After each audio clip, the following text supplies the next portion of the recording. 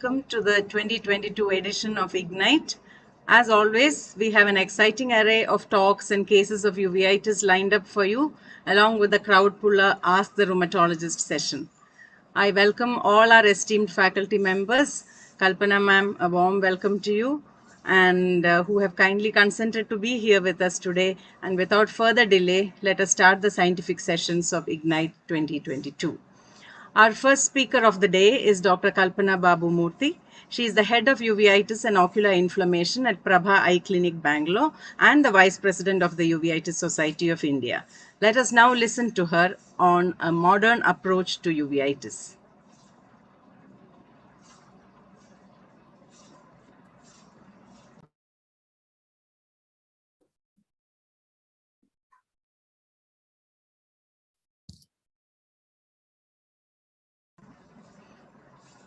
Yes, volume. Audio. Please.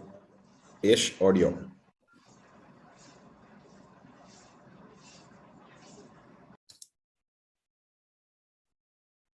Or it can be detected in patients referred for cross-consultation. Uveitis can occur at any age. Uveitis can be associated with infection or associated with a systemic disease, or it can be limited only to the eye. So when we have a patient with uveitis, we follow a FISIC approach. This includes eliciting a good history, followed by a detailed examination looking for classic signs and symptoms.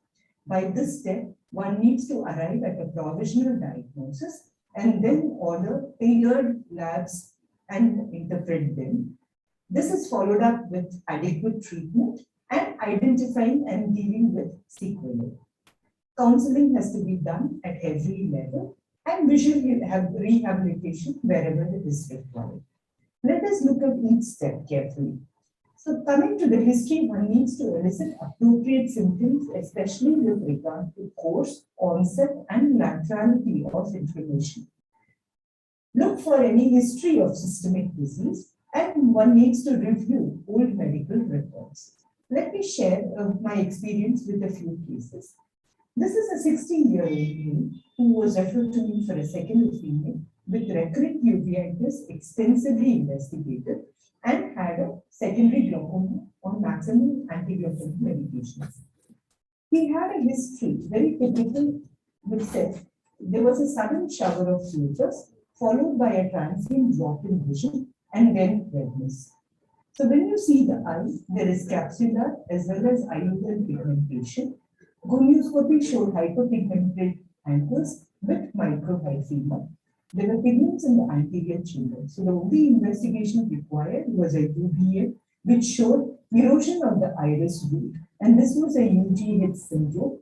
And the symptoms settled down with explantation of the intraocular lens.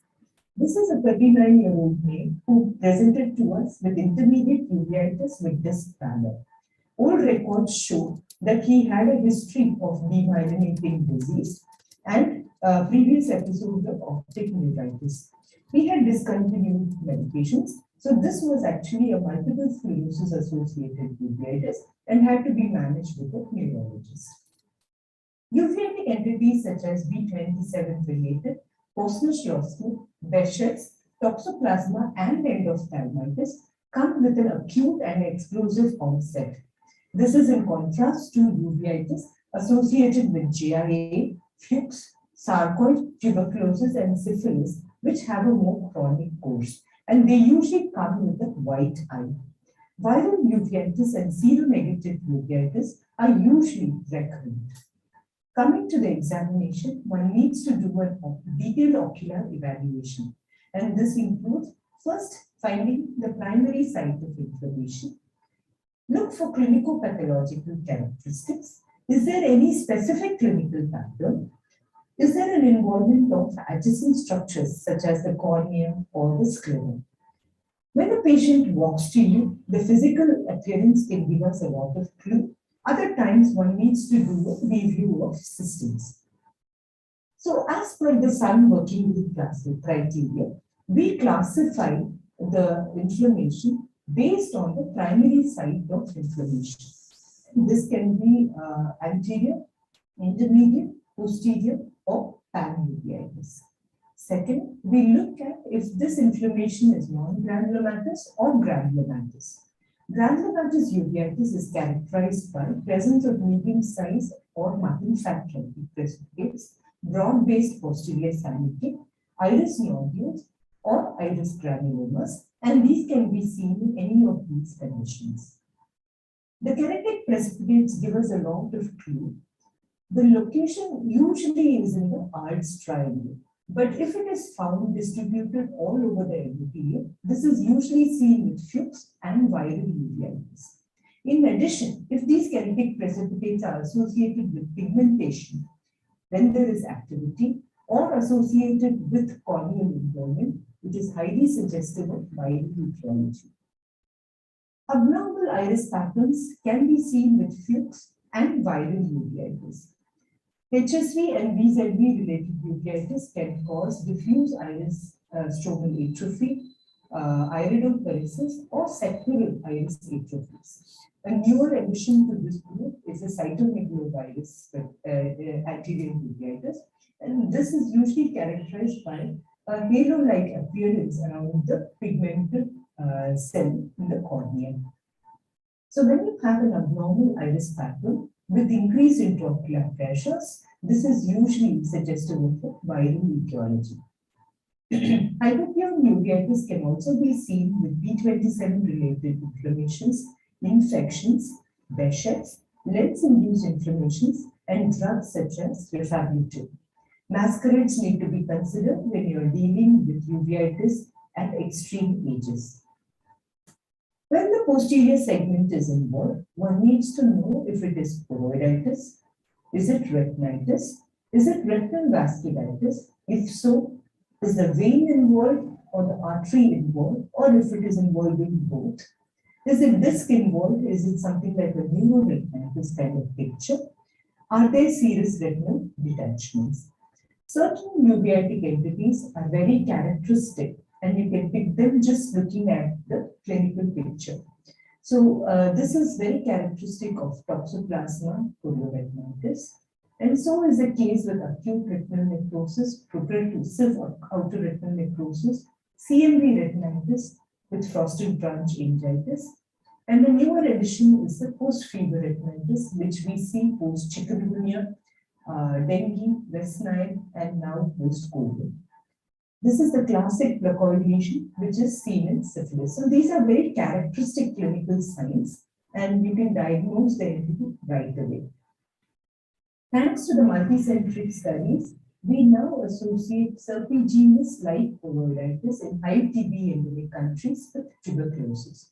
So is the case if we see retinal vasculitis with chorioretinal scars along the blood vessels with looping of the retinal vessels. This is very characteristic of tubercular etiology, and so is Eales disease in high TB endemic countries.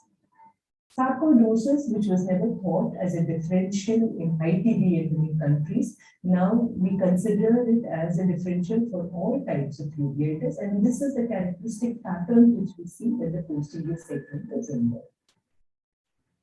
A good clinical systemic review can pick up certain signs which will aid in the diagnosis of the uveitic entity. So once you do a good clinical examination, considering the age and the social geographic factors, we are able to arrive at the provisional diagnosis and then order our investigations accordingly. This can be broadly divided into imaging, labs, as well as interventional tests. Now, this is a case with bilateral serous RDs. So here, multimodal imaging is very useful because you can detect choroidal granulomas with ICG and choroidal thickening on OCT with these RPE bumps, which are quite common in VKH and sympathetic ophthalmia. Multimodal imaging is also useful to monitor and titrate therapy in these cases. This is the case of Behçet's, showing fern-like leakage on frozen gingiva. This is the characteristic key sign seen with posterior scleritis. Multimodal imaging is very useful in uveitic entities restricted to the eye, such as the white dot syndromes. So here, the autofluorescence shows a better comparison compared to the fundus picture. And the OCT helps us to delineate the outer retinal involvement in these cases. So is the case with APLPP and leaves, where the imaging shows more lesions than what we can see clinically. Also, we have been able to understand the pathology in these conditions better thanks to the multimodal imaging. For example, we now know that in APMPP, it is due to choriocapiillary ischemia, while in nudes it is due to the abnormal RPE at the photoreceptor complex. Now, this is a case of serpiginous light choroiditis, and clinically, this looks like active choroiditis. But when we do the imaging, one area on the OCT shows a choroidal neovascular membrane, and this is confirmed by the OCT. So multimodal imaging is very useful in monitoring as well as titrating therapy in placoid chorioretinitis, as in this case. Sometimes it is difficult to diagnose, differentiate between choroiditis and CSR clinically, and one can resort to multimodal imaging to confirm the same. So once we have a provisional diagnosis, we look at the labs. Now, I routinely do these tests in all my cases with uveitis because this helps me, gives me a baseline and helps in monitoring therapy. And depending on the uveitic entity, I titrate my labs accordingly. So the goal of our treatment is to treat the infection if it is an infectious uveitis with anti-infective agents. If it's a non-infectious uveitis, you achieve quiescence with the use of steroids and get a good remission with the help of immune suppression. The goal should be to preserve vision, and these drugs should be given in adequate doses for adequate periods of time, sometimes cross-consulting with our specialists in other departments, and involve the patient in decision-making at every stage. So earlier we used to use just oral steroids and periocular steroid injections, but now we are moving more and more towards intravitreal and local therapies in the form of intravitreal steroid injections and dexamethasone implants. Our threshold for immunomodulation has reduced substantially, and we are beginning to use more and more of biologics in our practice in recent times.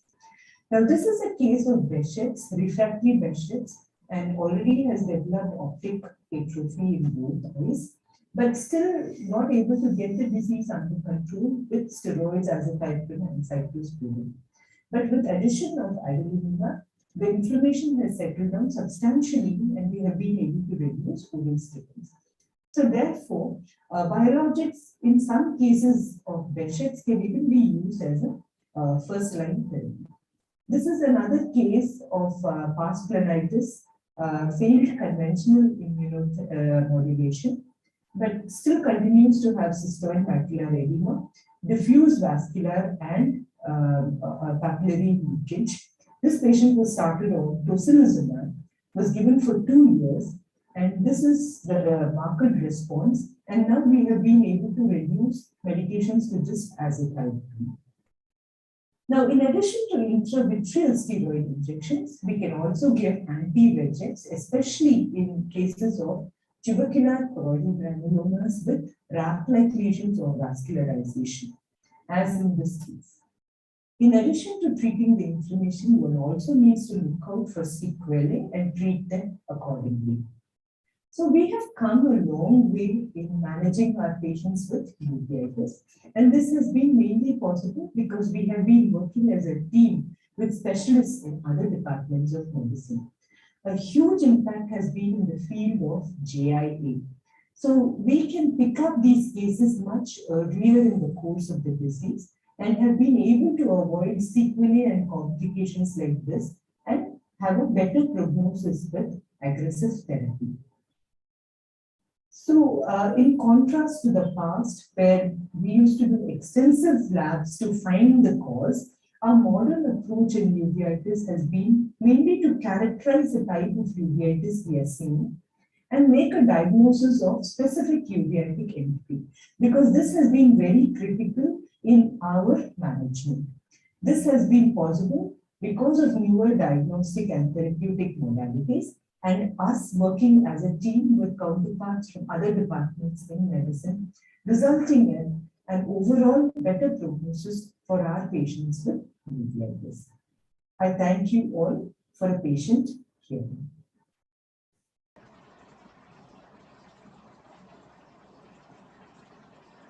Thank you, Kalpana ma'am, for that wonderful talk highlighting all the common entities that we see, as well as the modern diagnostic approaches and the change in strategy that we are following now.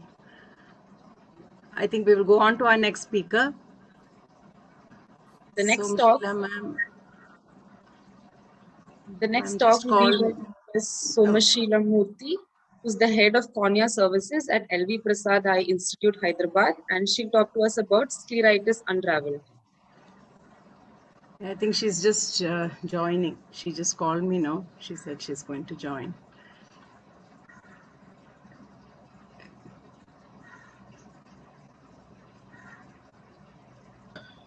In the meanwhile, it will be nice to have a small discussion.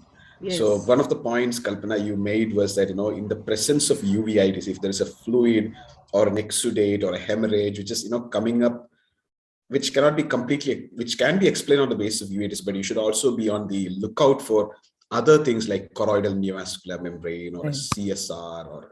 So that's a very, very important point, because not everything is activity. And if you miss it, one tends to increase the immunosuppression, etc. Can you give some clinical cues to some situations like that? Yeah, I think this is a very valid point, and we do see it regularly in our practice, especially when we are treating these patients with steroids. And you not only see CSRs, like how I had seen, and you can have a mix also. Sometimes you can have choroiditis with the CSR as well. And these are definitely challenging. And so is the case with other conditions, like sometimes you can even have hypertension because of prolonged use of steroids, and then they mar the whole changes which we are seeing. So I think the imaging plays a very important role. But the most important is the clinical acumen. I think when you're seeing something which isn't fitting into your regular, whatever you normally see, or if it's something atypical, I think we need to take a step back and relook and look at all the signs which we are seeing. And so is the case. I think the way our focus is changing is we are learning to listen to our patients much more. Listen and observe. So this is like a cycle, and each time you come back, you treat again. By the next review, I think it is important to again sit and listen to any new symptoms or signs which he is having, and definitely we have a lot of imaging armamentarium with us right now. And if used well, we can pick up these very early in the course. Welcome, ma'am, Somashila ma'am. Welcome, Vishali ma'am. Thank you, Kalpana ma'am, for those valuable inputs. We'll go on to our next talk.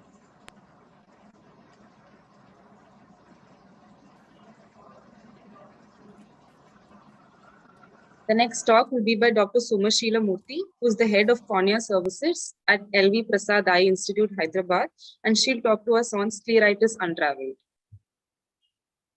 Thank you very much. Very good morning to everyone. My deep apologies, last minute technical issues, managed to get it sorted out. So first of all, I'm very excited that we have, I have this opportunity to participate again, I think for the third time in a row in this meeting. I just love this meeting and I so look forward to it. And I know that you have lined up a wonderful, wonderful meeting for today. So I'd like to talk about my favorite subject as usual, and that's going to be on scleritis. What I'm going to do is just switch off my video. So just in case my connectivity is poor again, I won't get disconnected.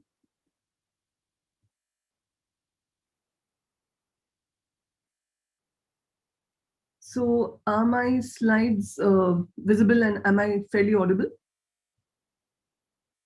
Very well. All right. Thank you. Good morning.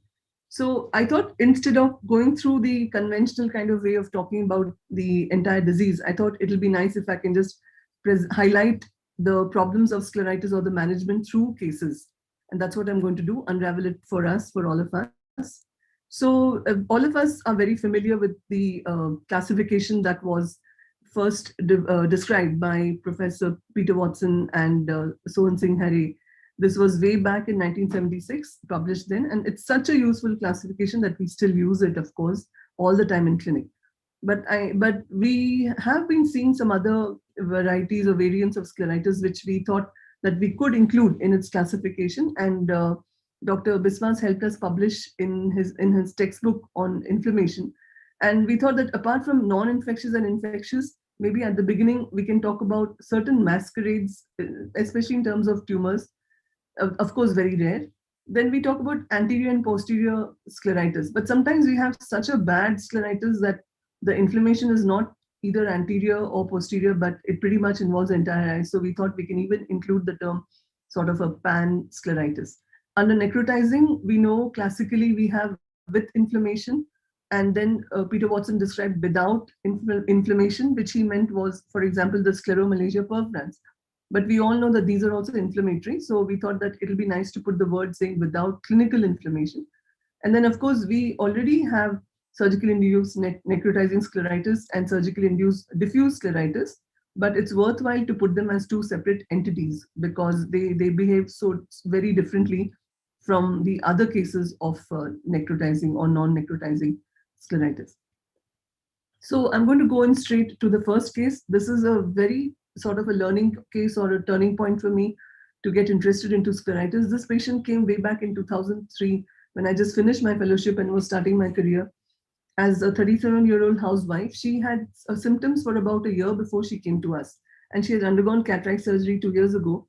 When she presented to us, she didn't really have much. At that time, she didn't have nasal septal involvement, but that came later. But she did have lower limb relapsing myalgias. And the clinical picture certainly to me was not clear. This for the systemic part. But for the ocular part, she had this diffuse scleritis in both the eyes. And also she had these peripheral corneal infiltrations.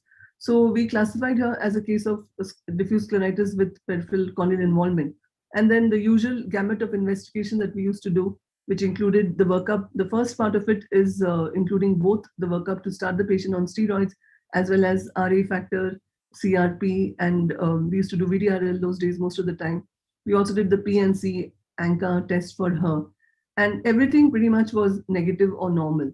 So we initiated the patient on oral steroids, and then we knew that it's a long term that she will need it. So we added immunomodulators. But despite that, she continued to have relapses and quite severe ocular relapses. So we would give her cyclophosphamide as well as injection methylprednisolone for her. So this was the course. And I have been following up this patient for over 17 or 18 years now, except for the pandemic year when she couldn't come in. She's again come this year. So from June 2003 to December 2019, there's a documentation I have. And this is at various time points when she would have active disease, for example, in September 2004. In October, it stabilized. Whole of October, she was doing well.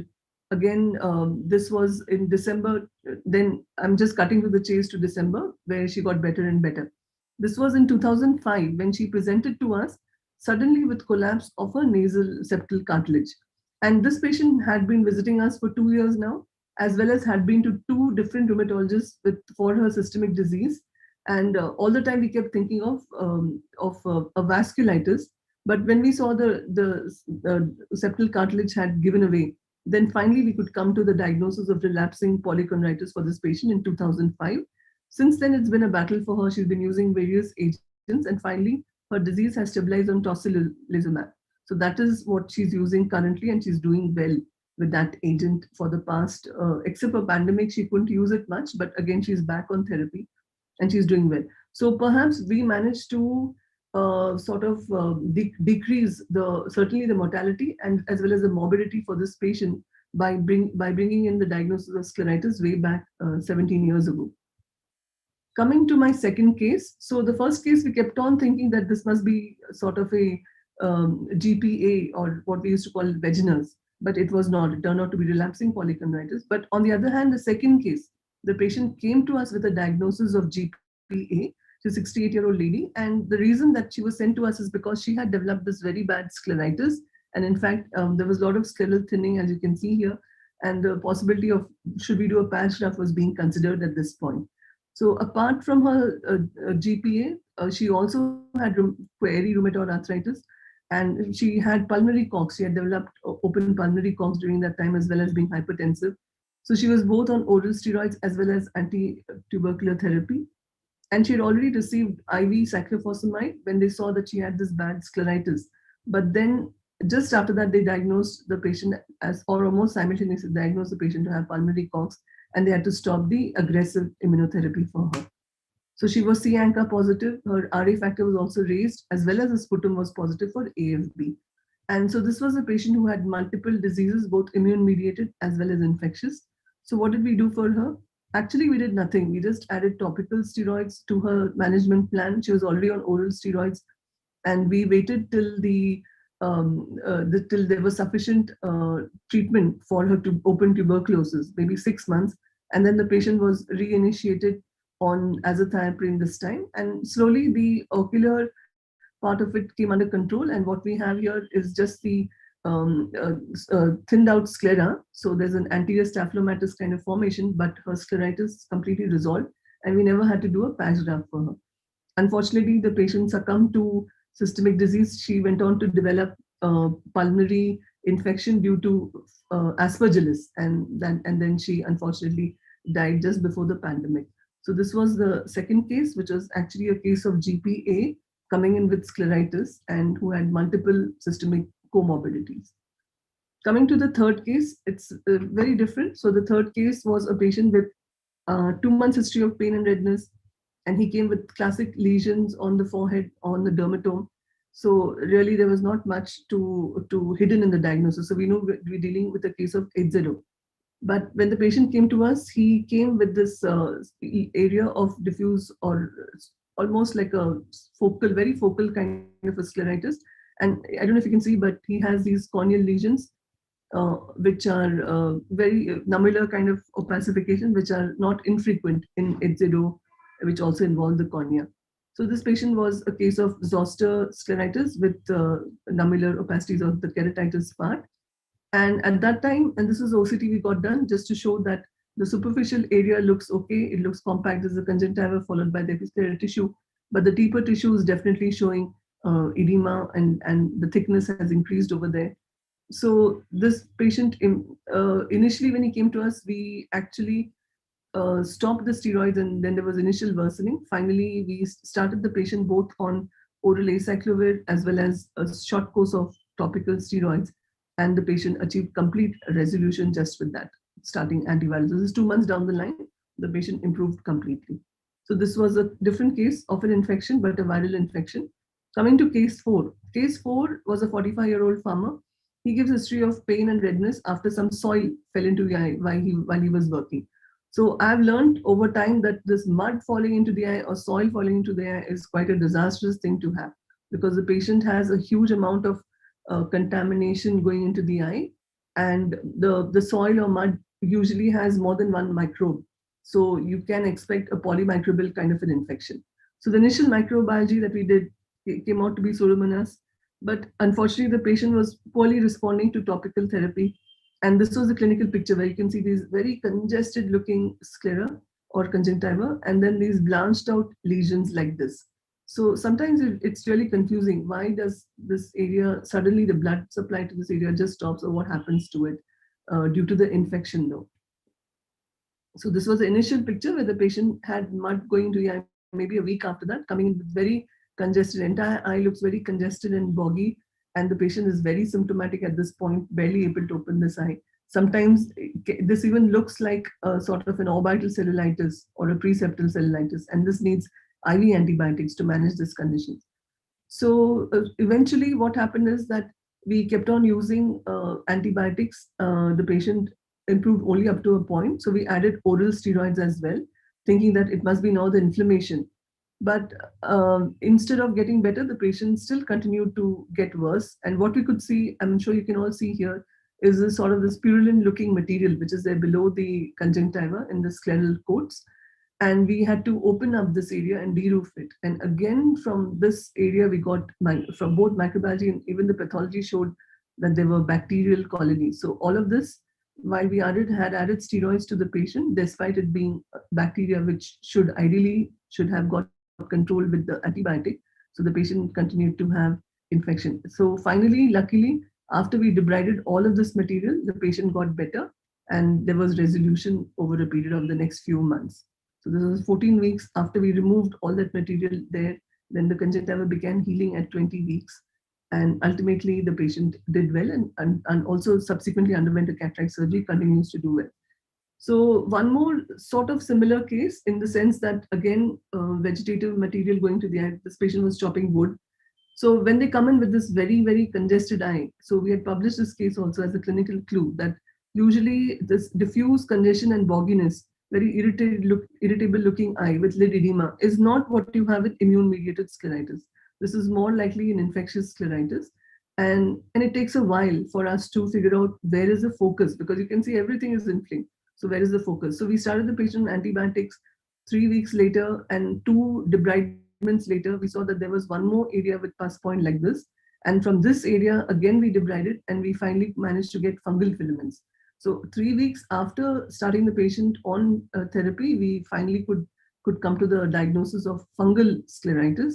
And once we started the antifungals, and this is true with most of the infectious scleritis, that once we are on the right track, not too late in the disease course, and we are aggressive, then we can get a complete resolution, like you can see this eye over here.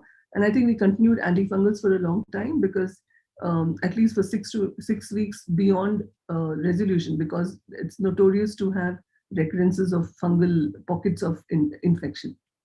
So this was about case 5. And maybe my last case here is a different case.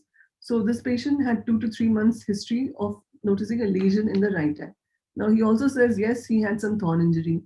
And then he has knee joint pain and also pain in his shoulder joints. He had hypertension, which is medically controlled, but otherwise nothing else really. So when we saw the eye, and what we saw was a very angry looking eye, there was a lot of bogginess here, and one area was very blanched over here. So if you remember my other case where I showed you about Pseudomonas scleritis, where I mentioned about the blanched area. So the treating ophthalmologist thought that this is probably also an infection. So this is a blanched area that you notice in these infections. And the bogginess that we have on the side, that probably has all the purulent material, keeping in mind that the patient had some thorn injury.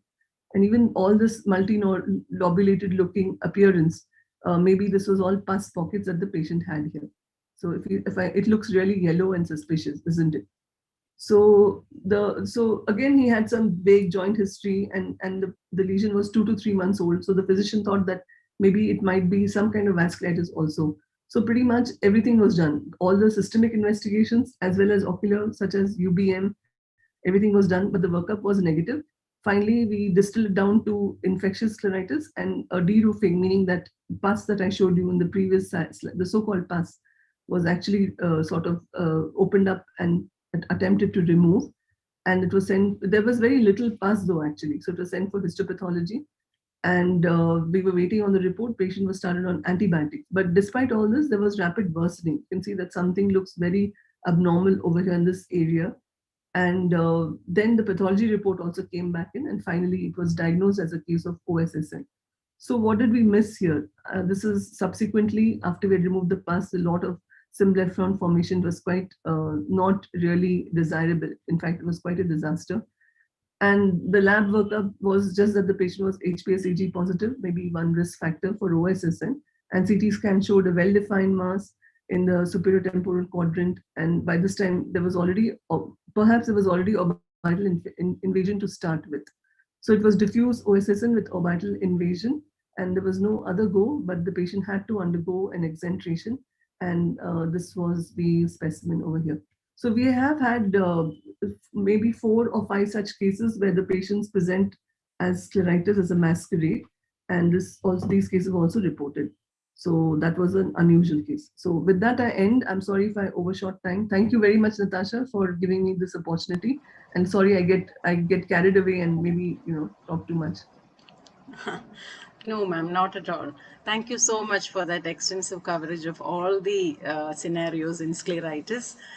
Just a quick question to you. Do you investigate it extensively in the first episode of scleritis, or do you wait for a recurrence? before you look at all the systemic investigations? Yeah, so maybe a little bit of referral bias, because being a tertiary care, we might get, so not the quote unquote simple cases, but all the cases that we get, the patient has most of the time consulted somewhere else. But what would be your advice to the general ophthalmologist? Yeah, I think that it's worthwhile for scleritis. So by textbook, we should get all cases investigated.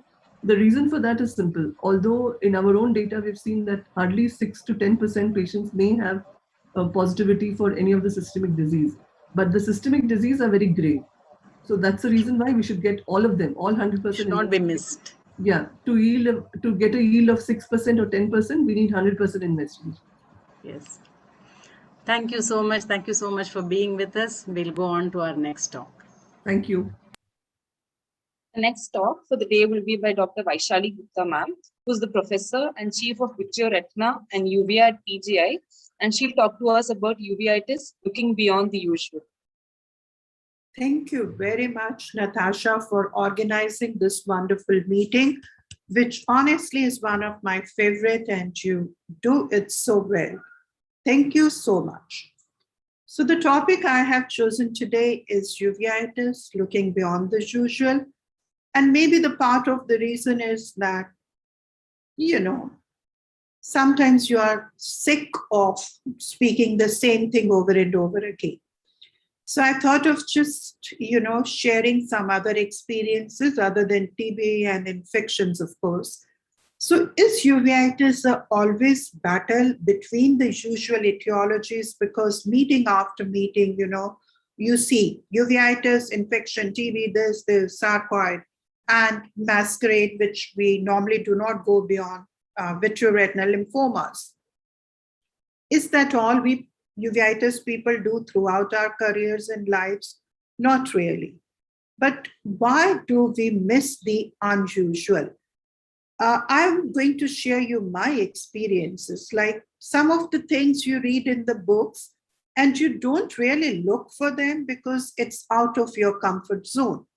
So I had my experience with Blau syndrome, and Kalpana is here, she's published, and I'm sure all of us have these cases. So Blau syndrome is something which presents with granulomatous polyarthritis, uveitis, and a rash which is kind of intermittent.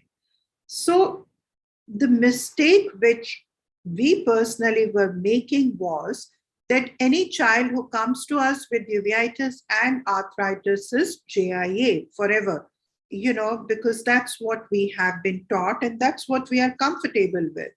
Whether ANA positive or negative does not really mean. We were not getting NOD2 gene, and the rash is so intermittent that it's not always easy to look for it in children. So when we started looking at our patients with Blau syndrome, because we started looking at some of the patients who could have Blau, and we realized that these patients, now I would like to draw your attention here that out of 6, 1 was diagnosed as Blau because by that time we were smarter, but other 5 actually we diagnosed them as juvenile idiopathic arthritis. But what was unusual was these patients also had some scars in the posterior segment and some vasculitis. So this is the lesson I learned, is that many of us do have undergone publications where they say that wide field angiography shows features of posterior segment involvement in JIA, there could be vasculitis, there could be this. But for all practical purposes, if you are seeing some posterior segment involvement in JIA, it may not actually be JIA. It may be Blau, that was my experience, but it could be something else which we are not looking for. So it's very important not to try to fit your patients into the known label and look for something which others are seeing. And this is what I mentioned when we reviewed the literature, and we did find Kalpana and other people, they had patients of Blau who were actually confused with JIA. So the lesson which is important from this thing is that you step out of your comfort zone and look for any unusual subtle hints. Now, when we come to Blau, it has variable clinical manifestations. Childhood uveitis with joint involvement is not always synonymous with JIA. Blau syndrome could be considered as differential, and they require aggressive systemic immunosuppression and long-term follow-up to maintain the ocular remission. The second thing which I would like to discuss is that if your colleagues all over the world are seeing something and reporting some etiologies, I'm sure you also will have patients. It's just that we are missing them out. Now, this is a young girl who was brought to me as a case of sarcoid. Bilateral, you can see these beautiful KPs, which definitely look like sarcoid. This was her fundus in both the eyes. You can see there was a lot of media haze and there was vascular leak in both the eyes. And the right eye, you can see in the late part, there was extensive vascular leak, and so was in the left eye. Diffuse vascular leak, capillary leak. My fellow had already thought about Behçet's and TB and sarcoid, and most of these investigations had already been done from outside and some from here. Then everything is negative before you actually say it is idiopathic. Just think of something which you might be missing. Now, this child had upper respiratory tract infection, which is so very common that I don't ask my uveitis children that have you had URI, have you had antibiotic? But sometimes as you grow old, sixth senses work. So I just asked, she said, yeah, the child was on antibiotics. And I got urinary beta-2 microglobulin, which was very highly elevated. And finally, we diagnosed it as TINU. And the patient responded beautifully to treatment, but the treatment is more of a biologics in this case. And these are the follow-up pictures following response to therapy. So TINU was actually a disease that was described in 1975. It's an autoimmune disease triggered by infection. Antibiotics are NSAIDs. Though renal biopsy is confirmatory, but uveitis may actually precede the renal symptom or follow the renal symptoms. So you may not have renal symptoms when you have uveitis due to TINU.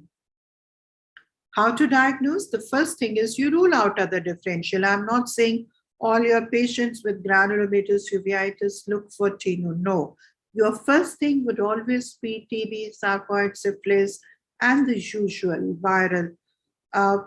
Do the labs only when you are trying to label it as idiopathic, but you want to rule out something else.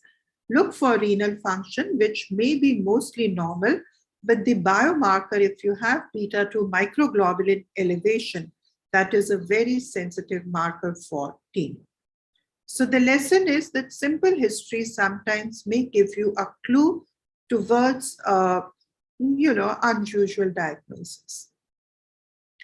Now, the third point which I want to bring home is that clinical examination is still relevant. We heard beautiful talk by Kalpana showing multimodal imaging, and we all attend meetings where imaging after imaging, and sometimes I think to myself that these days I examine the patient just as a courtesy to the patient, because he's come up to me, so I feel, okay, it will look very rude if I don't look at the patients.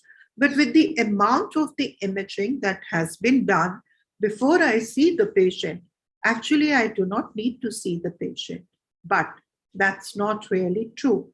And I'm going to show you this case. It's a 47-year-old male, a high-profile patient, belonging to very high circles in Delhi, who has been everywhere. And now he was being considered for biologics, because for the Last 1 year, he's complaining of decreased vision, has been everywhere, no response to steroids, very short response, and then it would come back, and no response to immunosuppression. Vision was 660, there were cells, no synecdoche, and vitreous had 3+ cell. Right eye was normal. Left eye, there was vitritis, and he was carrying this label of intermediate uveitis. So what do? Just get the OCT, fluorescein, and this. Right eye was normal. Left eye did show what we would expect to see in intermediate uveitis. You can see there is leakage all over, and there is cystoid macular edema. So all the investigations, and believe me, he had virtually all the investigations that are possible to be done on earth, were negative, repeatedly negative. So what would you do? Your instinct is to, okay, start biologics. If he is not responding to the usual immunosuppression, go on to biologics. Or there was a thought process, give Ozurdex because he also has a lot of cystoid macular edema and unilateral. But what we missed, clinically, when you look at this patient, there are these small little, can you make out these small little things lying in the eye, the whitish lesions. They were not really white, but they're looking white here, but they were more of grayish white coloration, something reaction over them. So what these could be? So then now the track changes, and we sit with the patient, we ask the history. He says, yes, he was riding motorcycle about 2-3 years ago, and something went into eye and he rubbed it. He went to a local doctor who removed 1 or 2 caterpillar hair from the outside of the eye, which were removed under the microscope. But following that, he said, I have been having this discomfort, some floaters, and from that point of view, I have been going on. For about 2 years, it was mild, but then it became severe, and I was told I have intermediate uveitis, and I am being treated for that. So what was it? It was intermediate uveitis, but it was induced by a caterpillar hair. So UVM we did not find, and finally we did the surgery. So I'm just going to share a surgical, which may not be very relevant in the uveitis meeting, but just to show you that from biologics, 2.5 hour surgery. So that is the kind of the unusual scenarios you can meet in uveitis. So you can see on scleral depression here once the core vitrectomy is done. So this was the kind of the hair which were lying multiple. You can see I'm cutting one with the cutter, then there was another one here. So one of them I had to pick it up with the forceps because it got, this is the one, because it had gotten, kind of embedded in the retina. So that's the treatment for this. And vitreous biopsy, we just did it for fun, not that I was expecting anything, just shows mature lymphocytes and no clear blast cells. And I have now about 3 years follow-up with him, no treatment, doing fine. So the retinal involvement in caterpillar hair is very rare because migration can take months to years. So when he had the initial involvement, actually intermediate uveitis came 2 years later. So you have to remove it. So look for the unusual. So this is the third lesson, that clinical examination still remains the most important step in diagnosing uveitis. I have 2 more cases, Natasha, but I can stop whenever my time is over. Yeah, you can carry on, ma'am. So I will go over the next 2 cases. The next scenario is, it may not always be inflammation, and I think after Kalpana's talk, Dr. Gopal brought about this point that sometimes we misdiagnose it as uveitis when it is not. And many times the reason for this is when the patient comes to you, it has been diagnosed uveitis outside. And when you see, it's a kind of a quieter eye, and you feel that maybe the diagnosis of uveitis was right. Again, a very interesting patient, a 78-year-old lady. She had been evaluated in Canada actually, and a diagnosis of intermediate uveitis was made. Her son is actually a physician and Dr. Subhadra's friend. So I get a call from Subhadra, that 78-year-old lady, uveitis. So before coming, should we get PET and rule out masquerades? I said, fair enough. Like before they reach me, let's get everything done. Because that's how we should do. I'm not saying, but I'm just keeping it a bit open. So she had undergone all the lab workup in Canada and had received oral corticosteroids, 30 milligrams a day for 2 weeks. And then they were tapered to 20 milligrams and nothing after that. This is how she looks like. Vision is 680, 612, no inflammation, no cells, nothing in the vitreous. Now, to believe a diagnosis of intermediate uveitis, which was so mild that it got treated with 30 milligram steroids for 7 days, is kind of should ring the bell. So vision is not good, and this is the best corrected vision. Autofluorescence really did not contribute much, but the OCT showed fluid. Now look at the character of the fluid. This is not, all of us here, I guess, are uveitis people. This is not the kind of the fluid you see in intermediate uveitis. This is something different with the shagging of the photoreceptors. You can see the elongation and some subretinal pocket of the fluid in both the eyes. But somebody in Canada had diagnosed it intermediate uveitis, so I was not letting her go. So we did fluorescein ICG. Fluorescein showed some, leakage of the dye in the late phase, but no cystoid spaces, and ICG was unremarkable. Same was in the left eye.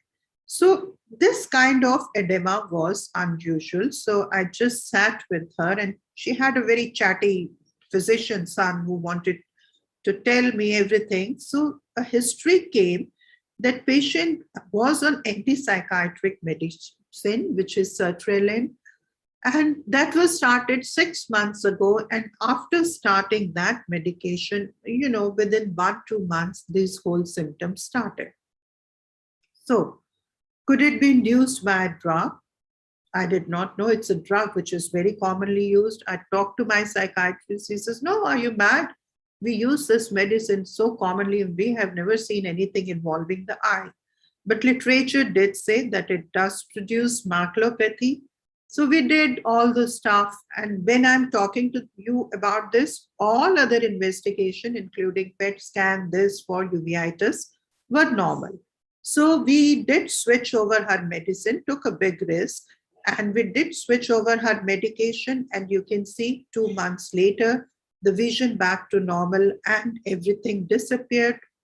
I haven't put her ERG, which was also reversible. So, now I have about 2 years follow-up for her, no treatment, nothing. She is extremely happy, and she's back to Canada, and only antidepressant has been changed. So the lesson number 4 is, if the patient has been referred to you as uveitis, but when you're looking at it, it doesn't show any telltale sign of uveitis, probably it's not uveitis. And quickly, I will go over my last case and finish off the talk. If imaging is unusual, pay attention. This is a case, a child which is admitted with us, IgG4 disease, 23-year-old.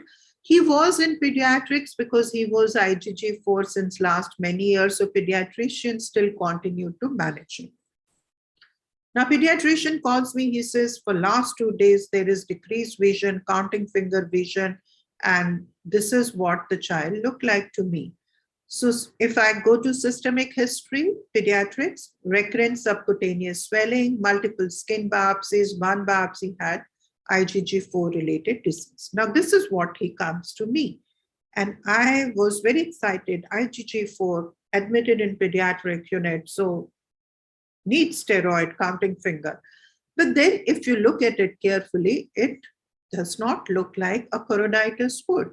What was this? So we decided to investigate ancillary investigation, and this is what autofluorescence showed. These linear tracks. There is no way a inflammation can produce linear tracks like this. OCT, this is the track, pillar-like, and then going horizontally. So what was actually this patient having? Histories don't come very easily. We even did ICG and, we did a lot. I'm not saying, but these are the laser-induced marks. So anytime in future when I see these linear tracks, please remember these are induced by the laser. And then when we sat with the patient, he said, yes, he had been to Goa a couple of weeks ago. And from Goa, he had purchased, this is actually given by him. And he was doing all this shining into the eyes and all. So it was something totally unrelated. And believe me, I could have easily given him IV methylpred, thinking that IgG4 disease is producing something unusual in the eye, which I don't understand. So lesson 5, if something appears unusual, don't accept it as usual till you prove it. And this is my carry home message overall also. If something doesn't appear all right, it's not. Don't accept this as right. Look for something which you may be describing for the first time.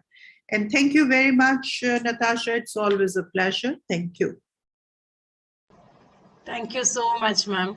I'm so glad you chose this topic because it is an eye-opener kind of talk and highlighted both the importance of the clinical examination as well as a proper history taking, and most importantly, the fact that we have to keep thinking laterally, don't just go on the same track, and especially when you see something unusual. Excellent talk, ma'am. Thank you so much. We will now move on to our next session. With this, we come to the end of the didactics in this session, and we'll go on to the next session. We'll now have the inaugural function. For the inaugural function, I welcome Dr. Gopal S. Pillai, sir, who's the head of department at Amrita Institute of Medical Sciences, to give the welcome speech. Thank you. It gives me immense pleasure to welcome all of you to this third edition of Ignite, an annual CME on uveitis by Amrita Institute of Medical Sciences, conceived and executed by Dr. Natasha. So it's my pleasant privilege to welcome each and every one of you to this particular function. First of all, let me welcome Dr. Vishal Marwaha, sir, our principal of Amrita Institute of Medical Sciences. Dr. Arup Chakrabarti, sir, is our society president, Kerala Society of Ophthalmic Surgeons, a very vibrant person who needs no introduction. He is a master of all the international arena. We welcome you, sir. Dr. Shashi Kumar, sir, is the president of the Cochin Ophthalmic Club. We welcome you, sir. And we welcome Dr. Vishali Gupta, president of the Uveitis Society of India. Dr. Kalpana Murthy, the Vice President of the Uveitis Society of India, and Dr. Manisha Agarwal, the Secretary of the Uveitis Society of India. The who is who of uveitis in the country are there in this meeting to share their thoughts and discuss the cases. We welcome Dr. Somshila Murthy, Dr. Soumya Basu, Dr. Padmamalini Mohandas, Dr. Mudit Tyagi into this meeting. We have an exciting rheumatology panel, including Dr. Suma Balan, Dr. Joe Thomas, and Dr. Vishad Vishwanath, who will be dealing the Ask the Rheumatologist part. And we have our local state moderators, including Dr. Risha, Dr. Rehna, Dr. Rajasri, Dr. Divya Balakrishnan, and Dr. Lekha T. I welcome each and every one of them. And we have some case presenters here. We welcome all of them, as well as all my postgraduates and all the listeners. We welcome to this program. I hope that there are about nearly 100 people watching live this program. And I welcome each and every one of you to this program. Thank you. Thank you, sir. I next invite Dr. Colonel Vishal Marwaha, sir, who's the principal at Amrita Institute of Medical Sciences, to deliver the inaugural address.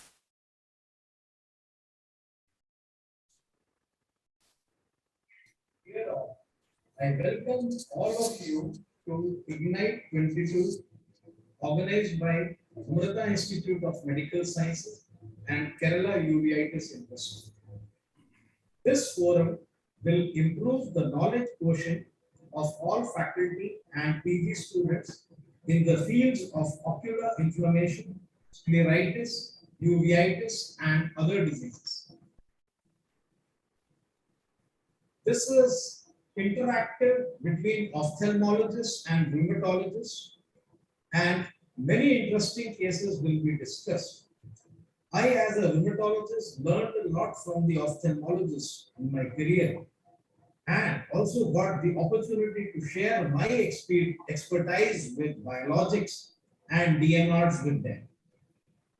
I wish the deliberations great success and congratulate the organizing committee and all the eminent faculty and delegates for attending this function. Thank you very much.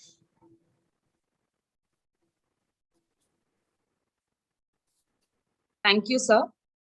I would like to invite Dr. Arup Chakravarti, who is the president of KSOS, to deliver the presidential address.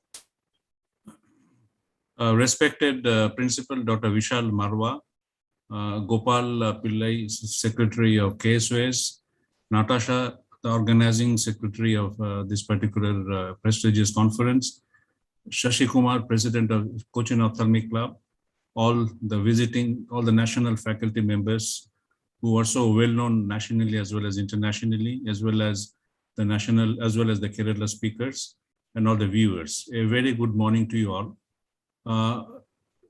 Amrita Institute has been organizing beautiful programs year after year, and both Natasha as well as Gopal have been the jewels in the KSOS crown over the years, with immense contribution to KSOS, with immense contribution to ophthalmology.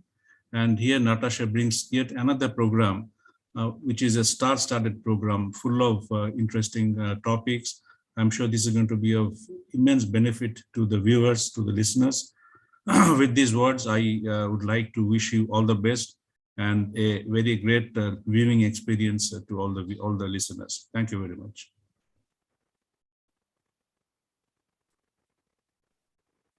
Thank you, sir. Moving on to the felicitations, I would like to invite Dr. Vaishali Gupta, who is the president of Uveitis Society of India, and also Dr. Shashi Kumar, who is the president of the Cochin Ophthalmic Club, to do the felicitations.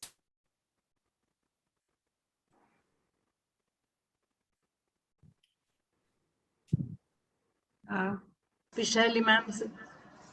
Yeah, thank you. Thank you very much for giving Uveitis Society of India an opportunity to be the part of Ignite since last year. We have been really blessed, Natasha, to have you, because there are not many people, honestly, who do uveitis seriously, and your passion for uveitis and the way you conduct these meetings, you are indeed a wonderful asset and blessing, and I'm sure you have full support of your team, and Gopal is a wonderful leader, because these kind of growths are not possible till you have the top-notch team supporting you.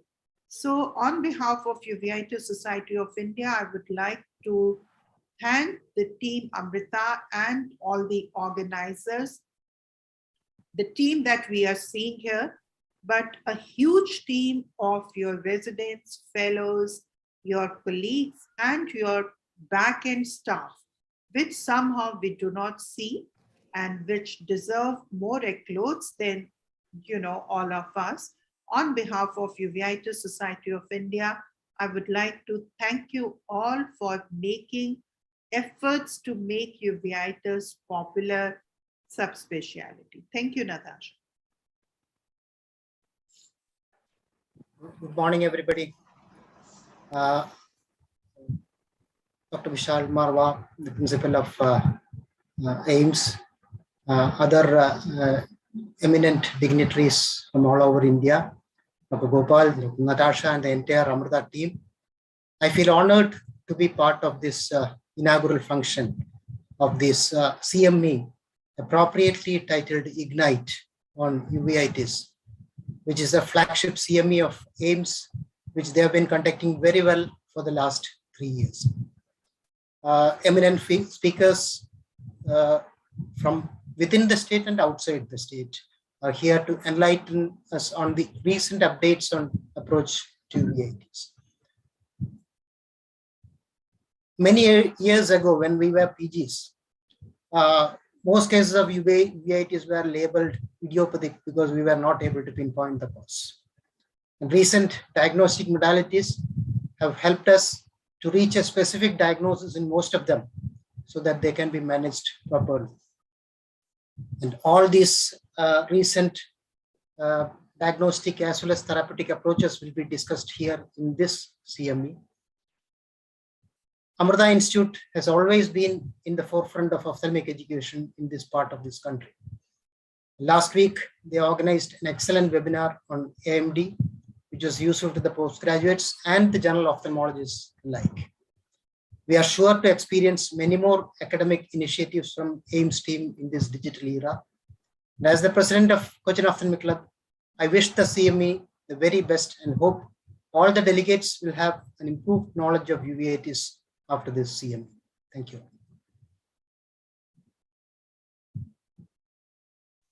Thank you, sir. I would now like to invite Dr. Natasha Radhakrishnan ma'am, the organizing secretary, to deliver the vote of thanks. Respected dignitaries who are here today, esteemed faculty members and dear viewers, it gives me great pleasure to propose the vote of thanks today at the third 2022 edition of Ignite. Let me begin by expressing my sincere gratitude to our principal, Dr. Vishal Marwa sir. Although he could not be here with us due to health reasons, he was kind enough to address us and wish us the best. Arup Chakravarti sir, the president of KSOS, deserves a special word of thanks as he readily consented to grace the inauguration and has always been a constant source of inspiration and support.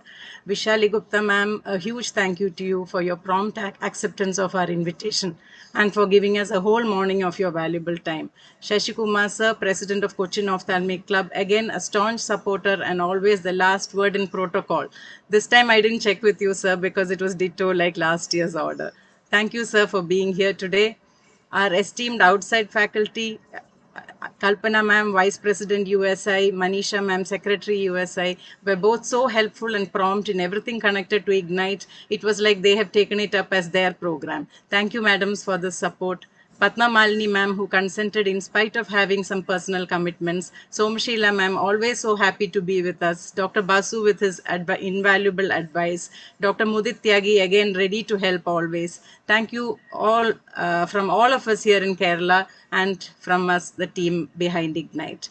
Our rheumatologists deserve a special word of thanks, being with us eye docs to open our eyes to their world. Dr. Suma, Dr. Joe, and Dr. Vishad, thank you very much.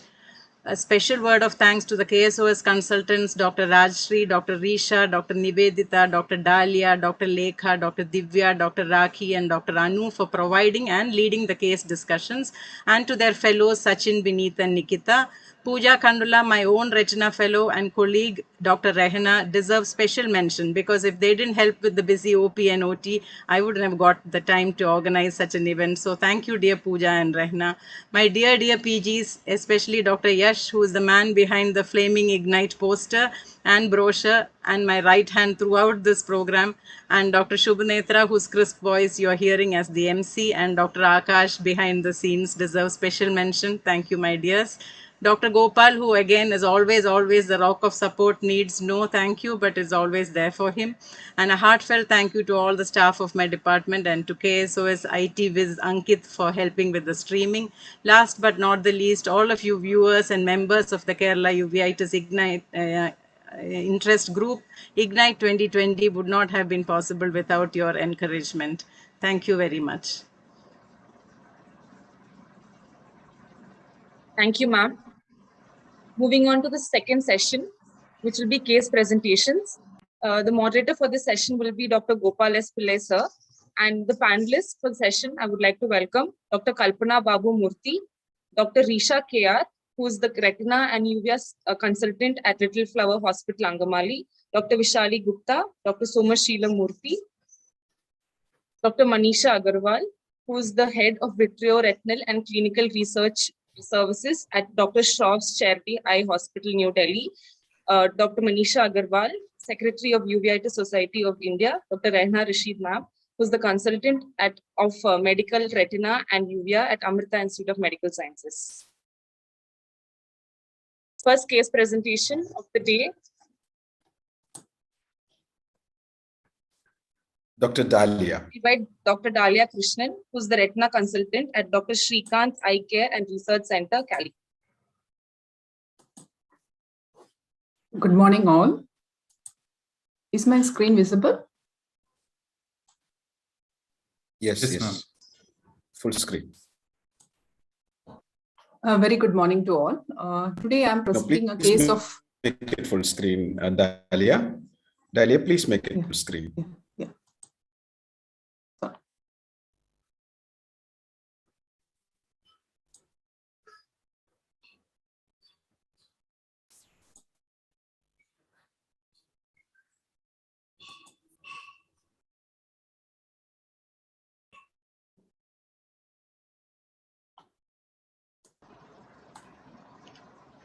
We have 5 minutes for presentation of the case and 10 minutes for discussion. When the time is up, we'll move on to the next case. Sorry, I'll just stop screen and come back.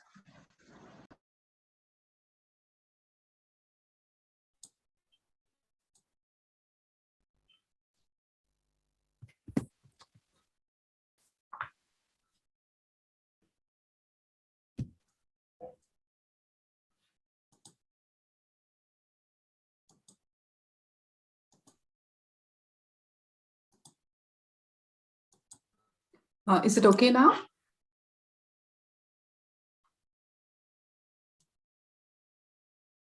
Still, it's not full screen, I think. Yes, it is okay. Yeah, move on. Go to the second slide. Yeah, it is. You can start, Dalia. Yeah, so I'm presenting a case of... To the second. I'm presenting a case of nodular posterior scleritis in a post-COVID patient.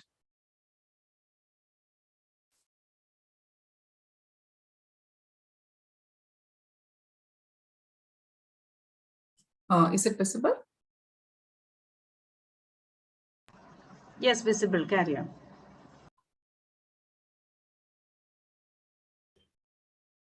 So this is a 45-year-old female patient who presented with complaints of left-sided headache and defective vision in the left eye of 1 week duration. She gave history of COVID infection 3 weeks before the start of these complaints with no history of hospitalization. There was past history of anti-tubercular treatment for TB lymphadenitis in 2017. There was no other history of any other systemic complaints.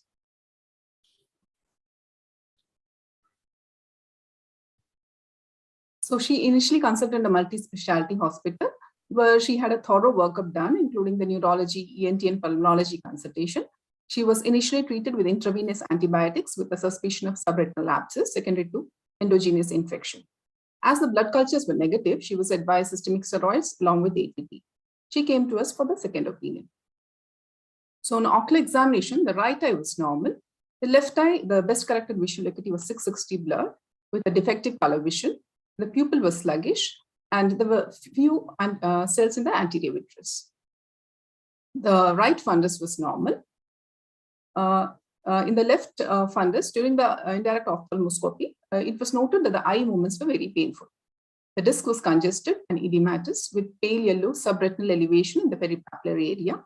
Another similar subretinal elevation was seen in the posterior pole, temporal to the center of macula with some subretinal fluid around. Inferior exudative retinal detachment was present. So the OCT macula, the right eye was normal. The left eye showed disc edema with the choroidal elevation and with some subretinal fluid. B-scan on the left eye, the vitreous was clear. Thickening of RCS complex was seen in the posterior pole.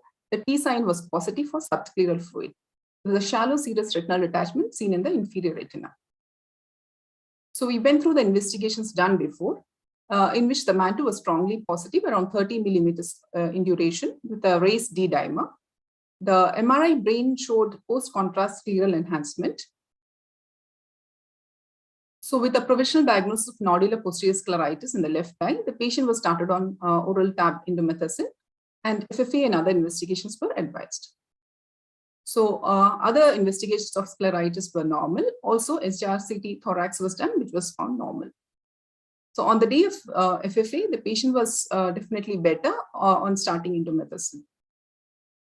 So the FFA in the right eye was normal. The left eye showed early disc leakage with multiple hyperfluorescent areas in the posterior pole. There was pinpoint leakage temporal to the center of macula in the mid phase, suggestive of posterior scleritis. In the late phase, the hyperfluorescent area just below the pinpoint leakage area became hyperfluorescent in the late phase, suggestive of associated choroiditis. So with the probable diagnosis of nodular posterior scleritis with associated choroiditis of presumed tubercular etiology in the left eye, the patient was given IV methylprednisolone 1 gram for 3 days, followed by oral steroids, along with the start of ATT. So on 1 week follow-up, the best corrected visual acuity had improved to 612. The fundus examination showed reduced disc edema with reduction of the subretinal fluid, and there was some exudates in the papillomacular area. The OCT macula also confirmed the finding with reduction of the choroidal elevation. So the disc edema resolved in a month. So the rheumatologist was consulted to start immunomodulators, who advised us to wait as her liver enzymes were slightly raised. The patient was asymptomatic for the next 3 months. In the last week of October, she again complained of headache, and on examination, there was a subretinal elevation seen just above the optic disc. The OCT confirmed the same. So again, the steroids were stepped up with the resolution of the choroidal elevation. So in the first week of December, the ATT was stopped after the completion of 6 months, and she was started on methotrexate 10 milligram per week, along with the tapering steroids. So now her vision is normal. Fundus and OCT shows no signs of activity, but she continues to have headache and left eye pain. So B-scan and FFA was done, which showed no signs of activity. So my questions to the expert panel is, was ATT indicated in this patient at the initial presentation because that delayed a start of immunomodulators? And what could be the cause of the persistent pain and how to manage it? Thank you.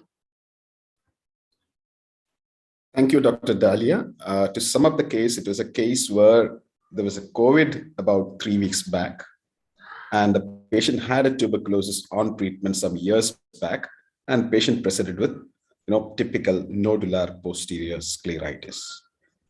Now the question is, now our seropositivity rate is about 80% in the country or more. So that means almost all of us have had infection with COVID or immunization with 1 dose, at least 80% in the country. So that is one aspect of it. And the second aspect is, tuberculosis treated with a MAN2, which is very, very high.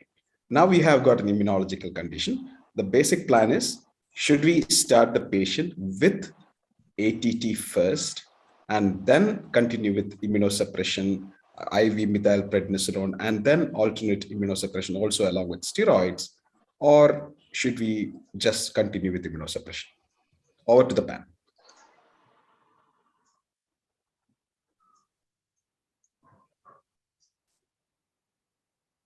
I think, should I ask? I think, Gopal, Yeah. it was a very interesting case. And like you said, now it's very difficult to attribute everything to COVID because everybody has, either exposure to vaccine or to COVID. Now, whether it is incidental or it is contributing, I don't know. But in a typical scenario like this, I would not think of COVID as a possible etiology.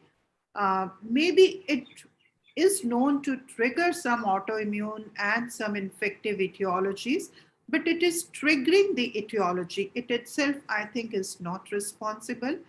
And your second question was ATT first or steroids first? I think they did a beautiful job in handling these patients because these are immune-mediated responses to mycobacterium. The disease is paucibacillary. The mycobacterium is not replicating out here. So our aim is not to take care of the immunological response, because the optic disc is swollen and there was so much happening in the beginning. So if they wait for 4 or 3 weeks of ATT, by that time there will be a lot of damage caused due to inflammation. So it has to be steroids first and then add ATT, either along with steroids or at whatever time, really doesn't matter, because the purpose of ATT is probably to kill the inciting agent for further inflammation. It doesn't have much bearing on the present episode, which needs to be taken care of by steroids and immunomodulators. I agree with Dr. Vishali. Dr. Kalpana, may I ask you? Yeah. Dr. Kalpana, may I ask you that here the MANTO is about 30. So what will be the level of MANTO or quantiferon gold which you would consider in a purely immunological type of disorder, which you are not suspecting tuberculosis clinically, but the background of the patient is like there is a MANTO which is high or a quantiferon gold which is high? What would be the level in which you would take ATT also along with steroids? Is it with respect to this case? Because it will change. Because the whole scenario, I think, whenever we are reading a MANTO or anything for that matter, I think we'll have to take a lot of things into consideration. In a patient who has already had a history of tuberculosis in the past, I wouldn't pay much attention to the MANTO as if he is treated very well. Now, in this case, this patient had a COVID, and 3 weeks later, so to me, it looks more like an immunological reaction, as what Dr. Vishali said. It is coming much later in the course of the disease, but in the setting of COVID, also, you need to keep in mind with a persistent headache, I would always keep in mind thromboembolic related issues as well. And because in this particular case, I think you need to even get an APLA workup done. So sometimes it could be very subtle. And the headaches could also be resultant of something related to the neurological system as well. And we've seen a lot of immunological diseases getting activated with the COVID infections, which are presenting much later, like 6 weeks down the line. You're seeing a lot more reactions and autoimmune diseases coming up, undifferentiated arthritis becoming more like lupus kind of pattern over a period of 3 weeks or 6 weeks. So in this particular setting, I think what Dr. Dalia has done is absolutely right. Maybe I wouldn't have given anti-tubercular therapy in this particular case. We would have just watched with steroids and probably repeated the chest scan after, if we were starting immunomodulators at that point of time. Thank you. Dr. Manisha, can you come in? So I just wanted to ask you, are you seeing a lot of immunological autoimmune diseases post-COVID or post-COVID vaccination, because COVID also triggers the immune system? So thank you, Gopal, for that question. I apparently have not seen much of the post-vaccine patients coming back to us with immunological responses. But yes, of course, after COVID, we have seen a number of cases. And like I just wanted to add one more point to what Kalpana raised, that in this particular patient, I think the question raised was that the patient is still having a very persistent headache. And if we notice this patient is having a very high level of D-dimer also. So I think that is another thing which probably we need to keep in mind, that this patient surely needs a very regular follow-up for any kind of a thromboembolic phenomena which may be impending in this patient. So I would also personally agree with what has been, recommended by Dr. Vishali and Dr. Kalpana, that in these patients who have had a past history of any kind of latent, active tuberculosis in the past, but now seem to be having a latent infection, we do surely need to be on our guard, because we know there has been an underlying infectious pathology in the past. And post-COVID, they have been overloaded with all kinds of steroids and immunosuppressants. So I personally, if I was to treat this patient, probably I would have felt a little more comfortable giving steroids again under the cover of ATT.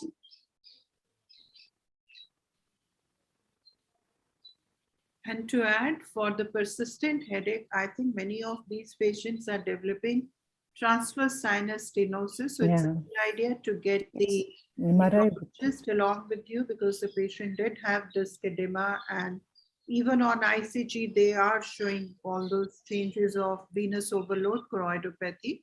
So it's a good idea to investigate along with neurologist for MRI and MRVI, because the ocular symptoms are not producing headache. And I think probably even a CT chest would not be a bad idea to, just see that if there's any kind of a reactivation of the tuberculosis in the past. So how commonly do we see that? Actually, patient who had a past tuberculosis, just with a chest X-ray or even with the CT chest, you would not know whether the activity is completely subsided or anything like that, especially when you're planning to put that patient on a long-term immunosuppression. So what is your threshold for starting an ATT in such cases? Like Kalpana madam was telling, you would consider steroids only and then watch the patient. But if you watch the patient and if the patient comes back with a TB meningitis, then you had a very bad outcome. No, see, the primary thing is we have a very short period right now, only 3 weeks, right? So we can still manage with steroids for a while. MAN2 positivity is not a contraindication for the conventional immunotherapy. We have patients who are MAN2 positive, and if the chest is clear, we still put them on immune suppression. The problem comes if they are on biologics. That's when we really need to take a call. And that time, probably the MAN2 would make a big difference and treat them with prophylactic therapy. But generally, I think if you watch these patients regularly, I wouldn't see this problem, but you should be careful enough to observe them closely. And if you see any changes like worsening headache or so, maybe worthwhile get an opinion from a neurologist to rule out any CNS involvement as well. But the general pattern is what we normally do is get an MR, like what Dr. Vishali said, including an angio and a venography in these patients to make sure that there is no major thing which we are dealing with. And many of these viral diseases are associated with some amount of aseptic meningitis as well. So when things are increasing, I think it is important to probably even do a TAP at that point. But that is, we would guess along the course of the way it is responded. But the most important is to rule out an APLA-like syndrome, because they are the ones who come with, especially in a setting like an immunological reaction like this, with headaches. I think I would rule out that the most. Unfortunately, Natasha has rung the bell, and so we need to move on. So can we go to next case, Dr. Rakhi De Cruz? Thank you, Dr. Thank you, Dr. Dalia. Next, we have Dr. Rakhi, who is a consultant ophthalmologist at Ahalya Hospital, Palakkad.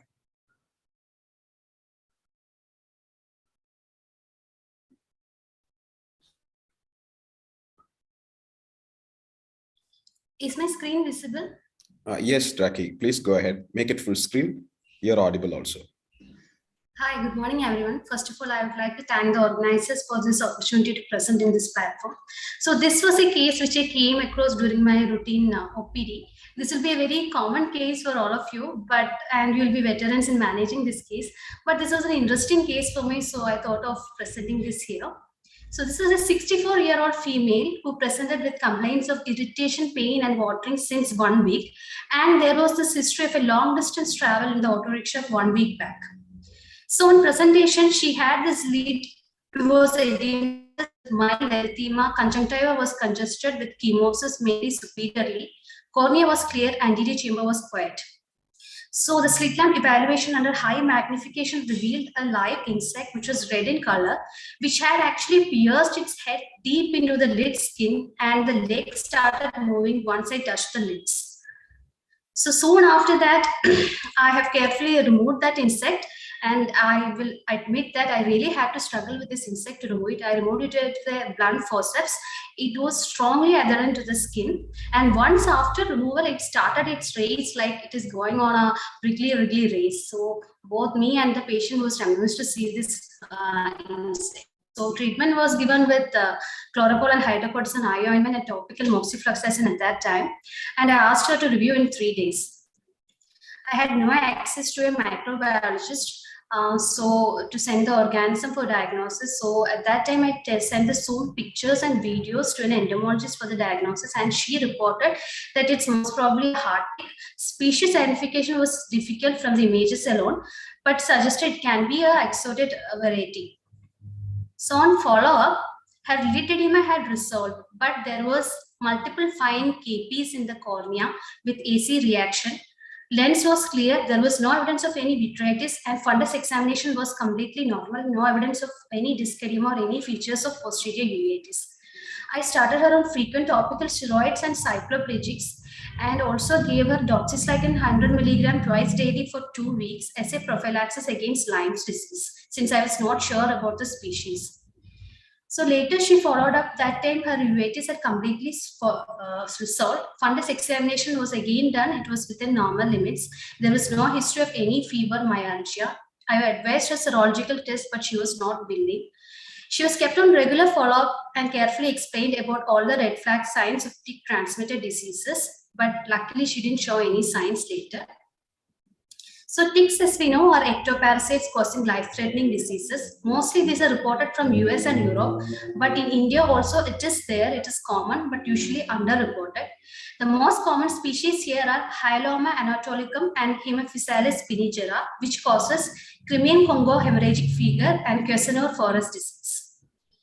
So now let's see why these things prefer the lids mostly. They habitually intrude some meibomian gland orifices and often present as a mass that mimics the appearance of a hemangioma, nevus, or an epidermal cyst. This preferential localization is due to the fondness of the ticks for a warm and moist environment. And also there's a possibility that the ticks might have traveled to the host through the eyelashes, with cilia having an appearance similar to that of grasses. And inhabitation near the margin is actually concealed by the superimposed lashes, so it is advantageous for them. And how it survives. So in this case also it has survived for more than 1 week. So once within a host, the tick inserts its hypostome and anchors itself to the host. Some of these ticks secrete a cementing material. Especially the exotic variety secretes anticoagulants, immunosuppressives, and anti-inflammatory substances, which actually help this tick to obtain a blood meal from the host. At the same time, it also helps them to preload all the pathogens and get an established foothold in the host. Ocular manifestations are varied, as you all know, and the most common one reported is follicular conjunctivitis. All anatomical classification of uveitis have been reported, although uveitis is actually a rarest ocular manifestation of tick infestation. Findings usually include vitritis, retinal vasculitis, cotton wool spot, choroiditis, macular edema, and endophthalmitis. All these have been reported. So systemic manifestation, especially when we are suspecting Lyme's disease, includes actually runs through 3 stages. In the stage 1, they will be having a flu-like symptom with erythema, migrants, and lymphadenopathy. Stage 3 can actually occur 3 to 10 weeks after the inoculation. So this occurs with malaise, fever, and cranial nerve palsies like Bell's palsy and cardiac arrhythmia. Stage 3 usually occurs months to years later after a tick bite. And they present with recurrent conjunctivitis, traumal nummular keratitis, myositis, neurological features, and most common is the arthritis of the knee. Lastly, how to remove. So in these cases, the options include en bloc excision or removal with the forceps. Better is to use a blunt, medium-tipped angle forceps. There have been reports where they have used hot matchstick to the tick's body, petroleum jelly, gasoline. These should be avoided. And also use of sharp forceps or twisting of the head should be avoided, because this can lead to leakage of the tick's potentially infectious body fluids and increase the risk of transmission. Human and animal studies have demonstrated that the risk of the disease is high after 24 hours of infestation, and is especially high after 48 hours. Laboratory diagnosis is established by molecular methods, while IgM and IgG antibodies become detectable by indirect immunofluorescence assay or ELISA after the 5th day. But still, the serological testing is often negative in the first few weeks of the disease, and thus negative values must be taken in context of the clinical picture. Erythema migrans, if it is present, actually it is said that there is no need of any specific test because that itself is confirmatory. But this is very difficult to identify in Indian skin tone.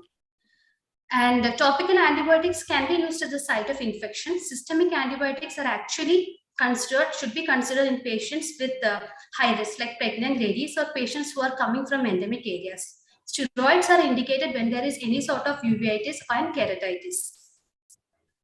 So these are my questions to the panelists. Thank you very much, Dr. Rakhi. It is a very, very interesting case. If I want to talk about some, something of what is there is, usually a tick disease would occur maybe a couple of weeks, maybe 3 weeks after the initial tick infection. Here we had it within a week's time. Am I right? Yeah. Within a week's time. Let's bring in Dr. Somshila here, because more into the anterior uveitis. Dr. Somshila is here. No. Okay. So Risha, can you tell us more about this tick-borne fevers, and what do you think was the reason here? Thank you, Dr. Gopal, and thank you, Dr. Raghi, for a well-documented, nice case for presentation. And I have no experience with tick bite so far, but I feel since it's an early presentation following a tick bite, I strongly feel that like caterpillar hair, some inoculation of some part of the tick into the anterior chamber, causing the immune reaction. I feel like that. And I also wanted to ask the other panelists regarding the aqueous tap for an immunological, serological work. Will it help? Okay. I think Kalpana ma'am and Vaishali ma'am can take it up. You want to go first?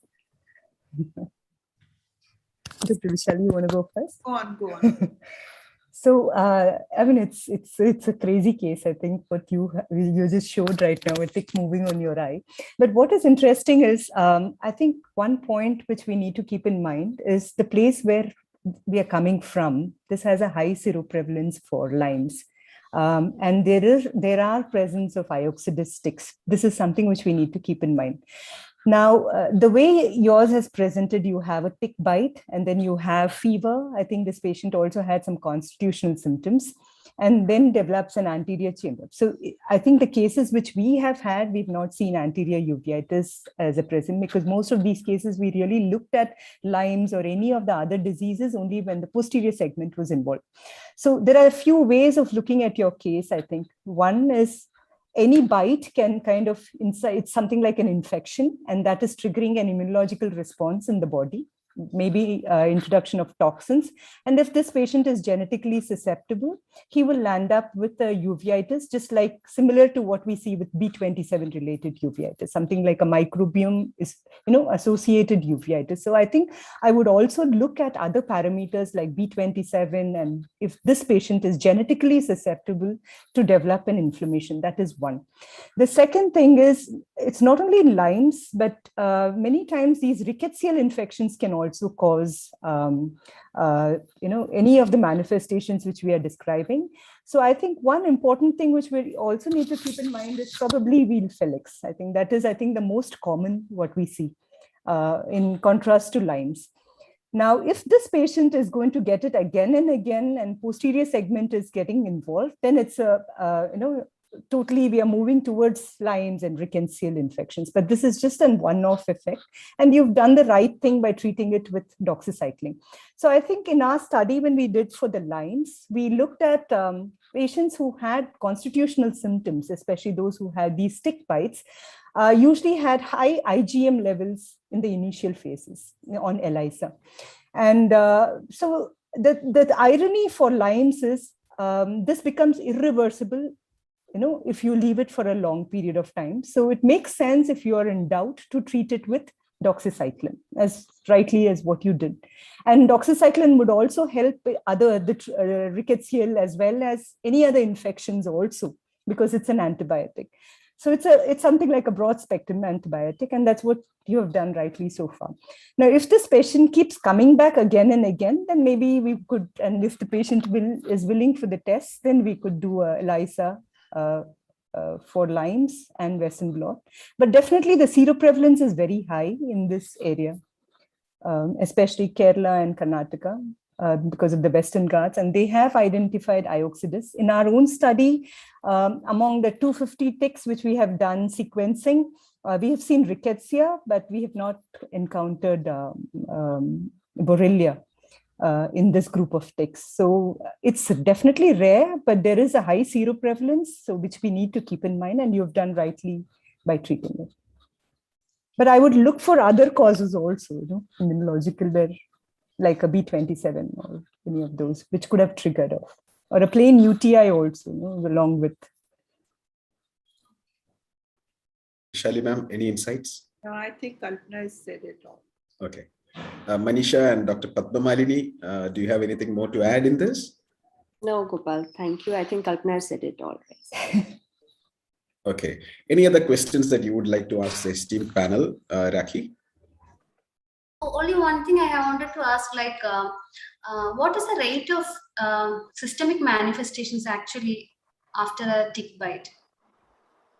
How many percentage of patients can actually develop, especially in Indian scenario? I think it's 30%. Once the tick has bitten you, about 30% of them will have a symptomatic systemic presentation. I think in the early phase is more of constitutional, and towards the later phases, you're having more of joint related. Okay. Okay, then I think we can move to the next case. If there are no more comments here, can we call in Dr. Pooja? Is it Pooja? Yes, sir. Yeah, Pooja. Thank you, Dr. Raki. I invite Dr. Pooja Kandula ma'am, who is the Vitreoretina Fellow at Amrita Institute of Medical Sciences, for the next case. Is my screen visible, sir? Is my screen visible? Am I audible? Yes, visible. Please go on. So good morning, everyone. Thank you, Natasha ma'am, for giving me this opportunity. Today, we'll be discussing our rare reverse relationship case. This is about a 40-year-old female who is a diagnosed case of non-Hodgkin's lymphoma T-cell type 5 years back. She stayed as post-CHOP regimen 6 cycles. She was referred from respiratory medicine as the patient was on steroids for ophthalmic manifestations.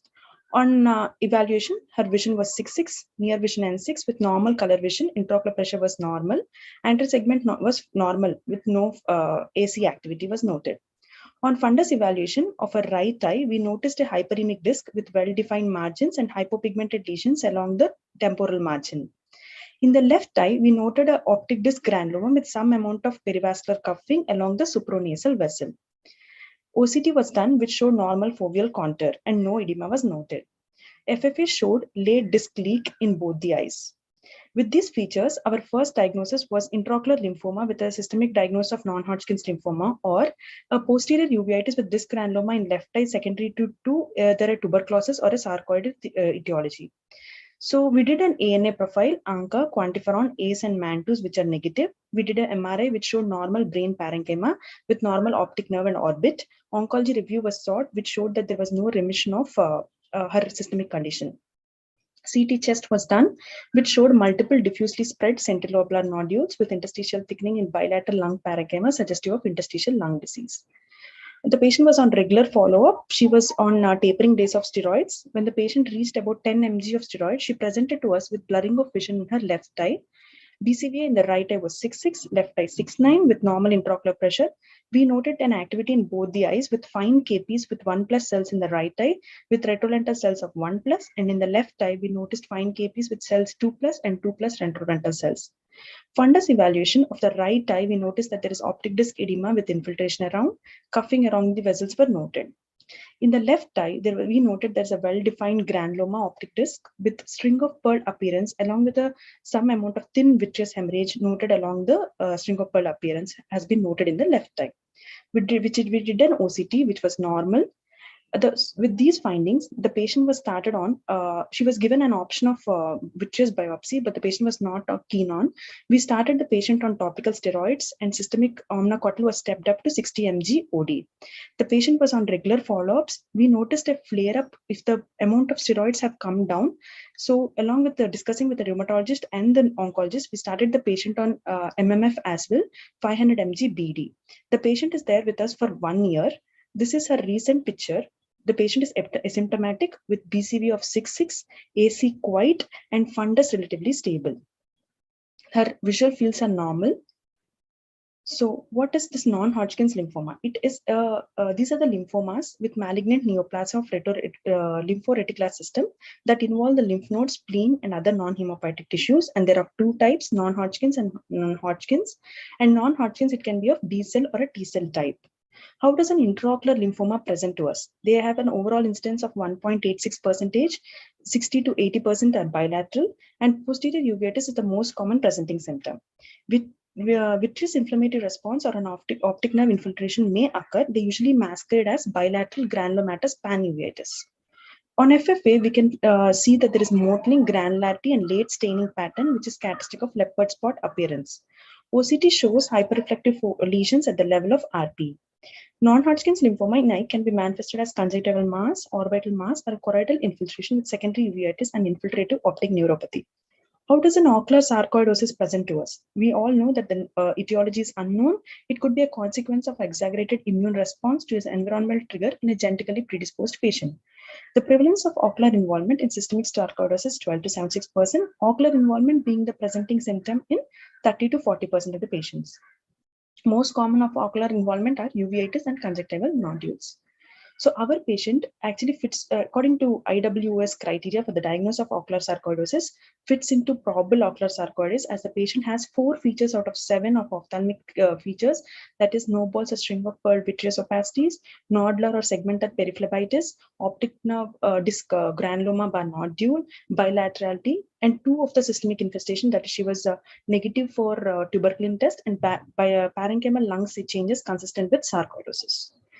So why does what is the sarcoid lymphoma? What is the connection? It was first been reported by Brinker, the association between the sarcoidosis lymphoma called the sarcoidosis lymphoma syndrome.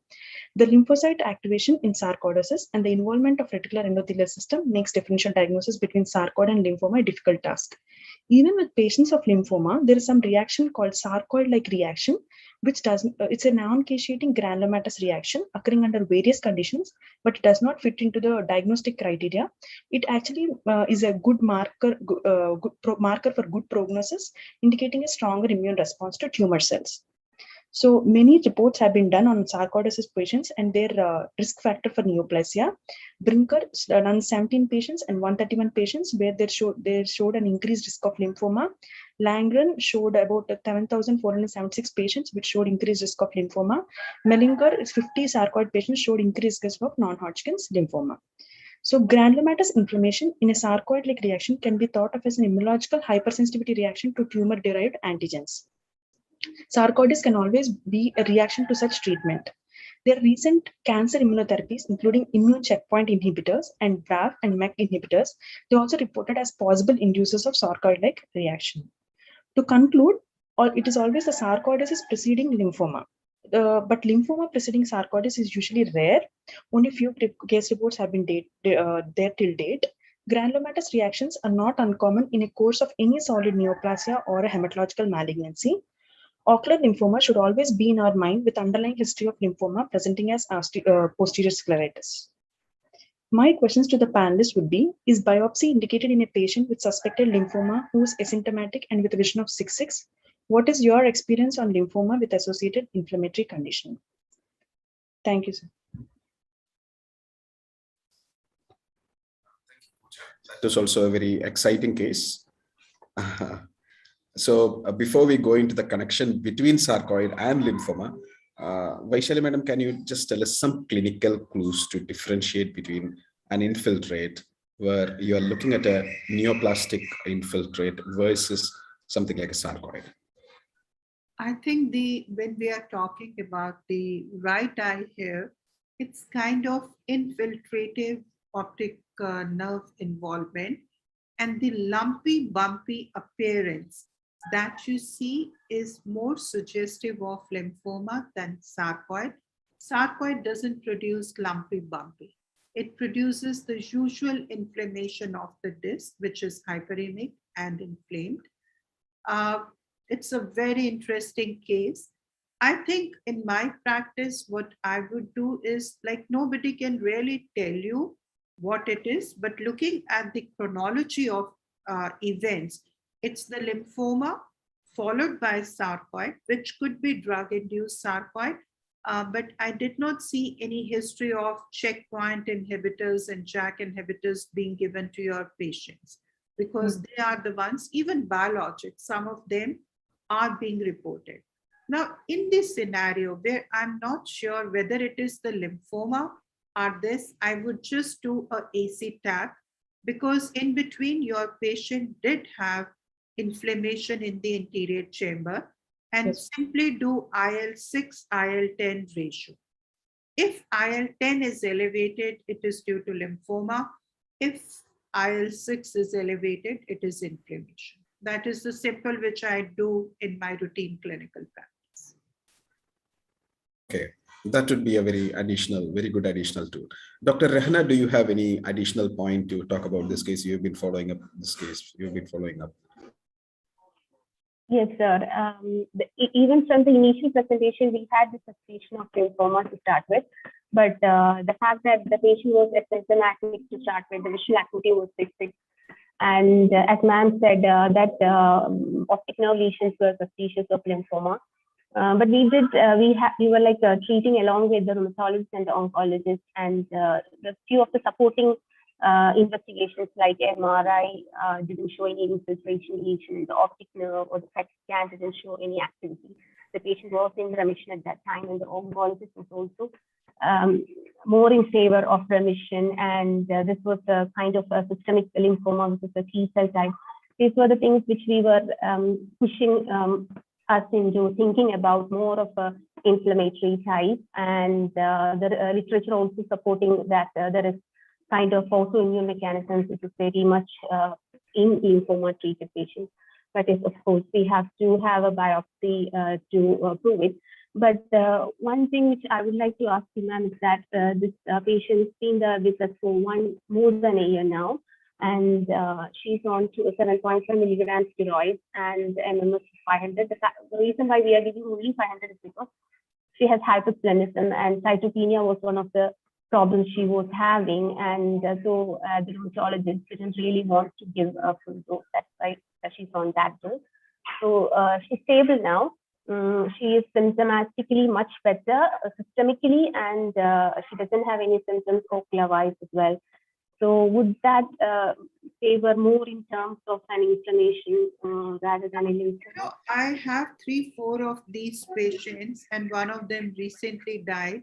Like, I was behaving funny. It was not typically showing the reactivation of lymphoma, but there was inflammation.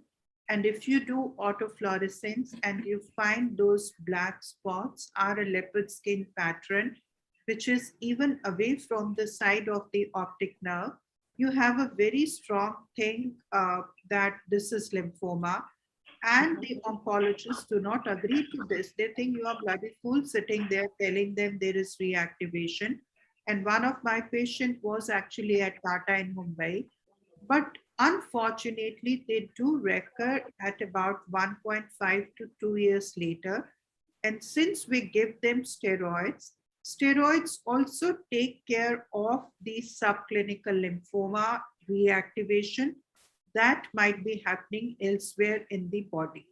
So I would, join hands with the oncologist, take it more seriously, convince the lady to undergo at least vitreous tag, if not biopsy, look for the biomarkers, get the whole body PET scan, and even if CSF tap or whatever is required, to look for biomarkers, not for malignant cells, and then decide the best immunosuppression in consultation with the oncologist. I would not treat the eye disease separately from the oncologist.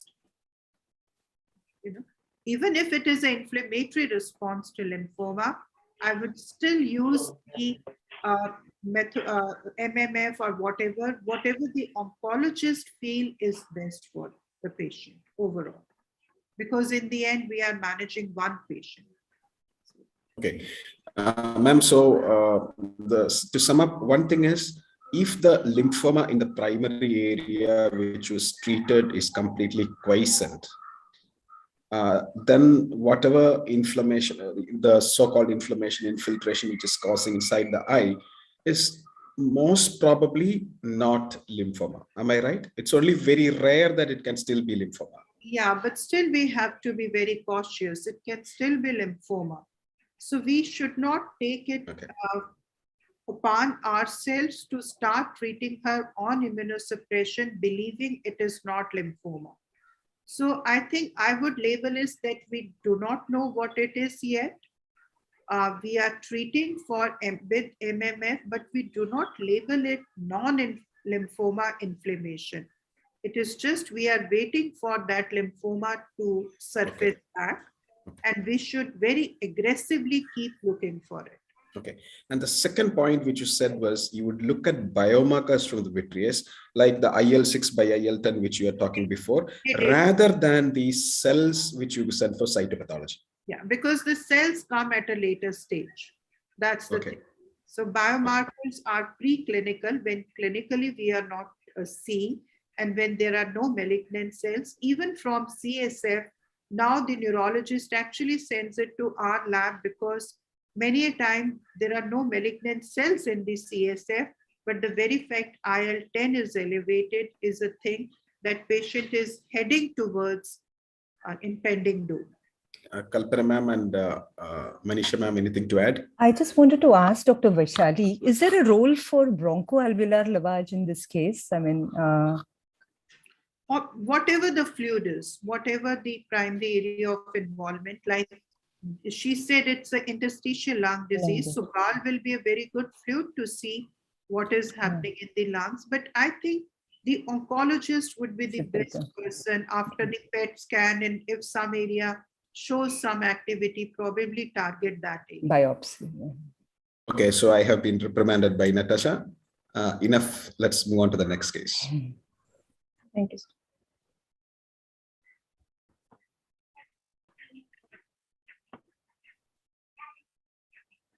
Thank you, Dr. Pooja. The next case presentation will be by Dr. Anu Joseph, who is a junior consultant at Lissi Hospital, Ernakulam. A very good morning to all. Thank you, Natasha ma'am and Team Ignite for giving me this wonderful opportunity. So going to the case per se. Can you make it full screen, please, Anu? Yes, sir. Is it visible, sir?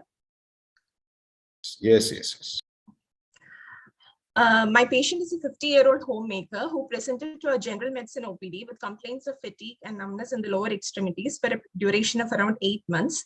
She also had complaints of blurring of vision in the right eye for a period of 3 months. The complaints were more of paresthesia in both the legs below the knees, with slippage of chapels even without awareness for around 1 year. She also had pain in the right knee for around 3 months and almost bedridden. She couldn't even walk without support. For the blurring of vision, she had consulted in a local hospital and instilled eye drops. But there was no history of any associated eye pain or redness, no history of fever, cough, or weight loss, no history of any contact with pets or history of any oral ulcers. She is a known diabetic for a period of 2 years on oral hypoglycemic agents. She has 3 children, no history of any previous abortions, and attained menopause. The family history was again unremarkable. Coming on to the systemic examination, her cardiovascular system and respiratory system were normal. In gastrointestinal system, there was no mass palpable per abdomen. Central nervous system, nerve conduction study revealed a severe sensory motor neuropathy of bilateral lower limb nerves. And the musculoskeletal system, there were features of right knee osteoarthritis. And general examination, pulse and BPA was within normal limits. The skin showed urticarial rashes on both the thighs and signs of varicose veins. Coming on to the ophthalmological evaluation, her vision in the right eye was best corrected to 612 with an intraocular pressure of 18 millimeters of mercury. Lids and conjunctiva was normal. Cornea showed small granulomatous capices behind the endothelium with a grade 2 flare and cells 2+. The iris had whitish nodules in the pupillary margin, and the lens showed a grade 1 nuclear sclerosis. Similarly, in the left eye, her best corrected visual acuity was 6/9 parts with an intraocular pressure of 20 millimeters of mercury. Lids and conjunctiva was normal. Again, small granulomatous capices were found behind the corneal endothelium, and AC reaction was similar to the right eye. Iris again had whitish nodules at the pupillary margin with a grade 1 nuclear sclerosis. And the dilated fundus examination, both eye, the media was very hazy to around due to the grade 2 vitritis. In the right eye, the disc appeared little hyperemic and edematous with peripapillary whitish nodules. And the fundus glow seemed abnormal, though the media was very hazy. The snowball opacities could be made out in a string of well appearance in the inferior vitreous with some peripheral atrophic scars. Retina was on and the foveal reflex was negative. In the left eye, the media was hazy due to vitritis. The disc appeared normal, but there were again peripapillary whitish nodules. The macula appears normal. Snowball-like opacities were seen in the inferior vitreous with string of pearl appearance and peripheral atrophic scars.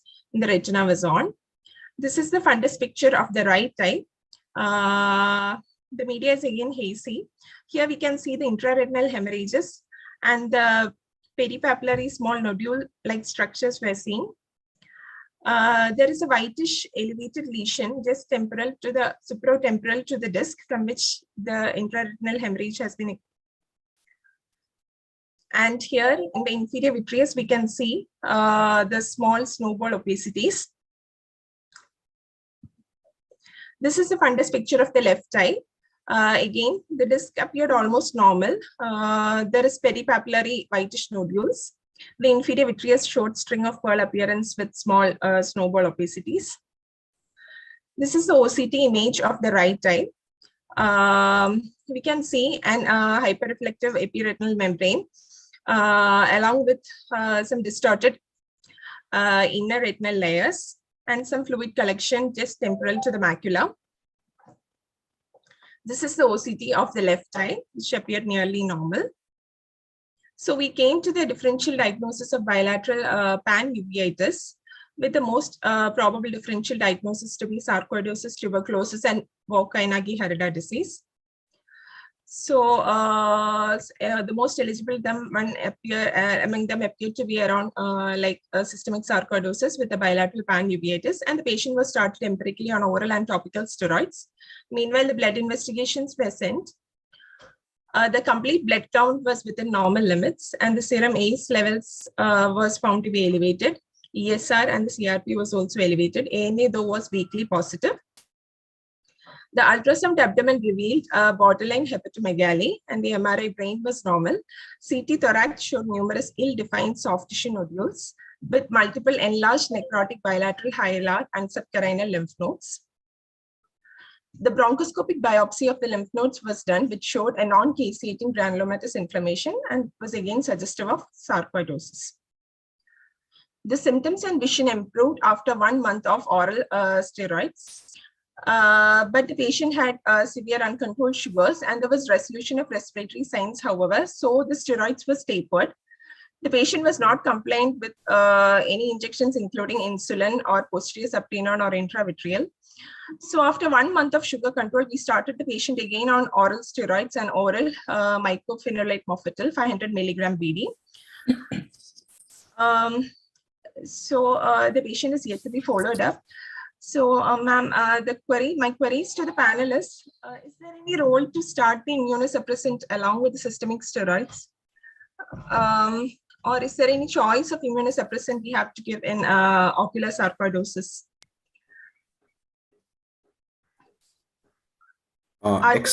Extremely well worked up case, Anu. Very good. So the first question that she asked is there any role of additional immunosuppression along with systemic steroids? Typically, we say that sarcoidosis is a very steroid responsive type of a disease. Kalpana ma'am, do you want to take that question? What are your indications for starting additional immunosuppressants along with the systemic steroids? So for me, the buck doesn't end here. So I would probably get my pulmonologist along with this. We do see necrosis in a small subset of patients with sarcoid. But for me, whenever I see necrotic lymph nodes, ideally we do a biopsy. TBNA, normally it is done and it is now available very well. So generally we would like to rule out all sorts of infections. Sometimes we even see atypical mycobacteria causing this kind of necrotic lymph nodes and this kind of picture, what you've described. So ideally, steroids will be the one which I would start first. In your case, clinically, the depigmented, that kind of irregular depigmentary alterations which we are seeing with those choroidal nodule-like appearance, which is there, though on the OCT, I didn't pick up, maybe if the EDI OCT was done on those areas, we could pick up those. Generally, I would, get one pulmonary function test and a TBNA just to be completely sure of what I'm dealing with. Because any necrotic lymph nodes, just like in the previous case, we had seen there's a lymphoma followed by a sarcoid followed by lymphomas. Generally, the pulmonologists, whenever they see even a focal necrosis, they want to rule out everything. So once we have that clear, then as you have started, we would start off oral steroids. And because this patient is a diabetic, I would start off immunosuppression right away. In my practice, both methotrexate and mycophenolate works very well. But over a period of time, I think we have a long series now with a long follow-up of patients with sarcoid over the years. What I have seen is people have done, especially if they have choroidal granulomas, they have done very well with mycophenolate. Now, and mycophenolate is also known to be a wonderful drug for extrapulmonary sarcoid as well. So again, it's a choice depending on what you're comfortable with. But 500 mg BD is a very small dosage because these patients require nearly close to 2 grams per day.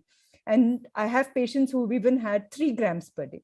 But what is interesting in your case is that myoclonus and, those neurological symptoms which we are seeing now, whether these are, is there any association with a neurological component or is there something else going on? We really do not know. So I would kind of want to work up that in detail because we've recently had cases of demyelinating disease presenting as pan-uveitis as well.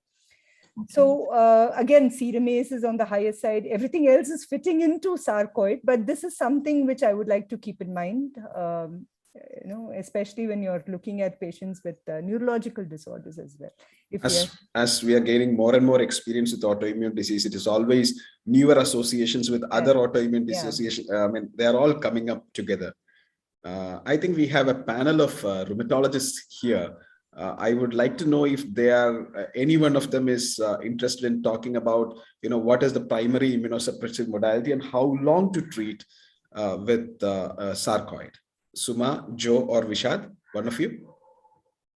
Are you there? Yeah, Suma, thanks. You can switch on the video also.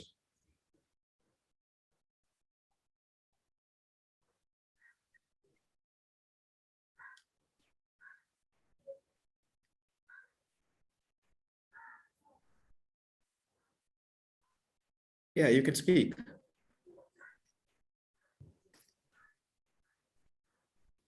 Good morning, Suma. Welcome. Oh, hi. To this meeting. Hi. I was hoping Joe or Vishad were there to take this. The patient was at You unmuted. You are the only person who unmuted. That's why I called you on. So the thing is, yes, methotrexate or mycophenolate would be useful in this instance as the first choice. And the dose of mycophenolate would need to go up considerably. And no, just before that, Suma, primarily would you start immunosuppression in a sarcoid or would you just add steroids for some time? No, I'm not talking pediatric. Pediatric, obviously, I know a lot of differences there.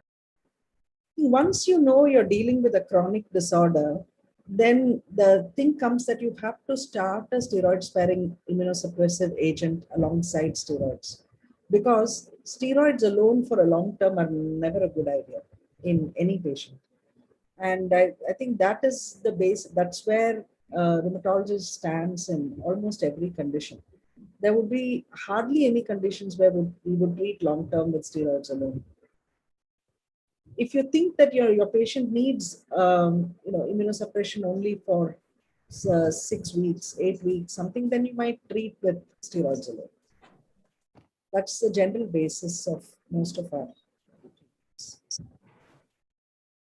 And actually, contrary to the common held myth, steroids in the long term are probably far more toxic than methotrexate or mycophenolate. The doses used, especially of methotrexate in rheumatology, is a fraction of what is used in oncology. So, Gopal, can I just add one point here? Please, please. One more thing, what I think, doctor, you could have done is an ICG. And if I see choroidal granulomas, they take a very long time to settle down, as what Dr. Suma said. The minute I see choroidal granulomas, these patients require immunomodulators, and it's not like 1 or 2 years. We need it at least for 3 to 5 years. Okay. Can I make a point? Sure. Yeah. Hi, madam. Yeah, basically, I would say that the things that would, as Madam was suggesting, the things that invariably, when you compare with the toxicity of systemic steroids, you would need to consider starting on an alternate immunosuppression when you're thinking of long-term steroids. So if it is something like an acute sarcoid where somebody is having an acute anterior uveitis, and so far as the ophthalmologist is happy maintaining them on a topical steroids, we would also be quite happy if the patient is responding to maintain on the same doses, because acute sarcoid can go into remission, especially if it's anterior. We can keep a close monitoring, and topical steroid, and if we are able to manage with topical steroids, that would be sufficient. But whenever we are thinking of a long-term steroid, say something which is beyond 3 months, that would be the general cutoff. Actually, I don't think there are guidelines on this, but based on our practice, anything that requires say more than 3 months of steroids, we would be happy to start on immunosuppression, because the safety of immunosuppression on any day is better than that of a systemic steroids. And regarding the duration, again, it's difficult to say that there are clear-cut guidelines, but for most autoimmune disease, we would say that a duration of treatment in remission for about 2 years, that would be the time when you would consider it safe to reduce immunosuppression. But this, of course, it will depend on the practice. Across practices, there will be differences, but these are some of the aspects we consider when starting immunosuppression. Yeah, Vishal, thank you very much. So we have a group of patients who respond quite acutely, and probably we can stop the immunosuppression quite fast in sarcoid. What would be that percentage in sarcoid, approximately in your adult population? We are talking, I think we are talking about acute sarcoid. Acute sarcoid, I believe, would be, let us say, in our practice, we would have around equal distribution between acute sarcoid and chronic sarcoid in practice. I'm not sure about the figures. Sarcoid, how long will you continue the immunosuppression? Maybe a couple of months? Acute sarcoid, actually, we would leave to the eye part. We would be happy to leave to the ophthalmologist. Basically, if they're happy with the eye, and if they feel that if you feel that the topical steroids you are giving is working, or you're only having to use a short dose of steroids and you're able to reduce rapidly, I would wait for about 3 months before starting on a systemic immunosuppression in those patients. And if so, then again, because acute sarcoid usually is a one-time disease, as soon as the patient attains remission, we can think of stopping. And Dr. Suma, in your pediatric practice, how often is it that acute sarcoid versus chronic sarcoid? Most of it is chronic sarcoid? Yes, very rarely we see acute. The other thing I wanted to say was, when Vishad said waiting 2 years and then thinking of tapering, it has to be 2 years of steroids. I think that's Yeah. the Okay. we need to So you continue in sarcoid, you completely wean off steroids, or maybe 2.5 milligrams, nothing. in Completely children of off. systemic steroids. Okay. Adults, it's probably a little bit. Okay. I think we have had a wonderful discussion on many of these and brought in the rheumatologist in the right point of time to discuss this case of sarcoid as well. Any final comments from any of the panelists here before we move on to meet the rheumatologist program? Sir, Yeah, I have Anu? Yeah. To Kalpana, ma'am. Ma'am, how effective is intravitreal triamcinolone in choroidal granulomas? Because some articles show that monthly repetition doses can cause a regression. How effective it is, ma'am? See, sarcoid is a systemic disease, and if there is a bilateral involvement, my first choice will be systemic management. And there are optic nerve granulomas which do not settle down even with immunomodulation. Even for giving up to 2 years, I've had optic nerve granulomas waxing and waning. These cases do very well with intravitreal implants. But my first choice is, especially if the systemic parameters are increased and it's a bilateral disease, it will be systemic modulation. And I would just like to add one thing to what Dr. Gopal was mentioning. Sarcoid, you do see two types. One is the non-granulomatous, which is a very initial manifestation, and this is what we refer as acute. They do very well with steroids, but these patients need steroids for at least 6 months minimum. But the minute you see granulomatous component, these are going to be long-term diseases with waxing and waning, and it is better to put them on immunomodulation, especially if the posterior segment, because they involve posterior segment very soon. In another 6 months to a year, you will see intermediate uveitis developing and then pan-uveitis. So these are cases which has to be treated aggressively from the start. Very good clinical point. Now let's call it a day and give it to Dr. Natasha.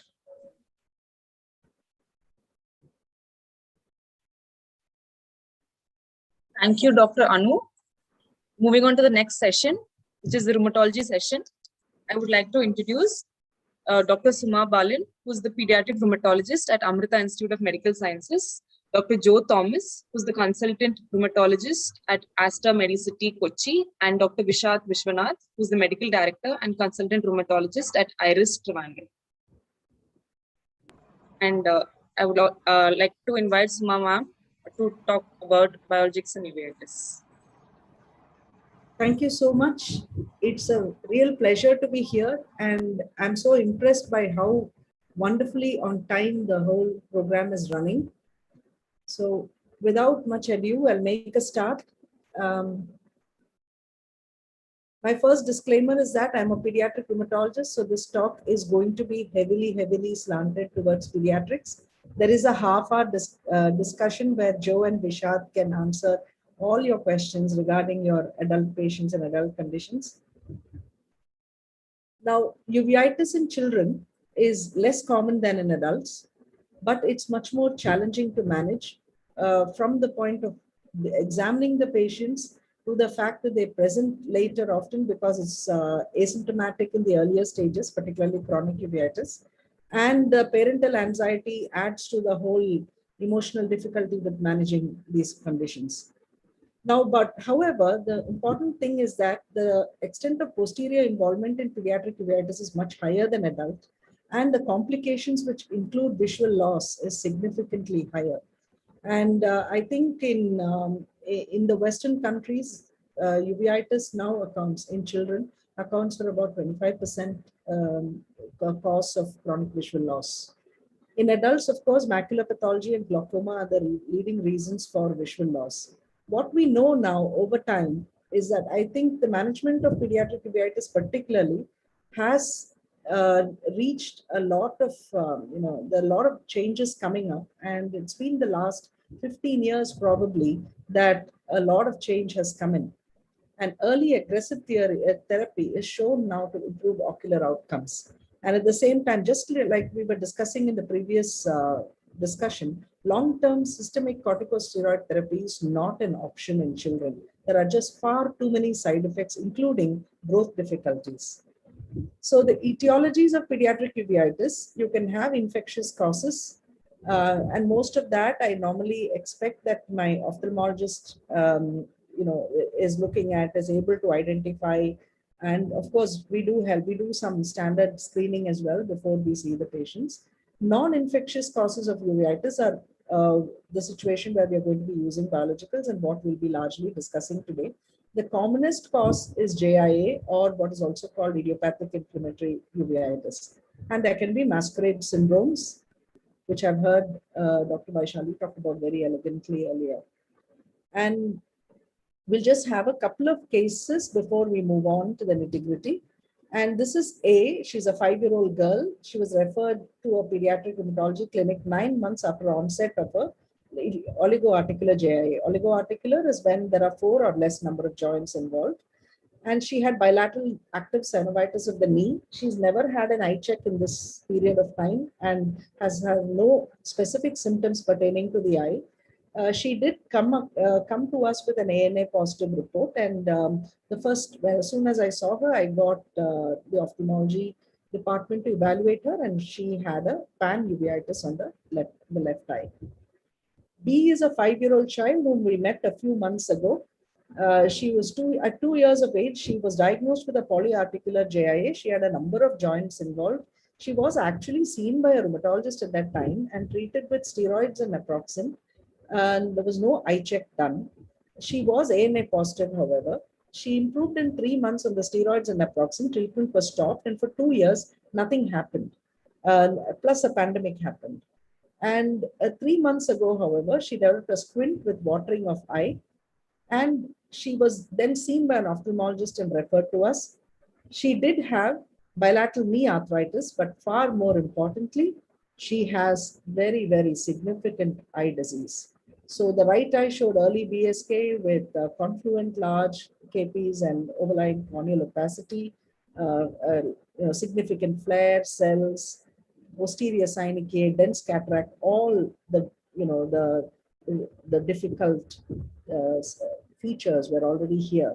The left eye showed fine, fresh KPs all over the endothelium, no BSK, but again, flare in cells and inferior synechiae. So this is a girl with chronic uveitis, JIA related.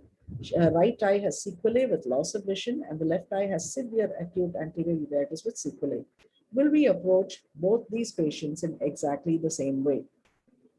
Now, the pathogenesis of uveitis, as ophthalmologists, you have the, you know that your organ is one of the immune privileged considered organs, where there is a strong imbalance between the regulatory and inflammatory media mechanisms. And if that is breached, usually by a combination, a multifactorial cause, etiology, actually, environmental, genetic, etc., then you have the T and B cells coming into effect, and a whole lot of inflammatory cytokines being released. The Th1 and Th17 pathways of lymphocytic activity take over compared to the T regulatory and the Th2 pathway. And more or less, this is the kind of crux of what is happening and the crux of how we approach our management. Most of the DMARDs we use are drugs that control the T lymphocyte particularly, and most of the biologics we use are drugs that are very much against the cytokines. So what are the various biologics that we have available to us? So there are anti-tumor necrosis factor alpha inhibitors. TNF levels in the eye are considerably high, been shown in a number of studies, and that's why that became the popular target to attack in terms of uveitis. Then there are lymphocyte inhibiting biologics, and there are specific receptor antagonists. Everything lined in orange is not available in India. The single one lined in green, the TNF alpha receptor, etanercept, is not advised for use in uveitis because it is not effective, and has even been shown to flare up uveitis in those patients who didn't have it before. So overall, the ones we are left with anti-TNF drugs we have in India available to us, infliximab, adalimumab, golimumab, these are all monoclonal antibodies. In uveitis, monoclonal antibody therapy, if TNFs are being used, that is what is advised. Infliximab is given monthly intravenously, adalimumab is given fortnightly subcutaneously, golimumab is also a subcutaneous injection. These three are available in India. Satralizumab is not available. The lymphocyte inhibitors, very, very rarely rituximab has been used. It's not a drug that we would commonly think of using in uveitis. Abatacept is what is called a co-stimulatory inhibitor, and it actually controls the T cell. It reduces the activation of the T cell, and it has a role in refractory uveitis. Similarly, the specific receptor antagonists, so the IL-1 receptor, IL-6 receptor, tocilizumab, these also have a role in refractory uveitis. We'll see small snippets of that shortly. Now, regarding pediatric uveitis, there has been a series of trials. The very first trial was done on infliximab in methotrexate-resistant uveitis. That was done in the first decade of 2000s. And infliximab became a drug of choice when methotrexate was not effective enough. And subsequently, when adalimumab came up, there was a really nicely done randomized double-blind controlled trial of adalimumab in patients already taking methotrexate in JIA uveitis. This was called the Sycamore trial. What was very interesting about this trial was that the interim analysis, they found that there was so much benefit to the patients on adalimumab compared to placebo, it was considered unethical to continue the trial. And so that was the impact of the drug. And subsequently, a trial was done on tocilizumab to look at refractory patients, the ones who are refractory to methotrexate and TNF inhibitors. This trial design was actually highly ambitious and it did not achieve the endpoint. But however, all the patients were found to improve compared to their baseline status, as well as all the patients with cystoid macular edema had complete reversal of that on tocilizumab. So the take home from this trial is that if you have troublesome CME in patients with complicated and refractory uveitis, the drug of choice is tocilizumab. There is currently a trial going on regarding baricitinib, which is a small molecule, a Janus kinase inhibitor. It's an oral drug, and the results will be coming out soon. And this is again in patient. This has been randomized patients on baricitinib with methotrexate and adalimumab with methotrexate. So it's being compared with adalimumab, which is more or less now become standard of care in, especially in non-infectious uveitis of childhood. Now, there are a number of guidelines. We have the SHARE recommendations from Europe, the CARA recommendations from North America, and the American College of Rheumatology recommendations for JIA uveitis. They are fairly similar with a few minor differences. I thought I would share this one. So there are many things. Obviously, the guideline is going to recommend starting from examination, topicals, etc. But looking just at biologics, what are the recommendations for DMARDs and biologics? So when you start systemic treatment for uveitis using subcutaneous methotrexate is conditionally recommended over oral methotrexate. Starting a TNF, a monoclonal antibody TNF is conditionally recommended over etanercept. And severe active chronic anterior uveitis and sight-threatening complications, starting both of them, methotrexate plus a monoclonal antibody TNF is conditionally recommended over methotrexate as monotherapy. Inadequate response to one monoclonal TNF at standard JIA dose, what they advise is escalate the dose or frequency of this one. So adalimumab, from fortnightly, make it weekly, or infliximab, try to increase the dose that you're using IV. Above, or the next step would be, if that also didn't work, try to switch to another mAb in the same group. So one TNF to another. If both of this doesn't work, then they suggest going for abatacept or tocilizumab, or maybe considering mycophenolate, etc. In India, we differ a little bit. Cost is an important thing. So if my patient was not doing well with methotrexate and if the family cannot afford an anti-TNF, I would add in mycophenolate much earlier on and then switch to anti-TNF if that was also not adequate. Now, what are the other indications for biologicals in uveitis? We have other conditions. So Behçet is a condition where, especially when you have retinal vasculitis and severe sight-threatening uveitis, where IV infliximab can be particularly useful because the onset of action can be much faster than with adalimumab. Blau syndrome, standard of care is anti-TNF. All the patients who have significant uveitis with Blau syndrome should be on an anti-TNF. And if they are resistant to that, they need IL-1 inhibition. Severe uveitis if you have the tubular interstitial nephritis and uveitis patients, most of them do not get very severe uveitis, but if they do, then a biologic is indicated. Sarcoid uveitis resistant to methotrexate, like we were discussing earlier. Ocular pseudotumor resistant again to steroids and methotrexate. Vasculitic disorders and other conditions like PKH, Cogan, etc. Biologics are wonderful drugs. They also can present significant problems. One of the most important problems that we face and we need to be aware of is opportunistic infections. In fact, when I see my patients, even before I start methotrexate, every patient is screened with a mantle and chest X-ray when they are actually any immunosuppression naive. And if I'm starting that same patient on a biologic, I know that MAN2 may not be very reliable in somebody who's already been on steroids and methotrexate and other drugs. So quantiferon gold for TB would be a standard that I do prior to commencement of especially a TNF-alpha agent. Infusion reactions can happen both with infliximab and tocilizumab. Hence, the infusions have to be administered in a safe place where there can be immediate support if a reaction should occur. Anti-drug antibodies can develop, which can actually counter the effect that you obtain.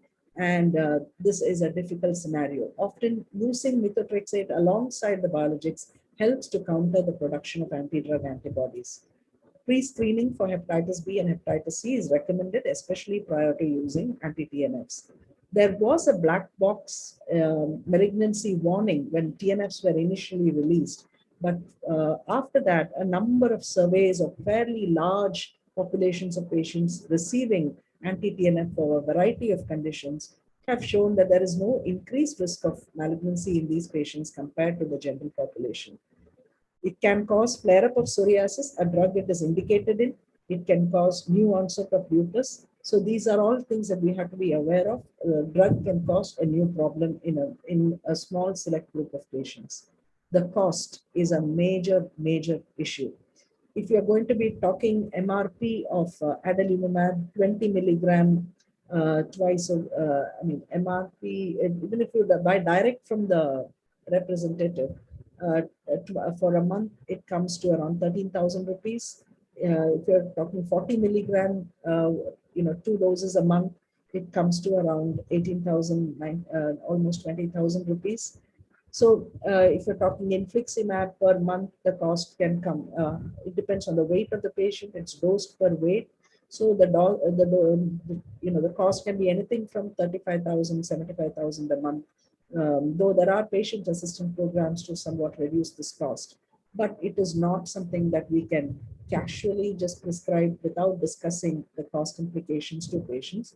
There is no point in giving the drug for 1 or 2 months. When I start biologics, I tell the patients that at least for a year, they should be able to support the therapy, at least for a year. And that is the message that needs to be given. And I would strongly suggest referring to a rheumatologist to decide the need for systemic immunosuppression or biologics. Sometimes the patients who have come to me have realized that escalating the current DMARD itself can have change. What did we do with these 2 patients? So the 5-year-old girl with oligo-JIA and the pan-uveitis, she could start on the standard step ladder. She was initiated on both topical steroids, a bridge dose of systemic steroids, not a very high dose. Methotrexate takes time to work, plus she has some posterior segment involvement. And she was started on subcutaneous methotrexate, which is more effective than oral methotrexate in this group of patients at this point in time. And she made good progress and she's in remission. She's off all her steroids and she's only on methotrexate at present. Case study B, this was a young child who had very complicated uveitis and at a significant risk of visual loss. She'd already got She's got visual impairment, significant visual impairment. So this is a child whom literally we got to throw the book on her. We started the topicals, we initiated all the investigations, we started the methotrexate, and the second visit, which was shortly after the first, we initiated adalimumab as well. The family understands. They have been on follow-up. She is actually improving it. We saw her at the end of August, and a lot of her inflammation is better. She's hopefully going to be ready for a cataract extraction soon. It's important that prior to doing surgery on these patients, inflammation should be quiescent for at least 3 months. There is no need to stop the immunosuppression the child is on at the point of surgery. And so it's really important in recognizing the risk to the patient and starting treatment appropriate to the severity of a patient's condition. To end, biologicals have significantly improved the outlook in uveitis. There are a good number of patients who are resistant or refractory or intolerant to DMARDs alone. The decision to come in should be a shared decision between the ophthalmologist and the rheumatologist. It's the share is a very, very important point here, because I think rheumatologists are helpless when it comes to examination of these patients, and it's only ophthalmologists who can help us in this aspect. The prescription of biologicals is recommended to be under a rheumatologist. Complications can occur due to the drugs that need careful monitoring, and hopefully small molecules will help us a bit more because they're oral drugs. We have cheaper formulations available in India. So could they be the hope for the future? Thank you. Thank you, Dr. Suma, for that excellent overview of biologicals in uveitis, especially with regard to pediatric uveitis. Our next session is the Ask the Rheumatologist session. So let me welcome once more Dr. Joe Thomas, Dr. Vishad Vishwanath, and Dr. Suma to the panel for the Ask the Rheumatology session. The first question I had kept was on pediatric uveitis, but you have beautifully elucidated the stepladder pattern that we need and when to switch and when to consider biologicals in the beginning itself. So I am skipping that question, which was drug of choice. We said probably methotrexate, subcutaneous better than oral. And then we said to add biologicals early enough if the patient presents with severe complications in the eye. Otherwise, you can wait for methotrexate to take action. And if it is not responding, you can switch to biologicals. And Suma also added that she would add MMF in between before she switches to biologicals. Is that right, Suma, as a small summary of what you have said? Yes. Okay. Next, we'll go to one area that we are always confused from the ophthalmology side, which is ANA positivity, because we don't know what to order. So we just order a blanket ANA, and then it comes as borderline, some speckled pattern, something. So can one of our adult rheumatologists please take up this question and give us exactly in short, what should we order and what should we look for? And what does it signify? I think Vishad can take it up. Yes, Dr. Joe, please go ahead. Yeah, I think so. A few things about ANA is that one, it has to be done by a immunofluorescence method. So that's first and most important. The interpretation varies depending on who reads this immunofluorescence. So it has to be done by somebody who interprets on a regular basis. So that again can vary. So ELISA is ideally should not be done. So these are the main thing. And it's very important that the clinical scenario is important. Just for any eye problem, setting an ANA is not ideal because ANA can come false positive in multiple conditions and multiple things. So it is not ideal. So most important thing you should remember is that ANA should be done always by immunofluorescence and done in a lab which has the experience of interpreting it. Because I may interpret an ANA as 1+, the other may report it as negative. It should be interpreted by a person who's done it on a routine basis. So these are two things. And I think Vishad would be able to add more to it. Yeah, Joe, just building on what you have said, ANA positivity is not something that completely proves that there is an autoimmune disease. It is just indicates that the person's body has an autoimmune tendency. So if you estimate about studies say that 5 to 10% of normal individuals can have ANA positivity. So how do we interpret that? It would be based on, as Joe suggested, Joe said, immunofluorescence is the gold standard for doing ANA, at least as of now. So how do you give importance to the ANA test? So that would be, there is always this pre-test possibility of developing a disease. So you need to order ANA only if you are really suspecting a disease, like a lupus or a connective tissue disease, or in the setting of a JA where an ANA positivity is very important. So it is important that our ordering practices, while we are ordering, we should have a high anticipation of having that test positivity, and that we would be making use of that test to treat the patient.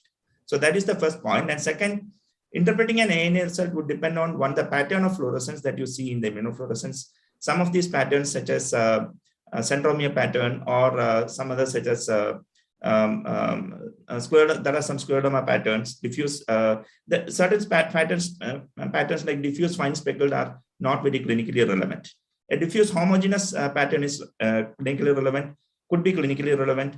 A centromere pattern could be clinically relevant. The third thing that is important is what is the intensity.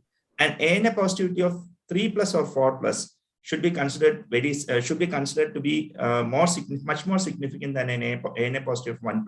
1+ means that you are not very sure that there is an immunofluorescence, but there could be an immunofluorescence. So whosoever has read it reports it as 1+. So usually we tend to neglect ANA positivity of 1+. 2+, there is little bit more importance. Anything 3 or 4 has a higher importance. So we need to consider that an ANA positivity is not diagnostic of a disease, but somebody with an ANA positivity, especially if there is a history which is conducive with an ANA associated disease, the chance of having that disease or developing it later is also slightly higher. Okay, so to sum up, the ANA should be done by immunofluorescence. So we need to check the lab that we are doing it in. Secondly, always use it only when it is indicated. So don't just order ANA for anything and everything that we see. And third would be that 3+ and above is probably more significant than having less. So we need to ask them to give us that grading also, and not just say ANA positive and negative. And the pattern we'll be looking at centromere and a diffuse speckle. Is that right? There are several patterns which are significant. I just cited a couple of them. There is a pattern which is known as diffuse fine speckle, for example. Then that is a pattern which is not associated with disease. So just having an ANA positivity with a diffuse fine speckle, it doesn't indicate a disease. But there are certain other patterns like centromere, homogeneous, etc., or fine nuclear, fine coarse granular, which are considered to be more associated with potential diseases. Potential disease. Okay, so that I think will need a little bit more work from the side of the ophthalmologist to figure out whether this particular pattern is significant or not. But at least we can go with 3+ and above is probably significant from our point of view. The one other question that had come up was, if you have just an anterior uveitis and an ANA positivity, is there a need to go on to anything higher? As I said earlier, the clinical scenario is very important. So an anterior uveitis in a young male with inflammatory backache would be not significant. So the clinical background is what is key, and the age, as if it's a young patient. So based on the clinical background is how we should interpret the test. So test should never be done just based on just ordering the test. So anterior uveitis, only if clinically relevant, we can further investigate with probably an ANA profile, C3 and dsDNA. So we do all the 3 in a routine practice if you are clinically feel is relevant. Suspecting, because these 3 things will give us a definite, identifying the disease better. But again, as I think Vishal told, it depends on if it's a very big positive anterior uveitis, doesn't have any other clinical relevance. Maybe it's not a young child or it's a young male. I would not give much importance to it. Vishal? Yes, if it's a simple anterior uveitis that is going away with our topicals and not recurring frequently and no posterior involvement, no systemic involvement, one shouldn't even be ordering an ANA, I suppose. Absolutely. And okay, yeah, so that should be the take-home message. And another thing is whether we are seeing an increasing ANA positivity after COVID. Is there any kind of cross reaction or something like that? with our limited experience, what we say, we have seen increased numbers of autoimmune diseases after the use of especially COVID and also COVID vaccinations. So one we have seen is that post-COVID, we have had patients with, reactive arthritis, and all these things. And then we are seeing a significant number with vaccination from various multi-system inflammatory syndromes, myositis. There are 1 or 2 cases of lupus and all these things. So there is significant, for reasons I do not know, there's an increased autoimmune diseases after this, COVID vaccinations have come, and with COVID, it's predominantly with the vaccination, especially with the first, what is that, not Covaxin, the Covishield vaccinations. So definitely there is some increase. I think Vishal would be able to add few more points to it. Yeah, it's quite plausible that after a viral infection, which we know, which triggers the immune system to that extent that it causes multi-system organ damage, we can expect multiple antibodies to be positive in this context. So I won't be surprised. I'm not sure about the studies per se, but I won't be surprised if we do a study and we find that the number of people who turn ANA positivity following a COVID infection would be higher than that of even before that. But what would be important is that these ANA positivity should be persistent, because transient ANA positivities can occur with infections. And if these ANA positivities are also symptoms relevant to the connective tissue diseases or other ANA-associated diseases, then that would be where we should be really alarmed. Yes, I think one more thing, there was some data on antiphospholipid antibodies in COVID, which have become more positive. ANA, as Vishal told, there are not much studies, but these are all personal experiences of, I haven't seen cases. I think Madam would have seen quite a few. So all of us are seeing cases, and we are, so I think it's just still a lot of cases are still coming, which needs to be publicized, and then the data has to come out. From the eye side, we are seeing a lot of thrombotic occlusions in the eye, venous occlusions, anterior ischemic optic neuropathy following COVID infection. So do you think we should send an APLA for those cases? I think you should do it off, definitely, and then repeat it after 6 weeks to see if it is really a transient part of the COVID, or is it related to a newly developed developed APS syndrome. So it's all about not doing it, but repeating it after 6 weeks to confirm it. If it's a transient one, it could be related to COVID. So I think it should be done if you're seeing a thrombotic episode. And in neurology team, they are seeing a lot of venous thrombosis. And many of these things, I think what we can look into, our neurologist says that some of these have thrombocytopenia.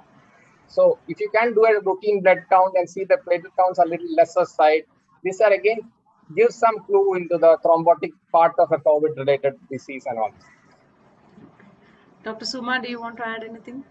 So previously, mycoplasma was one bug that could really trigger the immune system, and you had a lot of non-pulmonary effects of mycoplasma, and all of them are immune mediated. The thing is, though mycoplasma was common, it was never at a pandemic level. And COVID, we are seeing at a pandemic level so many probes of infections and things. So we are going to see there will be, I think all infections have a potential to, in the selected host, to induce an immune reaction, which is not just completely restricted to countering the infection itself. So it won't be surprising that we see a lot of disease. I've seen more antiphospholipid syndrome related problems in the last year. I've seen many more new onset lupus in the last, since 2020, than I've seen before in children. So I think, yes, definitely we will be seeing even more. So we are definitely looking at an immune storm in the future. So on the topic of COVID, we have so many patients, both pediatric and adult, who are on long-term immunosuppression for various diseases. So can you tell us what they should be doing with the immunosuppression when they have COVID? Many of your patients will be worried that they're on this. Many of them are for eye diseases, so they ask us what should we do, or they can't contact the rheumatologist. So what should we tell them? Should we stop, skip, or continue in the same dose? Dr. Joe? I think Vishal, yeah. Generally, we withhold it. That's what practice say. Withhold it during the acute episode. when the patient has an active COVID infection. So that time we generally withhold the methotrexate or because these people are also prone for cytopenias. So during that acute episode, some of them, especially methotrexate or mycophenolate, we withhold for that period. But the steroid generally we continue. We do not stop the steroid during this acute episode. So this is what I have been following for the whatever patients we have at our Asta. I think Vishal will be able to again, and Madam will be able to tell us more points. Dr. Vishal? I agree with Joe. Generally, there are a couple of issues we have been facing regarding immunosuppression in our patients with COVID. One of it has been that it is important that these patients remain very much in contact with the rheumatologist, because there are occasions where we may have to make a case-based decision on the immunosuppression. For example, a patient on 60 milligram of steroid while having a COVID, that may be a time when we may need to transiently reduce the dose of steroid so that the infection is out safely, and then you can restart the patient of steroid if the indications are not something life-threatening. Secondly, as Joe said, most of us would like to stop immunosuppression such as mycophenolate or methotrexate or azathioprine during the episode of COVID, and restart maybe a couple of weeks later once the patient, once we are sure that the patient is out of infection, the counts have recovered, the liver function tests are normalized. So this would be the practice that we have been following in the last couple of years. Is that the same with you, Dr. Suma? Actually, it's different because in children, by and large, COVID is very, very mild. Acute COVID is hardly a big problem. And I have kicked myself many times for not doing something that I had an idea to do in the first year. I should have maintained a registry of all my patients on immunosuppression who developed COVID in different parts of both India and abroad. And because a huge number, I would say close to 200 at a guess estimate, would have developed COVID. And only in the beginning, when every patient who was COVID positive was admitted in hospital, that was the only reason that required any of them to be actually admitted in hospital. None of them have had symptomatic COVID or pulmonary disease or required any active treatment for the COVID itself. Overall, right in the beginning, I used to err on the side of caution and try to, withhold methotrexate for a week, mycophenolate for a week. But over time, also depending on the patient, if this was a patient whose disease has been very unstable and difficult to manage, then you might take a closer call at probably not reducing their immunosuppression. And over time, if they're on certain types of biologic, I would have probably withheld during the COVID phase. Similarly, I would withhold JAK inhibitor if they are on it at that time. But most of the other drugs, some of the lupus nephritis were very high dose mycophenolate for a week. But most of the other drugs are continued. So I think the level of risk in children is very different compared to adults. And that's what makes definitely for adults, I would agree with the strategy they have used. Yeah, so because COVID-related complications are more in the adults, we would withhold it for during that acute period, and then unless it is life-threatening. So I think for the ophthalmologist, probably ask the rheumatologist is better. But if we can't, so we can go by this advice. And for children, because they're probably better off to continue their immunosuppression except for a few drugs. So we have a question from the chat box. The role of JAK inhibitors in recalcitrant uveitis. So what is your experience with it? My experience in adults is very limited, but I think there's an ongoing study with baricitinib, which has been ongoing. And I think JAK has been used off-label with most of the cases of even scleritis, uveitis, multiple things, and has been found to be very effective. So I like JAK has made a significant change in our practice. Same way, I think JAK is going to make a significant change in the practice of ophthalmology practice in the near future, because it's a tough drug, but it's a very good drug.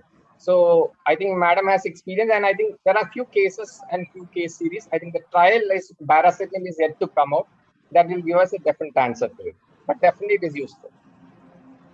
Dr. Vishal? I have not had any experience of using JAK inhibitors in uveitis, but going by the mechanism of action and its efficacy, I would say very robust efficacy seen in many other autoimmune diseases. I wouldn't be surprised that it turns out to be a good drug for refractory uveitis, at least in the current scenario. Dr. Suma? Mine is n is equal to 2. It worked in one, it didn't work in the other. So I think the jury is out. Let's wait. Okay, so about its safety in pediatric uveitis also. The trial actually is in pediatric uveitis. Pediatric. Okay, so we'll probably have to wait for the results. Okay. The other question is about tuberculosis. So I think Dr. Suma mentioned in her talk that she would routinely rule out latent TB before she puts them on systemic immunosuppression for long term. Is that the same with adults? Do you routinely do that? And which test do you prefer? Do you do the quantiferon or do you go with the Manto? Yeah, Dr. Joe, please. I think Vishad, I've been starting first always. Next, I think Vishad does it. Probably. He can always take the lead. Yeah. So primarily we do it only when you are starting biologicals. We do not do for methotrexate and all. We are not, as like Madam said, in children, they practice it with all. Even though that is our recommendation. For adults, only when you are starting biologicals. As per generally what the guy we forward, we do a Mando, we do a quantiferon TB called the viral markers and a chest X-ray. All these are done before. So this all group are done before we start a biological to be on a safer side. So we cover our bases very clear. And that's what Dr. Anand Malevia from Delhi usually says it. But on the practical side, the problem is the cost with quantiferon TB gold. So some cases when the cost is prohibitory, we just go with Manto. But as Manto is very, very unreliable. So multi-factors comes into Manto when you do it, how you do it, how much you inject, so many things carry for it. But the standard practice is to do a Manto, quantiferon TB gold, chest X-ray, and the viral markers. Same with you, Dr. Vishal?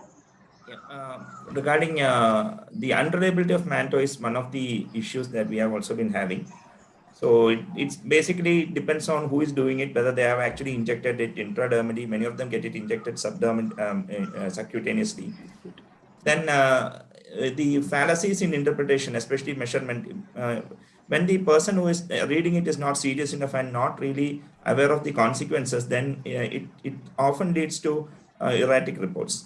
So when you look at the cost, if I insist that the Manto is done in a reliable place, then they get it done and then they have to get back to get the reading done. So that's also not a costly, not a cheap affair.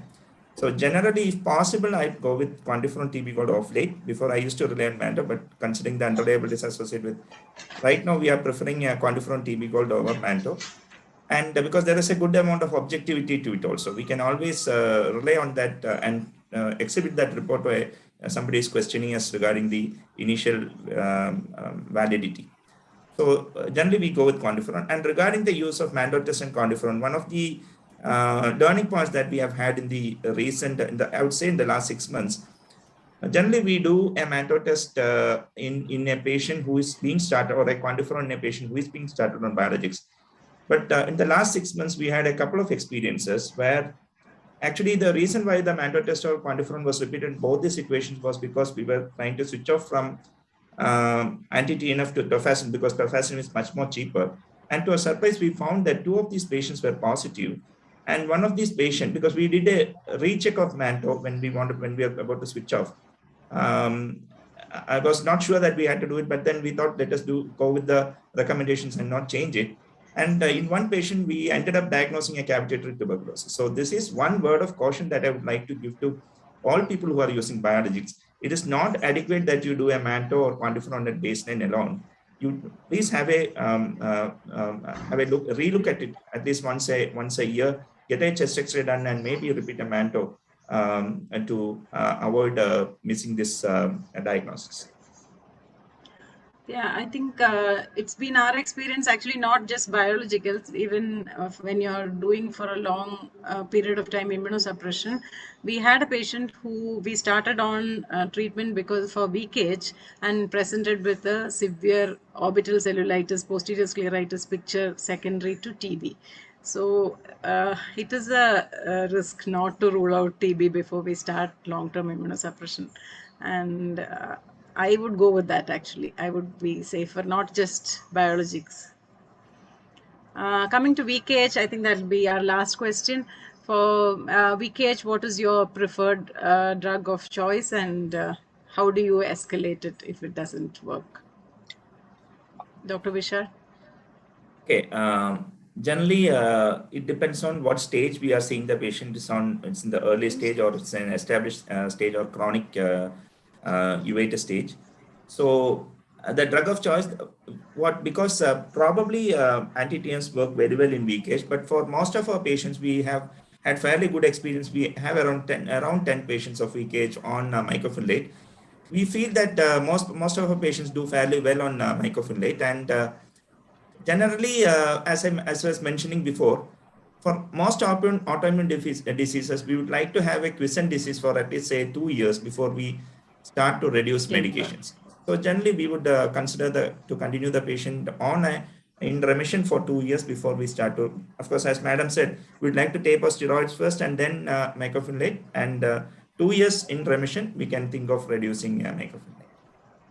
Many of us want to keep on because in our experience also recurrence comes back if we taper before that. But sometimes the rheumatologists are, a little hesitant to continue for such a long period. But I think that's a good advice. Disease quiescent for at least 2 years, and then you can taper off in the next 6 months. Again, with a close monitoring, maybe 500 milligram every 2 to 3 months we can reduce with a close monitoring from the ophthalmology side. So probably in the next 1 year. So that will be a good. Yeah, sorry. Yes, please tell me. Yeah, sorry. Regarding VKH, as Vishal told, the common practice is to use mycophenolate and then anti-TNF. But there are recent data saying rituximab is supposed to be equally useful in VKH. So I think that is something which can, much more long duration you get to it.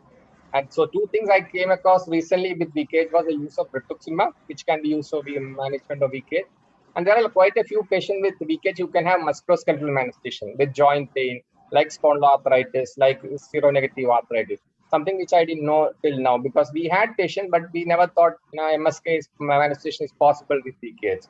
So rituximab and MSK manifestations is something which I recently have found out in VKH. Yes, but with most of our patients, the MABs will be too costly. The advantage of rituximab is that the dose is much cheaper. So nowadays, and if you can just get, say, 2 grams and the patient is free of disease for a long time, that would be a good option, I think, with rituximab. That's so rituximab, the advantage is a long duration of efficacy. The only problem now in COVID time, the use of rituximab is we are very cautious. One, for vaccination, we'll have to wait till 6 months before we vaccinate the individual. And second, if a person develops COVID after getting rituximab, the chance of reinfection and severe infection is much higher compared to the other drugs. So these are 2 things why we are little cautious. That's what I felt during this COVID time regarding rituximab. Okay. So probably we'll wait for the post-pandemic era to start using it more widely. I think we've run out of time now. So huge thank you to all of you, Dr. Joe, Dr. Vishad, and Dr. Suma for being with us today. And what an interesting discussion we had. Thank you so much. Thank you. It was a pleasure for us.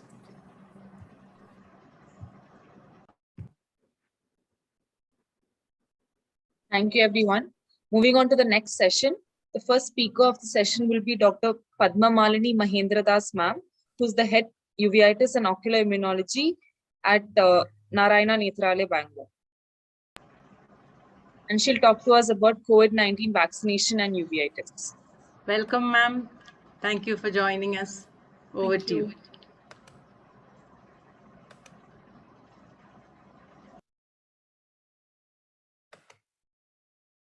Very good afternoon to all of you. At the outset, I'd like to thank Dr. Natasha, Amrita Institute of Medical Sciences and Cochin Ophthalmic Society for inviting me here today to speak on COVID-19 vaccination and uveitis. Next 15 minutes also, I'll be talking about what are the different vaccines available and mechanism of action of uveitis, what are the ocular manifestations have been reported in the literature, and sharing our experience with case examples with the take-home points. COVID-19 and vaccination. Anti-SARS-CoV-2 vaccination began as an urgent measure to contain the spread of the coronavirus disease. Similar to previous vaccines, there have been adverse effects which has to be reported from the larger post-marketing surveillance phases. Thus, it is critical to report the adverse effects occurring after vaccination for improving an understanding of not only de novo reactions, but also effect on the existing diseases such as autoimmune or infective conditions. So each type of vaccine triggers a specific immune response, and this response builds an immune memory so that we can fight off future SARS-CoV-2 infections. What are the different vaccines? The commonly used one, what we are using now, is a viral vector vaccine, that is Covishield, and also the Sputnik belongs to this group. Inactivated vaccines, which is developed in India, the Bharat Biotech, the Covaxin vaccine, which is pediatric vaccination, also have been started with Covaxin now. Sinovac and Sinopharm also belongs in this category. Attenuated vaccines, Codagenix, nucleic acid vaccines such as Moderna, Pfizer, protein vaccines, Sanofi. So what commonly we use in India is Covishield and Covaxin. Coming to the mechanism of action, the exact mechanism of action of vaccine-induced uveitis we do not know. The proposed mechanisms are molecular mimicry between our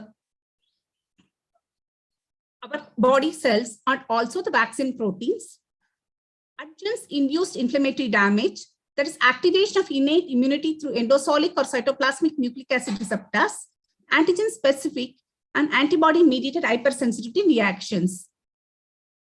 These are the list what has been published in the literature so far, the vaccine-associated reaction. It starts from the conjunctiva and the sclera. We restrict ourselves to uvea and the retinal involvement. Could be in the form of anterior uveitis, HLA-B27 and viral have been reported, intermediate uveitis, posterior uveitis and panuveitis, endoscleritis, episcleritis and scleritis. Coming to our contributions, we have reported a case of varicella zoster virus reactivation presenting in the form of ARN in a COVID-19 vaccination, European Journal of Ophthalmology. Recently, ocular inflammatory events following COVID-19 vaccination via multinational case series have been published in Journal of Ophthalmic Inflammations and Infections, where we have contributed in the study group. This study states that ocular inflammatory events may occur following COVID vaccination. This basically a temporary association that occur not proven casualty. Even in the possibility of casual association, most of the events were mild and had good visual outcome. We will see the case examples. This particular case is seen by my colleague, Dr. Sanjay, and it's a case of a bilateral sequential acute macular neuroretinopathy. This particular patient on investigations found to have beta thalassemia trait as well. So probably secondary to COVID-19 vaccination, along with probable recent infection of COVID infections with multimodal imaging. 3 days post-vaccination, the patient presented with decrease in vision in the right eye. Visual acuity was 6.6. Fundus examination was normal. Visual field testing was normal. OCT shows hyperreflectivity in the outer nuclear layer and also in the outer plexiform layer. Multicolor imaging shows absence of perifoveal halo in the nasal side. It is present both in the green as well as the blue reflectance images. Coming to the octa, there was enhanced vessels in the supranasal quadrant and there is a distortion of the foveal avascular zone in the nasal and the supranasal quadrant with hyperreflectivity inferior to the fovea. This is the NFAS imaging findings. Octa of choriocapillaries shows absence or altered central core of vessels with areas of hypo and hyperreflective lesions in the choriocapillaries region. This particular patient on evaluation found to have a beta thalassemia, observed folic acid was put. 1 month later, the patient presented with similar symptoms in the left eye. Here again, we can see the hyperreflectivity in the outer nuclear and outer plexiform layer. Here the multicolor imaging looks normal. Octa and OCTA show OCTA of the deep capillary plexus and the choriocapillary layers show similar changes. Follow-up after 4 weeks shows patient was symptomatically better and we could see decreasing in the hyperreflective lesions on the OCT with normalization of the deep capillary plexus on ARCTA. But however, the persistence of hypo and hyperreflectivity was present in both eyes. Here we could see the restoration of the perifoveal halo. This particular case has been accepted for publications in Ocular Immunology and Inflammation. It will be coming soon, print. Next, we'll move on to COVID-19 pandemic and JAA-associated uveitis. Here is a 19-year female, known case of oligoarticular type of JAA. She has been on treatment since 2011 with the use of methotrexate, and she presented to us in December 2020. On exam, patient's complaint was whenever she stops the steroid, she gets recurrence of inflammation. On evaluation, patient had active inflammations in the anterior segment chronic uveitis. The left eye was quiet. There are recent reports suggest there is a subtle vasculitis in JAA-associated uveitis have been reported.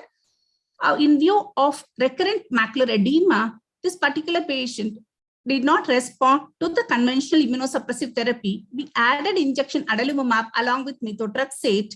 Subsequently, we could see the resolving inflammation. This is before the adalimumab. Patient showed diffuse perivascular leak in the right eye. Systemic workup did not reveal any systemic disease association. The left eye was normal.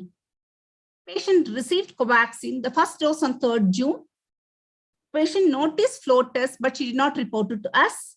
On 2nd July, she received the second dose of vaccine. At that time, she did notice appearance of floaters in the normal eye, that is the left eye. Patient had vitritis. FFA shows this time perivascular leak, not only in the right eye, and also in the left eye.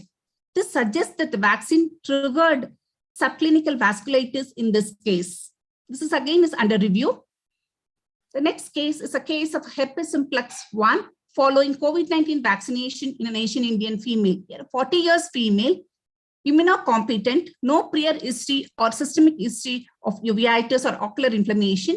21 days post-Covishield, patient presented with anterior uveitis, did not respond to topical steroids by the primary consultant, and the patient was referred to us. On examination, in addition to the CCC, you could see pigmented keratic precipitates and decreased corneal sensation in this patient. The suspected viral etiology, ACTAP revealed qualitative PCR for HSV1 was positive. Patient was put on systemic acyclovir therapy along with topical steroids, cycloplegics, following which we could see the resolving inflammations at 1 week. Within 3 weeks, there was complete resolution of viral-induced uveitis in this case. What we see is normally the viral uveitis tend to have a chronic course, whereas vaccine-triggered inflammation, most of the time they have a shorter course disease and they respond well to treatment. Here is a case of an HLA-B27 associated uveitis. 28 days following Covishield was reactivation of inflammation, responded well to topical and systemic steroid therapy with the continuation of systemic immunosuppressive therapy. Yet another case of a 52-year male, 28 days following first dose of Covishield, presented with posterior uveitis, was referred to us. On evaluation, diagnosed to have retinal opacification with retinal hemorrhages, diagnosed of acute retinal necrosis, varicella zoster virus was positive. This patient responded well to systemic acyclovir and systemic steroid therapy. Most of the times, post-vaccination, we have seen herpetic group getting reactivated, more so with varicella zoster virus.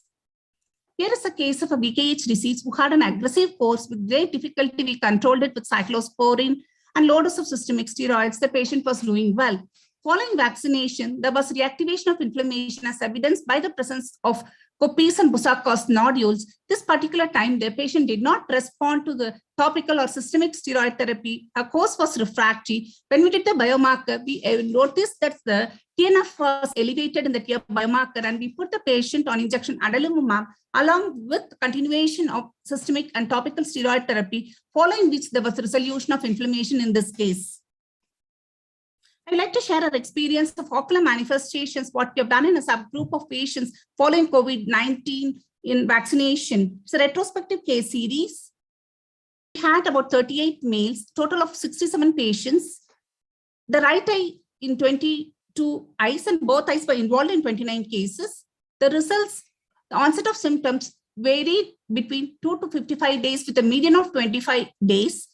Most of the patients presented after the first dose, 54%, whereas the second dose, 43%, and 3 cases had exacerbation of inflammation following both the doses.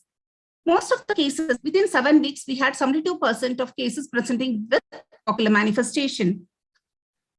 Covishield was the commonest because majority of the patients have received Covishield vaccine, 8 patients with Covaxin and 1 each of Sputnik and Pfizer.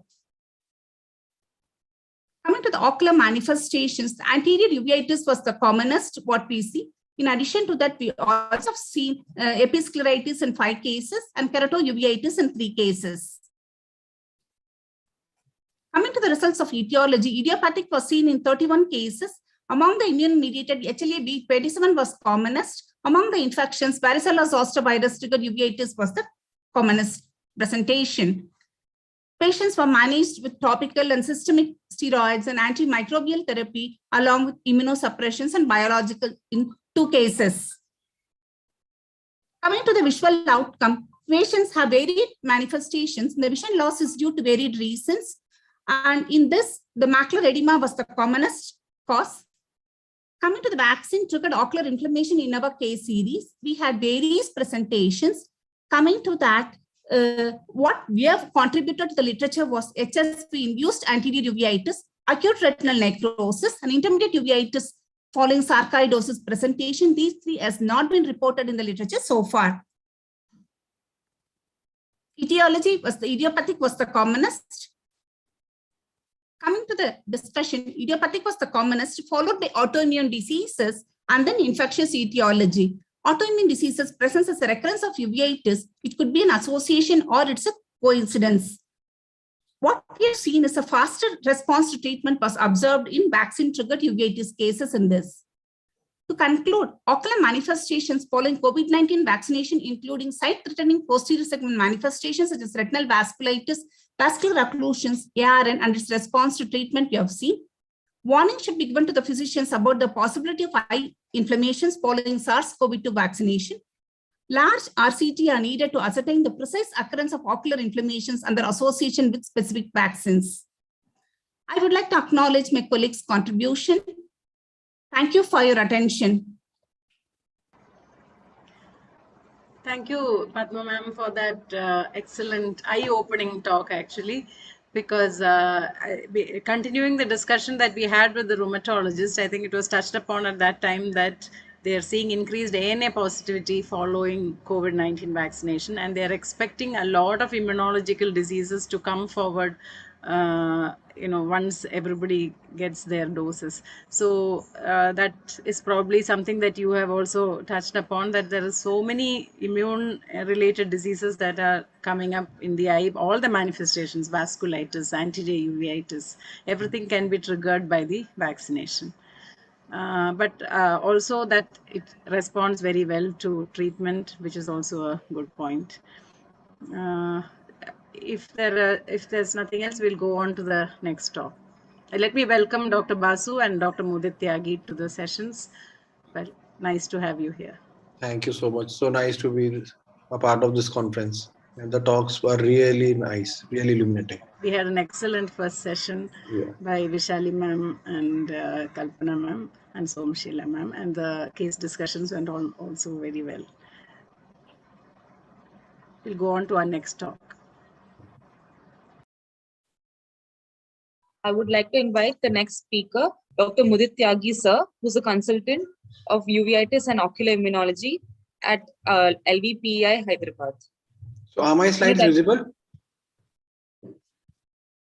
Yes, visible. And all right. So first of all, thank you so much to the organizers and to Dr. Natasha and all the organizers of this conference for Ignite 2022 for giving me a part of this conference, and thanks for the earlier great sessions. So I will be talking on infective retinitis and how to recognize these patterns. Now, the good part about infective retinitis is that a lot of times you can just make a clinical diagnosis. You do not have to resort to a lot of lab investigations. A lot of lab tests are not needed. Most of times it's a determinant of how nice is your clinical evaluation and how meticulously are you clinically reviewing these cases. So a lot of these cases can be identified just in your clinics.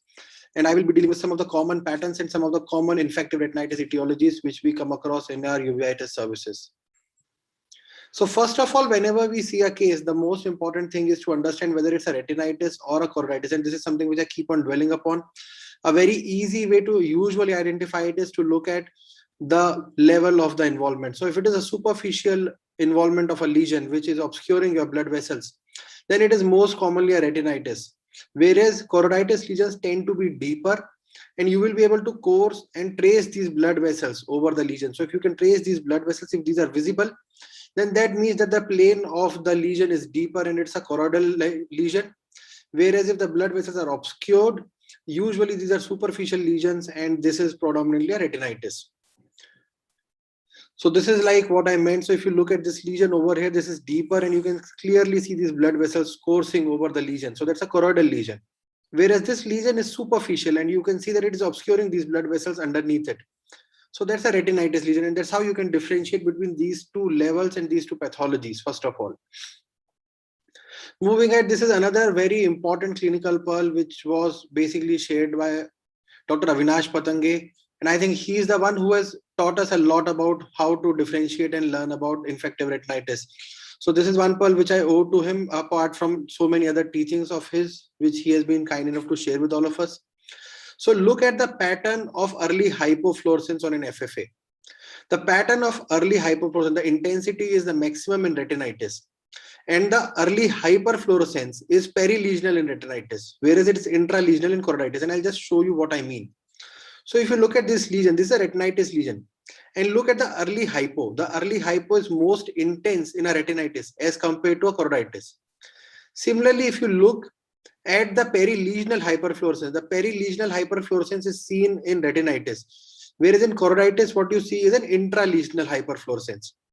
And scleritis, which can also be sometimes a conundrum, can be identified by the fact that you will have multiple pinpoint leakages. A B scan will help in revealing a T sign. So this is how you can clinically differentiate between these three pathologies, which can sometimes cause a conundrum when you see them. Moving on to some of the common pathologies, Dr. Basu anyways will be dwelling much more upon ocular TB subsequently, but few clues to lesions are, if you see this perivascular pigmentary changes, that again is a clue to the fact that you are dealing probably with an ocular tuberculosis. Now the most common retinitis which we may come across in our clinics, and the most common cause of a unifocal retinitis, is toxoplasmosis in our clinics. So if you see a lesion which is adjacent to a scar, that in itself is a clue to the fact that it can be a toxoplasmosis. Apart from that, you may see a lesion adjacent to a scar, and these lesions heal with pigmentation. So these are again clues to the fact that these lesions are toxoplasma lesions. Apart from that, sometimes you may see significant vitritis.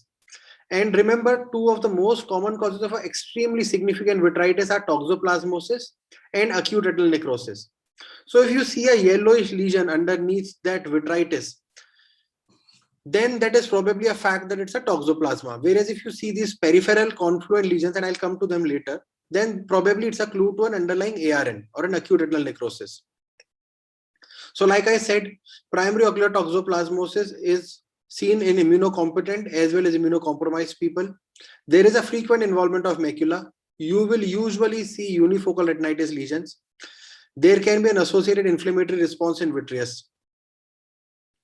So again, this was one more patient of ours who had this lesion, and you can see this lesion getting active at the edge of the scar. So reactivation at the edge of a scar again is a clue to the fact that it's a toxoplasma lesion. Whereas one more lesion which reactivates from the center of a scar can be a TB lesion. So if you see reactivation from within a scar, think of TB. If you see a reactivation from the edge of a scar, think of toxoplasma.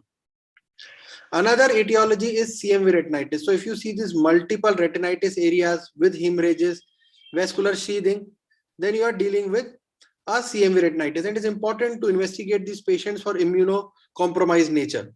So not only HIV, but patients who are on long-term immunosuppression for any rheumatological condition can also sometimes present with CMV retinitis. We have had patients who were known case of vaginous granulomatosis on long-term rituximab and mycophenolate who came with a CMV retinitis sort of a picture. So when you see this intense retinitis, but absence of vitritis, and again, absence of vitritis is a clue. The fact that a patient does not have enough immune response or immune capacity to launch an immune response. So absence of vitritis which is not commensurating with the level of retinal involvement. Again, is a clue to the fact that your patient is immunocompromised. So if you see these lesions, you are probably dealing with a CMV retinitis. So you may see minimal AC reaction, very minimal vitritis, associated hemorrhages and retinitis lesions. Apart from that, you may see CMV retinitis lesions, which may present with their classical lesions along with frosted branch angiitis. Again, like I said, absent or minimal vitritis. There will be a fulminant form with this extensive hemorrhages and retinitis lesions over here. And remember, the loss of vision in fulminant lesions is because of a macular involvement.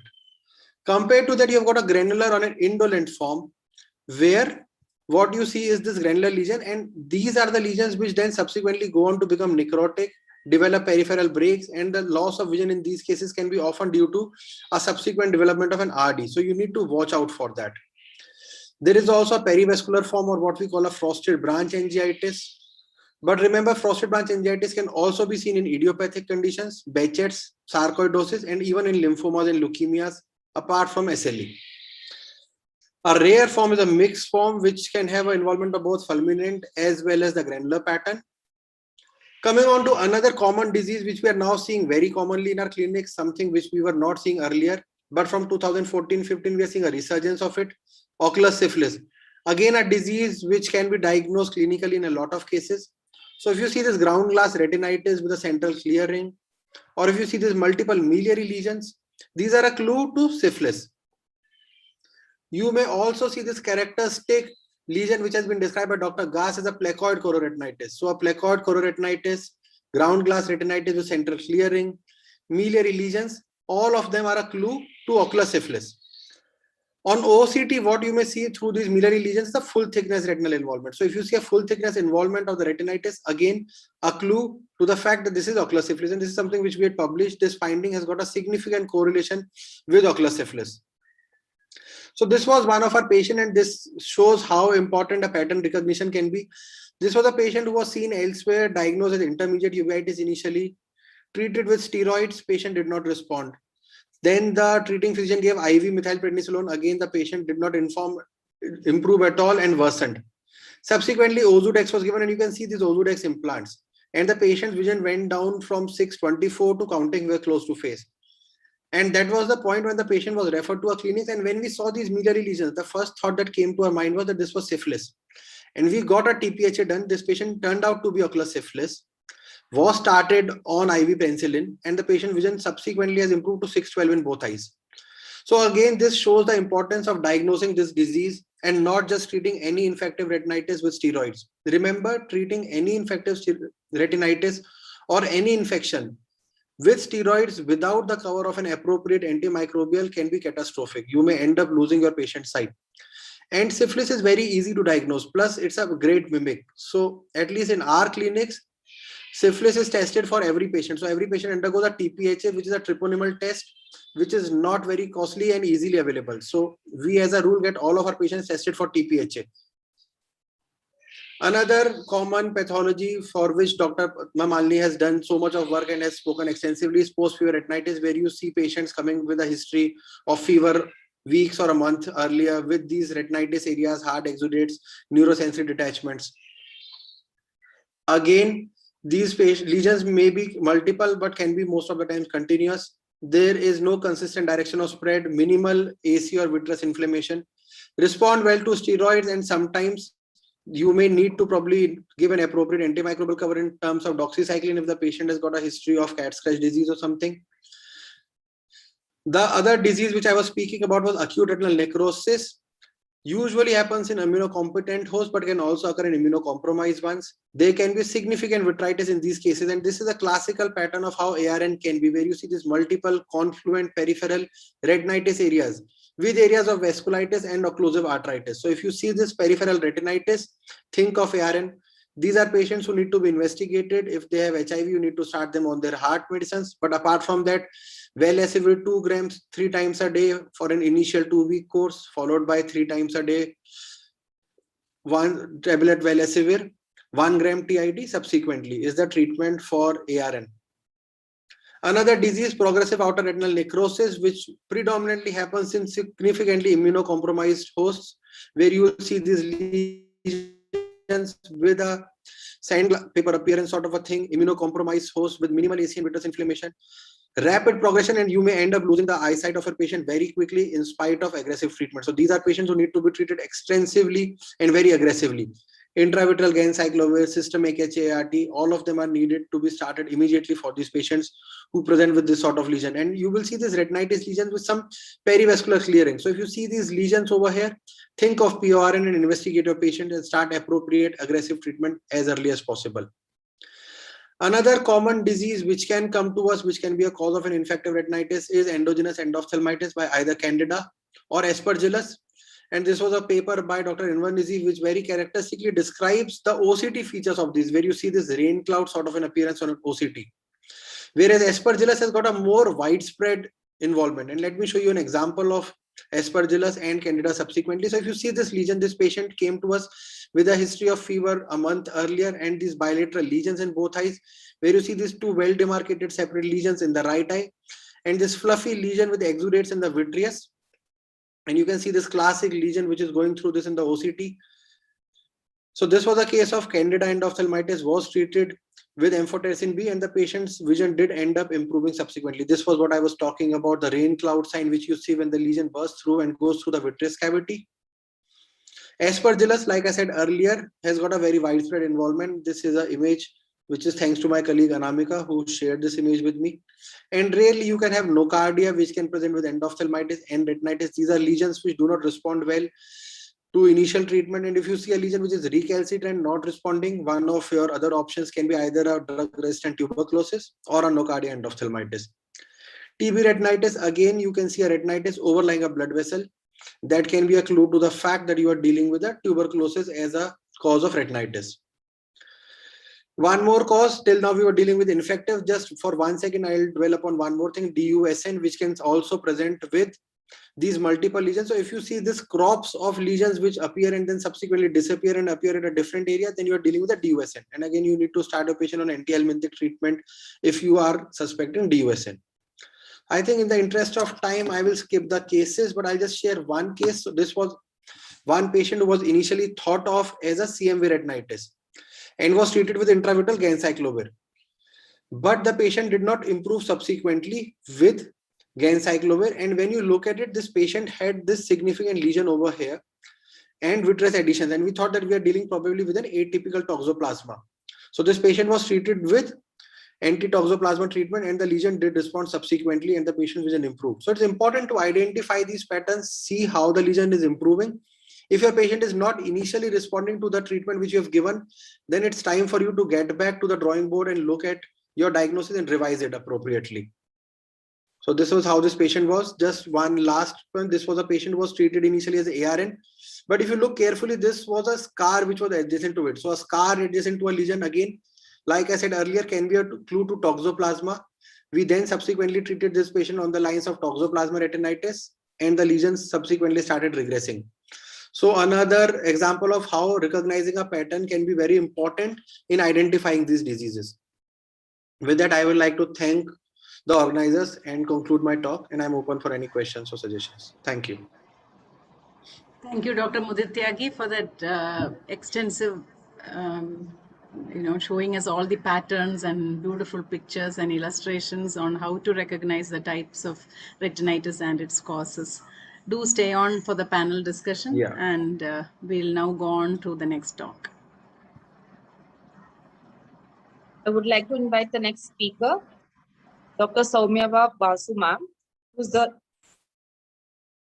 Soumyava Basu is sir. I mean sir. Sorry, sir.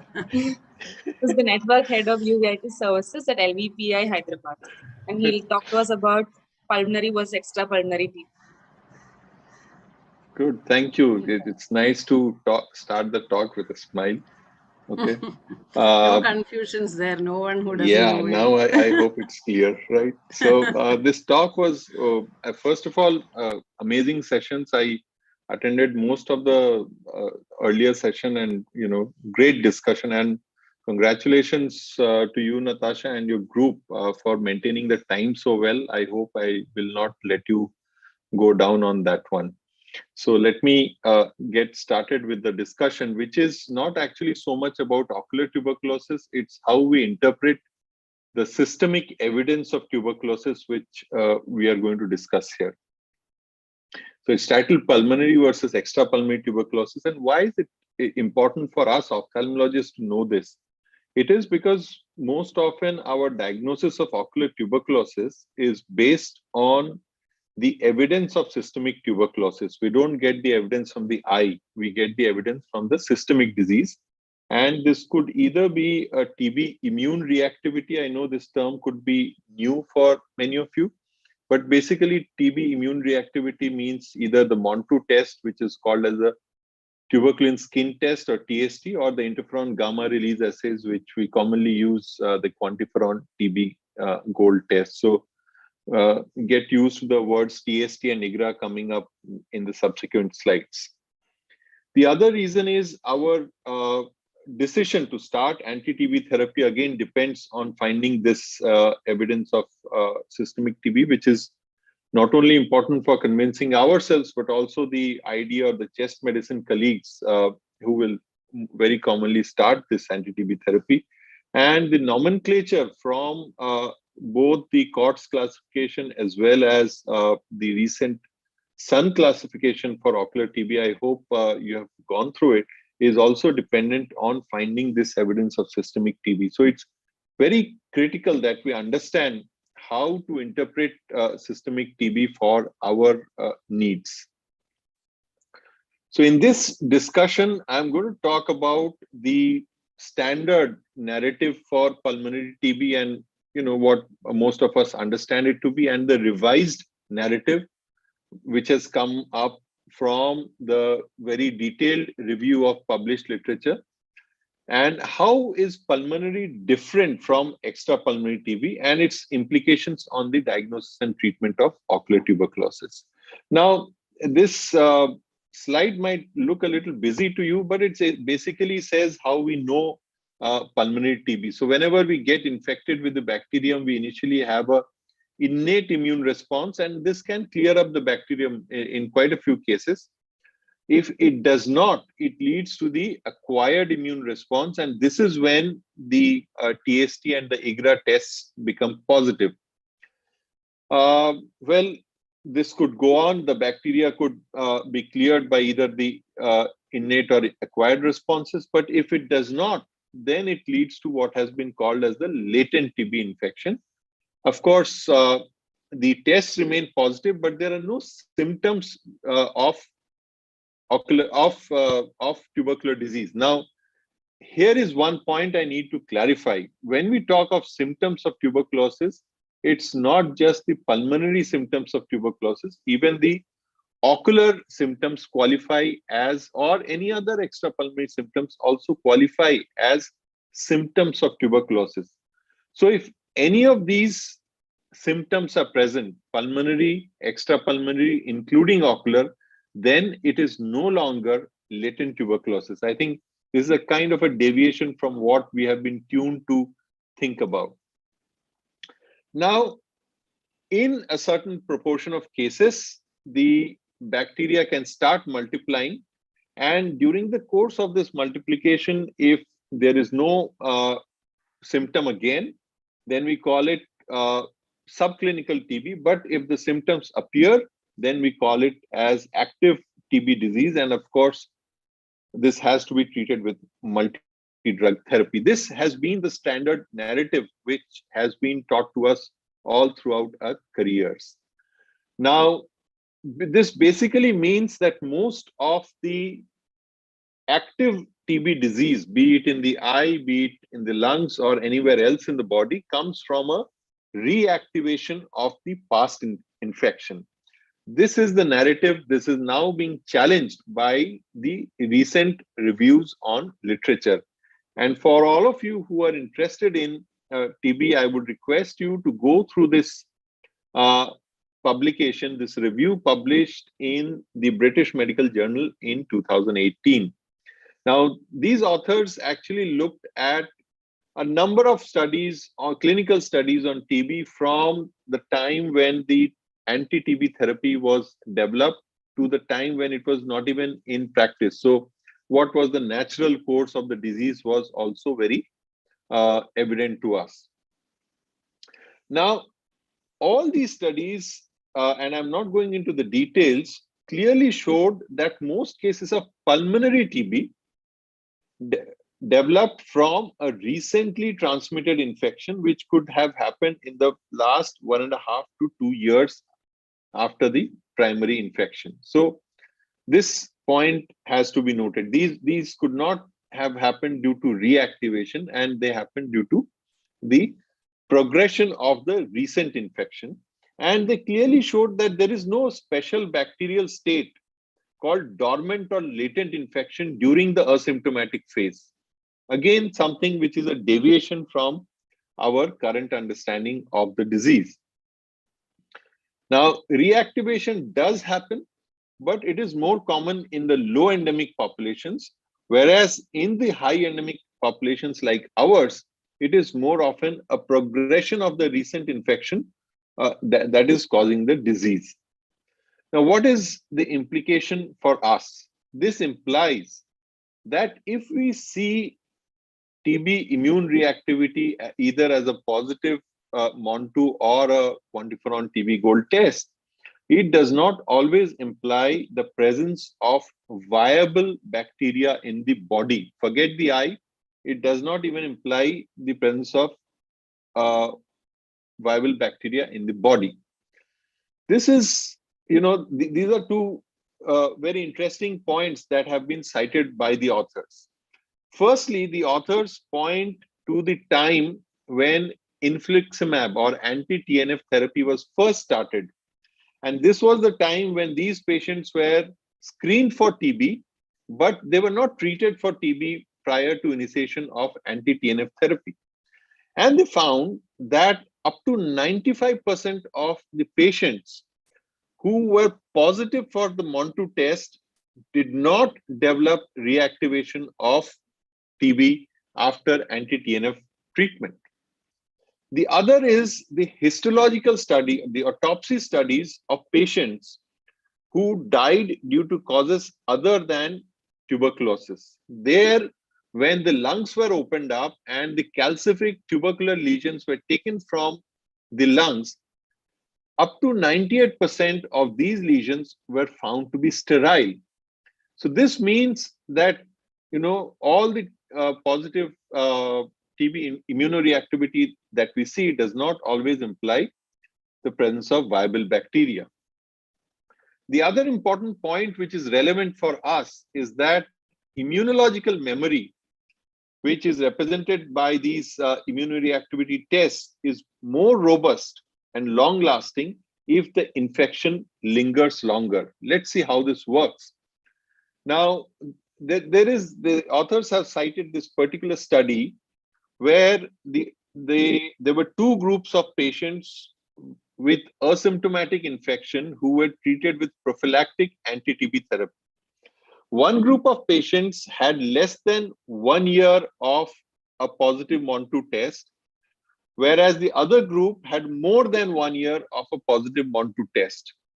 Once these patients were treated with anti-TB therapy, it was found that those who had a shorter duration of infection no longer remained MON2 positive, whereas those who had a longer duration of infection continued to remain MON2 positive even after the prophylactic anti-TB therapy. So this means that longer is the duration of infection in your patient, more likelihood is of getting a positive MON2 or quantiferon TB Gold test.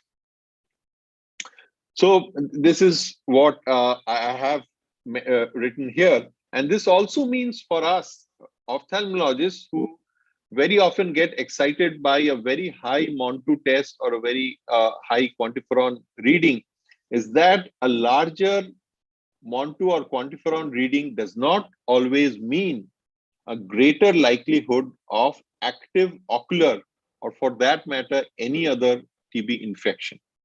I hope I have been clear up to this point, because here on we are moving to extrapulmonary TB.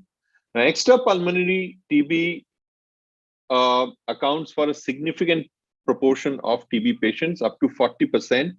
And over time, as the number of pulmonary TB patients go down because of better hygiene, better socioeconomic status, the percentage of extrapulmonary patients is actually going up. However, there is a lot of underreporting of extrapulmonary TB due to the variable diagnostic criteria, lack of microbiological evidence, as we see very commonly in our patients, and many patients having concurrent pulmonary TB, wherein the pulmonary infection is given much more importance than the extrapulmonary infection. Now, here is a study from 2018 from the United States, which is a low endemic country, where more than 9,000 patients, consecutive patients of confirmed TB were looked at.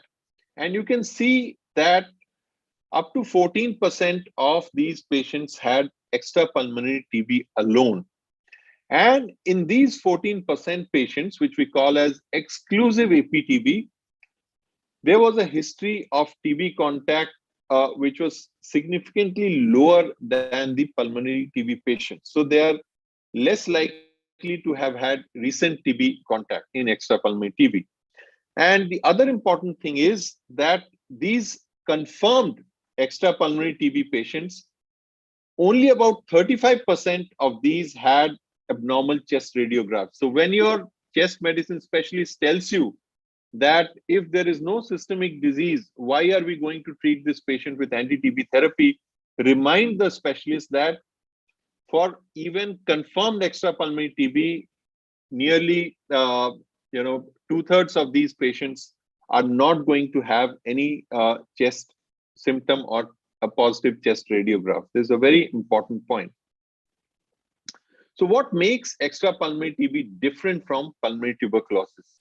Now, again, a new concept that I'm going to introduce here is the concept of anatomical niche of infection, of TB infection in nearly every organ of the body. And this includes both phagocytic and non-phagocytic cells. Now, there is this paper published in 2012 where this is from Mexico. And this basically looked at patients who died of causes other than TB in a TB endemic country such as Mexico. And there, in these patients, when they did the autopsies, they found that Mycobacterium tuberculosis DNA was present in nearly every other organ. This includes the liver, spleen, kidney. Of course, they did not look at the eye because nobody thinks of the eye. The other interesting thing is that extrapulmonary TB is not a very useful infection for the Mycobacterium because it halts the transmission of the organism. It can't spread from there. So evolutionary, it's not a useful thing, and therefore the Mycobacterium is not evolutionarily adapted to live in the extrapulmonary conditions. The other interesting part is that the extrapulmonary organs, including the eye, especially the retinal pigment epithelium cells, are also not adapted to kill the MTB.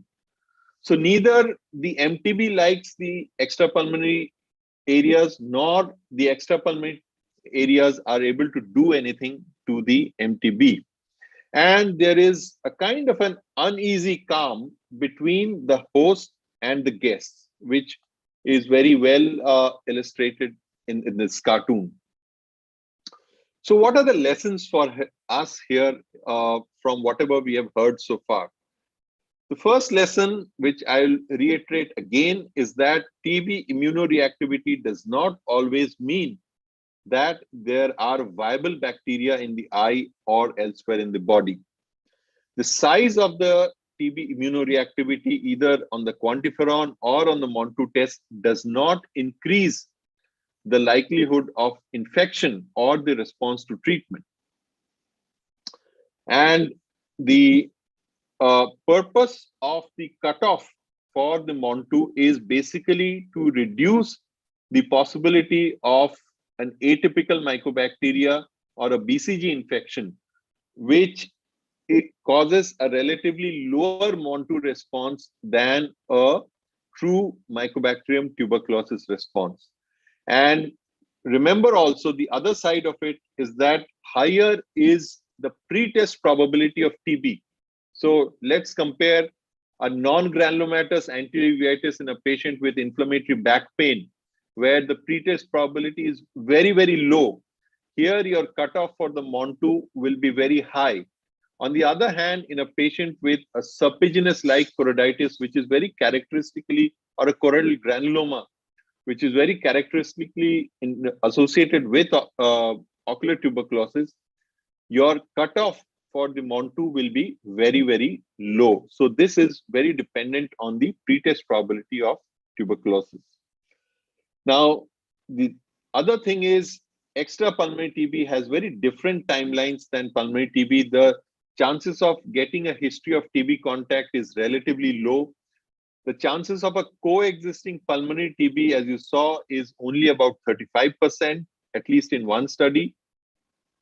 And what I have not discussed here is that it's not just the lungs, but also extrapulmonary organs such as the bone marrow, which can lead to dissemination of this infection. To summarize, extrapulmonary TB, evidence of systemic TB remains central to the diagnosis of ocular TB. There is a need to distinguish the evidence of systemic TB from TB immune reactivity, and the pulmonary and extrapulmonary TB follow different timelines after the primary infection. I thank you for your attention and acknowledge all these people who have been supporting my work on ocular tuberculosis. Thank you so much. Thank you, Dr. Basu. I'm going to forgive you for overshooting the time because that was such a difficult topic, but dealt with very nicely and changed the way we look at ocular TB.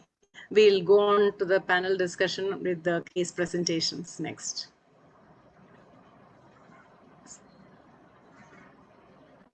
Moving on to the next session, which will be case presentations. The moderator for this session will be Dr. Natasha Radhakrishnan, ma'am. And I would like to invite the panelists for the session.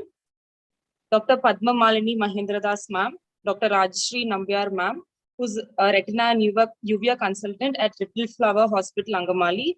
Dr. Mudit Tyagi, sir. Dr. Divya Balakrishnan, ma'am, who's the consultant retina surgeon at Giridhar Eye Hospital. Dr. Soumya Basu, sir, who's Network Head Uveitis Services, LVPI, Hyderabad. And Dr. Lekha T, ma'am, who's a consultant retina surgeon at Giridhar Eye Hospital. First case presentation will be by Dr. Sachin Desai, who is a Vitreya Retina Fellow at Giridhar Eye Institute. Over to Dr. Sachin Desai. Thank you, madam.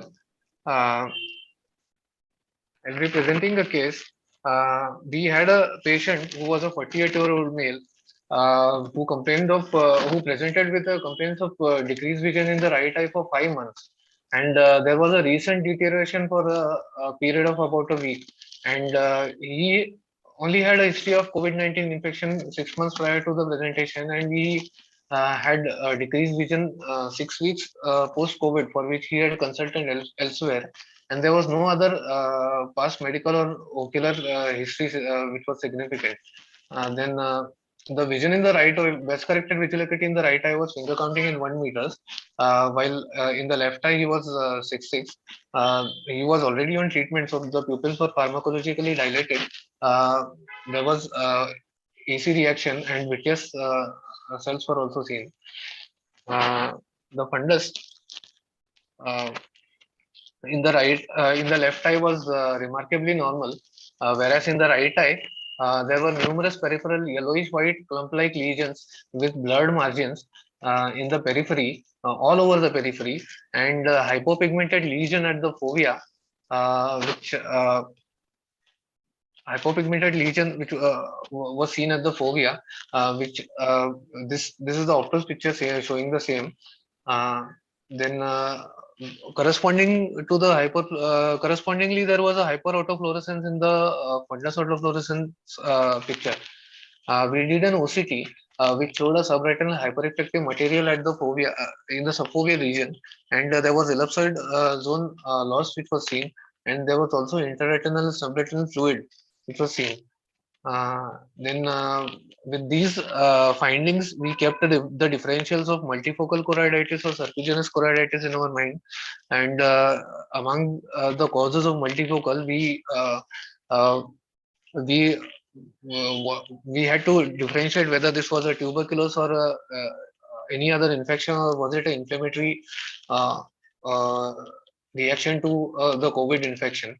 And also the lesions at the fovea raised a suspicion of a choroidal neovascular membrane if it was associated with the peripheral lesions. Keeping these differentials in mind, we referred the patient to an internist and investigated him to rule out the infective.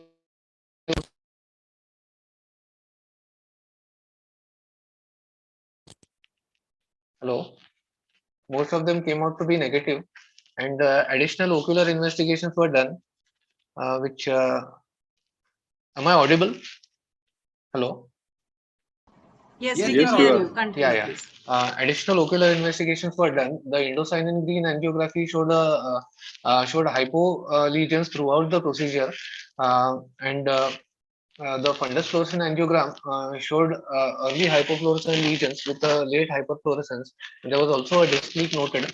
All these features were suggestive of a inflammatory chorioretinitis kind of a picture. So we started the patient on methylprednisolone 12 milligrams, weekly tapered over a period of 1 month initially, and continued till 2 months.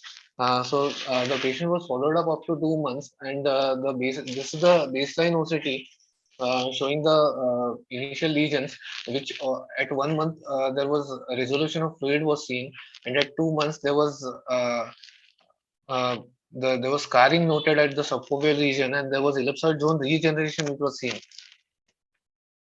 Then this is the fundus picture at the baseline, which at 1 month showed decreased activity of the lesions, and 1 month at 1 month and 2 months. This is the optos picture at 2 months, showing the lesions appear relatively inactive, and the best corrected visual acuity at this point had increased to finger counting 3 meters from the initial presenting acuity of finger counting 1 meter, and there was a macular scar, and the left eye was remarkably stable throughout the course, and the lesions at the last visit were inactive. This is a case report by Ortiz Cellar and Costa, which showed that which was published in the Ocular Immunology and Inflammation, which showed that uh, which showed the presence of the lesions, which were they described the lesions as yellowish, creamy, deep chorioretinal lesions, which were present during the course of the infection. Then this is another case report by Dr. Malika Goyal, which showed which showed that they represented a case of bilateral multifocal choroiditis, and it was seen 1 week after the infection, as they have mentioned. Then this is another case report. This was published in the AJO by D'Souza et al. It it described a case of ocular it described the case of retinal involvement uh, uh, about 5 days after the initial presentation. Then this is a series of 46 patients which describe that which in which they found that only one of the patients had the features of chorioretinitis in this series. Then there was this is a review article from Taiwan, which showed that serpiginous choroiditis and chorioretinitis has been associated with uh, COVID-19, and the lesions that they described were mainly peripapillary atopic lesions along with diffuse yellowish white patches in the peripapillary and the foveal region. They have also described vitritis to be associated with the with COVID-19. So my questions to the panelists are: is this a post-COVID related multifocal choroiditis, and if at all, why is it unilateral? Then can it present so late in the infection? And the macular lesions here mimic the choroidal neovascular membrane, but all of our other ocular investigations like fluorescein angiography and indocyanine angiography fail to show any evidence of choroidal neovascular membrane.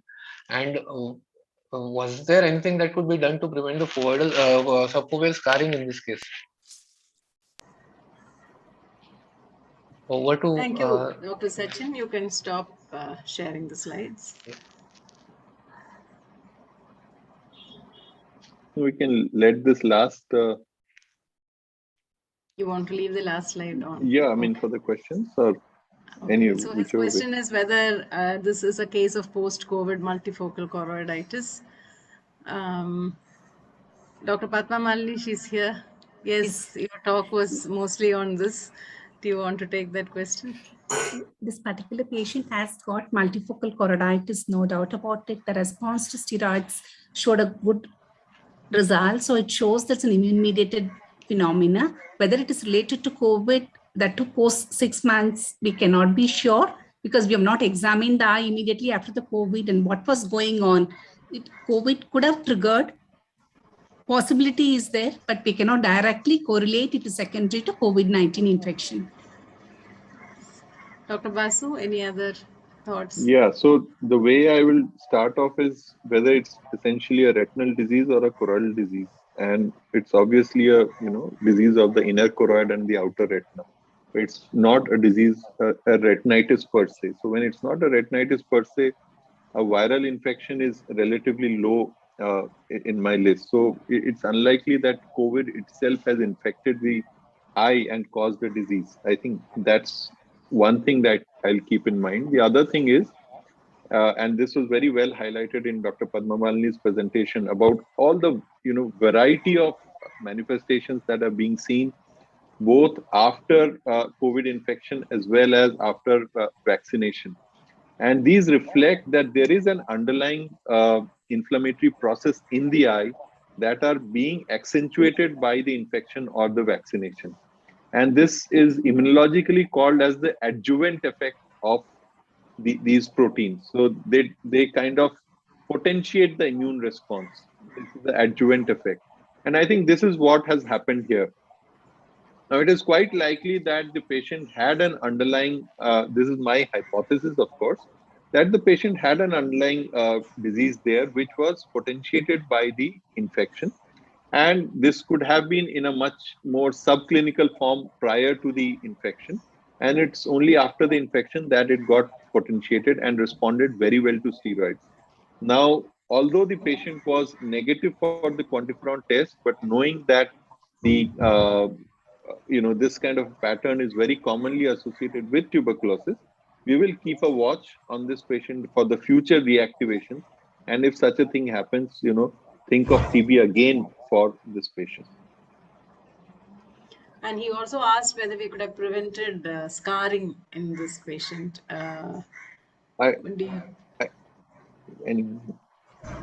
This particular patient was put on methylprednisolone 12 milligram.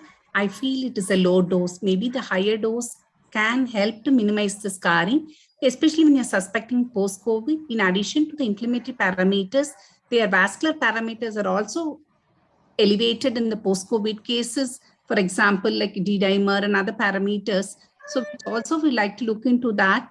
In addition to the systemic steroids, the oral anticoagulants can play a role in controlling the inflammation. May not be in this particular case, but I'm just talking about the post-COVID cases.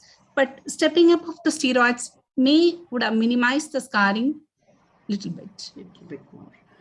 Dr. Mudit Tyagi, do you have anything to add? Yeah, just a few things. So like what Dr. Padma Malini ma'am said, I think it was important to probably start a little bit higher dose of IVMP. The other thing is, if you look at even the first point of presentation, you see that there are some lesions which are already healing with pigmentation. So like what Dr. Basu and Dr. Padma Malli had said, because this patient was seen probably 6 months later, we do not know what has happened in the interim period. And there is a possibility that there was already a choroiditis which had come, healed, and then you are seeing a recurrence around it. Because at the time of presentation, the first optospic which we have, that is showing areas of active lesions as well as some peripheral lesions which are already healed with pigmentation. So that means there were lesions which had already started healing by the time the patient had presented to us. And now once the foveal area is involved, once there is a pigmentation or the lesion has already started involving the RPE, like what Dr. Basu said, this is a disease of choroid and outer retina over there. Once the RPE gets involved, even with healing, you will see scarring and you will see pigmentary changes. That is going to happen. That's a sequelae of once an RPE gets involved. So like what ma'am said, giving aggressive dose of steroids would have been more beneficial. Yes, that would have also reduced the scarring and the RP changes, but still we would end up still seeing some of those RP changes around the fovea. In terms of whether there was a CNVM or not, I don't think there was a CNVM at the time of presentation. Also, it was not there. But just a caveat, not for this case, but for all cases, sometimes when you see these choroiditis lesions, there can be a subtle CNVM underneath, which can be difficult to detect because FFA will get a bit confounded by the leakage of the choroiditis lesions. So an OCT angiography can become a very valuable tool, specifically for this subset of CNVMs. So to summarize, the timeline in this case doesn't point to a straight post-COVID multifocal choroiditis. So it might be that there was an immune disease underlying that has come out as an adjuvant immune response to the COVID. We could have probably given aggressive steroids that could have reduced the scarring a bit. OCT angiography is a good ancillary investigation when you're trying to rule out CNVMs in a case of choroiditis. So with that, we will move on to the next case. I request all those who are not speaking to keep their phones on mute. And I request all the panelists, when they come on the panel, to keep your camera on, please. Thank you. Over to the next case presentation. Thank you, Dr. Sachin. The next case presentation will be by Dr. Nikita Dinesh, who's a Vitreoretina Fellow at Little Flower, Angamali. Over to you, Dr. Nikita.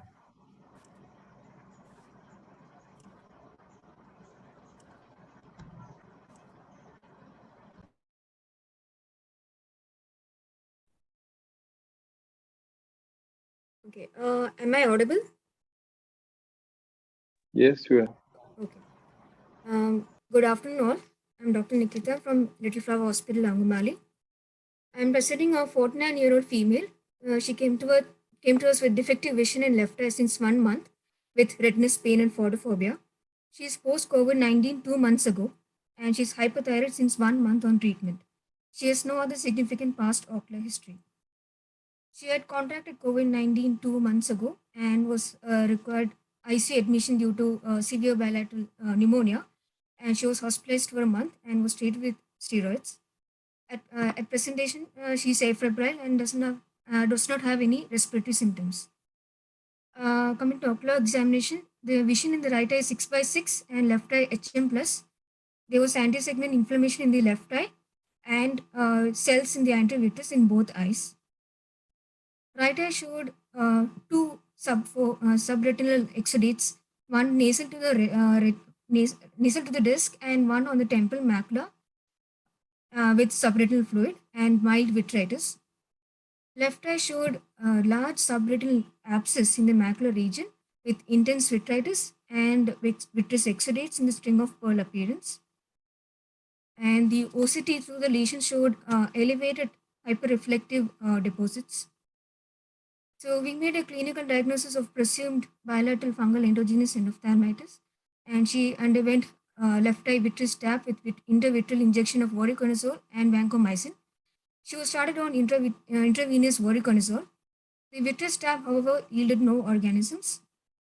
Investigations done pointed towards an ongoing inflammation in the body. However, we couldn't find any systemic fossite infection, even with the help of physician, ENT, and pulmonology specialist. She was continued on IV voriconazole, but at first week, there wasn't much improvement. So hence she underwent left eye pars plana vitrectomy with vitreous biopsy and intravitreal voriconazole, and the vitreous biopsy yielded budding E cells. On subsequent weeks, there was significant improvement in terms of intraocular infection and inflammation. And by week 8, the lesions are flattened and scarred, the vitreous was clear, and the eyes were quiet. Vision in the right eye is maintained at 6/6 and left eye 1/60. Coming to discussion, a case series of presumed fungal endogenous end-off in post-COVID-19 patients was done by Shah et al. He found that the risk factors were prolonged hospital stay, long dwelling intravenous cannulae, and pre-existing comorbidities. Sustained reduction in peripheral lymphocyte counts has been observed in these patients, and high-dose intravenous corticosteroid therapy as a part of management of COVID-19 may contribute to the systemic immunosuppression. Visual outcome dependent on the location of lesion, macular versus extramacular, and response to the therapy. Similar case series by Sharaf et al. Show that in otherwise immunocompetent patients with a history of recent severe COVID-19 disease and prolonged hospitalization and treatment with steroids can develop endogenous endophthalmitis. Fungal organisms are responsible for more than half of the cases of endogenous endoph, with Candida albicans being the commonest pathogen. All cases in the series underwent PPV with intravitreal voriconazole. My questions to the panelist: how early vitrectomy would be advisable for fungal endogenous endoph? Which intravenous fungal antifungal would be preferable with respect to effectiveness and cost factor? And which newer and systemic antifungal would be preferable in such cases? Thank you.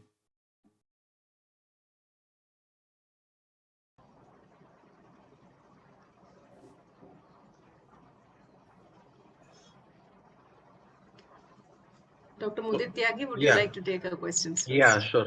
So if you see, even this clinical presentation actually was very classic of a Candida endophthalmitis. If you look even at the lesions which were there, the way it was protruding into the vitreous, apart from the clinical history, and then when you did your OCT again, all of them are a clue to the fact that probably you are dealing clinically with a Candida endophthalmitis.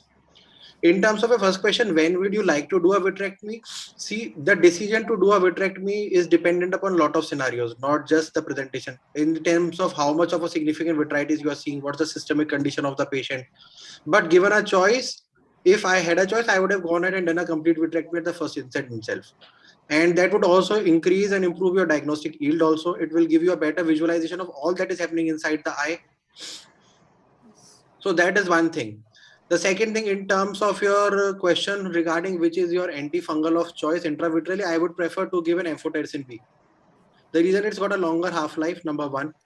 Number two, the voriconazole has got a very low half-life. You'll have to probably end up repeating it every single day. It's got a half-life of less than 24 hours. Amphotericin B contrast has got a longer half-life. It is more active, more efficacious against yeast, and you already are clinically suspecting it to be Candida, though you still need a microbiological correlation and a confirmation of your diagnosis, but clinically it looked like Candida. So I would have probably given an amphotericin B. Now, one word of caution is sometimes amphotericin B ends up causing a bit of an inflammation. So don't be alarmed if you see the next day a patient having a more vitreous opacities, more vitritis, something that happens after amphotericin B. So give it time of 1 to 2 days, that will regress. Keep on observing your patient. Then the third question was, which is the systemic antifungal of choice? Now, as far as systemic antifungals are concerned, we have used voriconazole with a very good effect in a lot of our endogenous endophthalmitis fungal patients. Voriconazole has got a very good bioavailability and a more significant vitreous penetration, even systemic voriconazole as compared to other antifungals. So our choice of antifungals is voriconazole because it's also easily available. And that is what we give systemically. In terms of intravitreal, most of our patients we have treated with ampho-B. And we don't really need intravenous, isn't it? We don't. No, we don't. Oral is having good bioavailability. Yeah, oral is good enough. Oral voriconazole has got a very good bioavailability in vitreous. There's a paper by Dr. Srinu Hariprasad, which has compared the bioavailability of most of the antifungals, oral antifungals, and their penetration in vitreous. And it has shown that voriconazole has got a significantly high vitreous penetration as compared to other antifungals. So it works well. Padma ma'am, in this patient with bilateral fungal endophthalmitis, would you put the patient on systemic antifungals also? Yes. Since the patient is bilateral, most of the times they have endogenous source. So except post-traumatic, the other cases have endogenous source. We prefer to treat them with intravitreal along with systemic antifungal therapy. We have to give it for longer duration. And suppose if they're not responding, then we prefer to change it to other antifungal agents. Like Dr. Murid said, voriconazole works well in most of the cases. The other itraconazole also can be used. Coming to the intravitreal, voriconazole works better. If you're not finding a good response, then we can alternate between voriconazole and amphotericin B. Amphotericin B causes increased reaction in the post-inflammatory. It can be combined with word of caution, low dose after dose of DEXA also can be combined to reduce the inflammatory response following amphotericin B injection. It is controversial. We have to decide based on the case-to-case basis. One thing I would like to tell, most of the times you see it looks like candida because the vitreous cavity is clear, your AC tab comes negative, you're not able to make the diagnosis. Imaging biomarker can be used as a clue. That is rain cloud sign has been described in a case of candidiasis. If we see on OCT, then it goes more in favor of fungal than bacterial or other causes. Yeah. This was what her OCT actually had shown. One of her OCTs was actually very characteristic of a candida infection. Yeah. Ma'am, what duration will you give the, suppose we don't have any systemic infection to go by, if you're looking only at the eye response, what duration will you give systemic antifungals? We have to monitor how the patient is responding, the amount of vitritis, whatever the retinochoroiditis lesions, the fungal exudates. Usually it takes many weeks, sometimes 8 to 12 weeks also, depending upon the eye involvement you take the treatment on case-to-case basis. And we also have to watch out for liver toxicity in these cases. Actually, most of this, they have associated comorbid conditions. If you are giving HAM4, then renal toxicity has to be watched out. For azoles, liver toxicity has to be monitored. No prescribed rules, but we have to monitor the case and decide the duration based on the clinical presentations and case-to-case basis. So probably we can expect for about 8 to 12 weeks of voriconazole therapy. Dr. Basu, would you like to add something? Yeah, just a quick point. I think it's been very well summarized about the systemic voriconazole. I think it's important to counsel the patient about the cost of treatment because it's nearly 1,000 rupees a day, and a large majority of patients will not be able to afford it. So, be prepared to shift from voriconazole to itraconazole, or fluconazole, if the patient is not able to afford that. Rest of it, I already. Okay, to summarize, that case was a very clinically diagnosable, like you could diagnose it clinically that a fungal end-off, and the imaging was also very characteristic of fungal end-off, and we are seeing an increased incidence of endogenous end-off following COVID infections and their steroid treatments. So that was very classical, and when you have to treat it aggressively with vitrectomy as well as intravitreal, and when it is bilateral, you need to put the patient on systemic antifungals as well. And systemic antifungal treatment, we are looking at a duration of around 8 to 12 weeks for complete remission of the infection. We'll go on to our next case. Thank you, Dr. Nikita. For the next case, we have Dr. Nivedita Nair, ma'am, who's a consultant, UVA Neuro-Ophthalmology at Chaitanya Eye Hospital and Research Institute, Trivandrum. Very good afternoon to the panel. Today I'll be presenting a case of a 40-year-old gentleman with known coronary artery disease and systemic hypertension. So he presented to us in October 2021. He was actually referred with a diagnosis of an impending central retinal artery occlusion. So his main complaint was a blurring of vision in the right eye since 5 days, but it was not associated with any other ocular or systemic features at that time. His vision was 6/12 in the right eye, and left eye it was 6/6. Anterior segment and pupil examination was normal. On fundus evaluation, the right eye shows a diffuse whitening. It mainly looks deeper rather than the inner retina. So diffuse whitening was noted in the posterior pole. The left eye fundus was normal. So OCT scan showed a optically clear vitreous. The inner retinal layers, as expected, was normal, and the lesions were mainly in the outer retina. Regular clumping was noted at the RP, and choroidal architecture seemed almost normal. So a fundus angiography and on fluorescent angiography, there was a stipple kind of hyperfluorescence in the early phase, and the late phase a hot disk was noted, and there was staining of the lesion with subtle retinal vasculitis. An ICG, it showed a choroidal hypofluorescence indicating a choroidal involvement which persisted to the late phase. Left eye angiography was normal. So we delved into history further, and in September 2021, he had a history of multiple genital lesions, ankle joint pain and swelling, alopecia, scalp ulcers, and recent weight loss. And he consulted a general physician who evaluated him for all possible rheumatologic causes. His ANA profile was negative, VDRL, HIV, HC, VSAG, AC, MANTO, everything was negative. So our differential, since he was already investigated the preceding month, we didn't investigate him further at that point. Our diagnosis was a white dot syndrome, acute retinal pigment epitheliitis or Creutz's disease, and we conservatively managed him.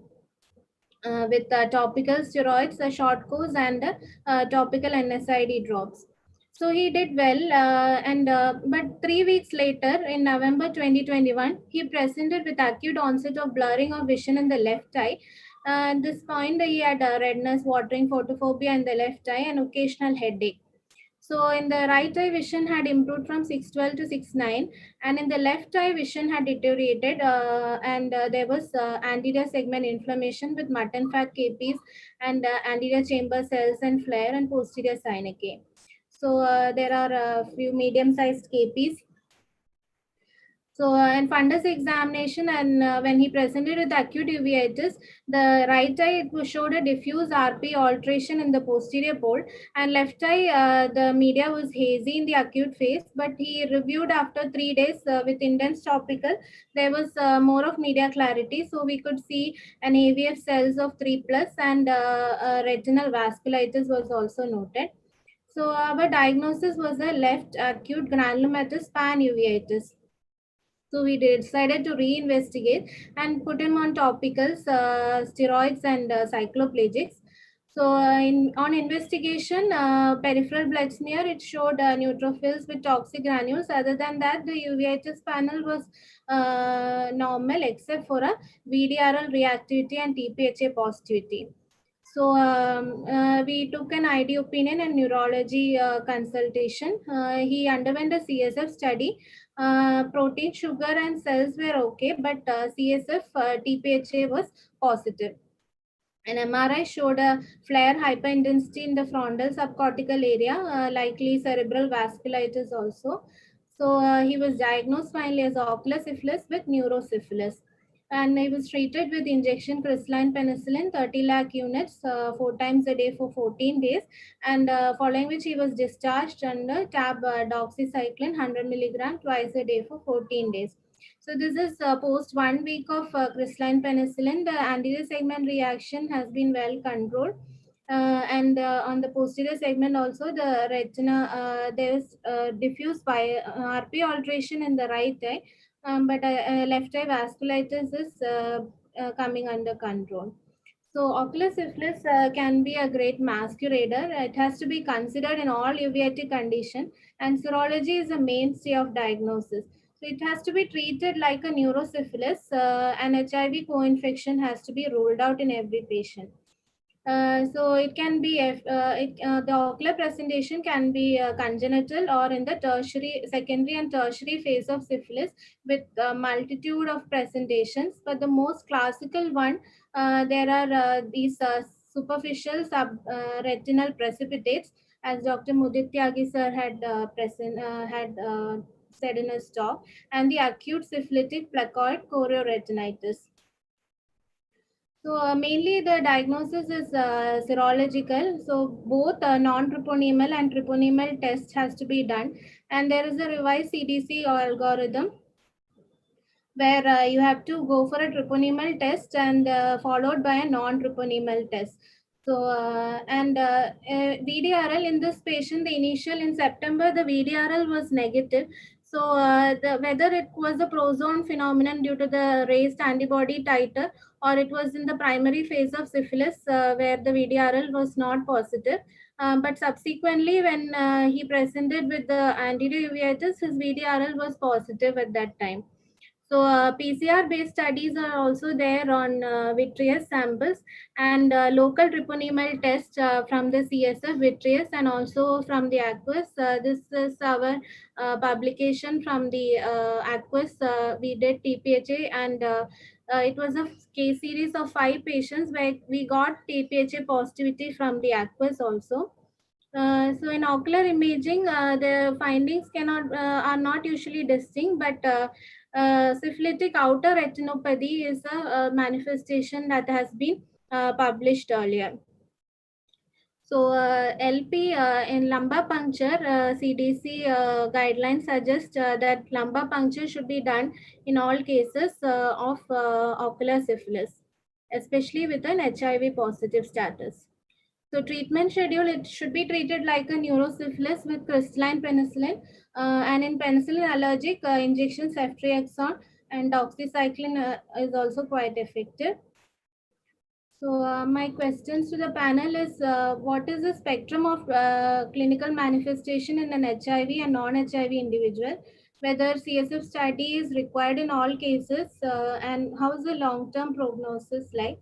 And the role of systemic steroids in acute infection. Thank you, Dr. Nivedita. Over to the panel, Dr. Mudit Tyagi. As soon as I saw the summary of this case, I thought of you. So it is over to you first. Yeah. So a few clues, Dr. Nivedita, even initially at the time of presentation, if you look at it, your patient's history also was suggestive of the fact that probably it's syphilis. Your patient had history of multiple genital ulcers, also systemic involvement. Then apart from that, if you look at the photograph, the clinical presentation, initially also there were those RP changes which are seen in syphilis. And that is why I keep on harping on the fact that TPHA, the treponemal tests have to be done first.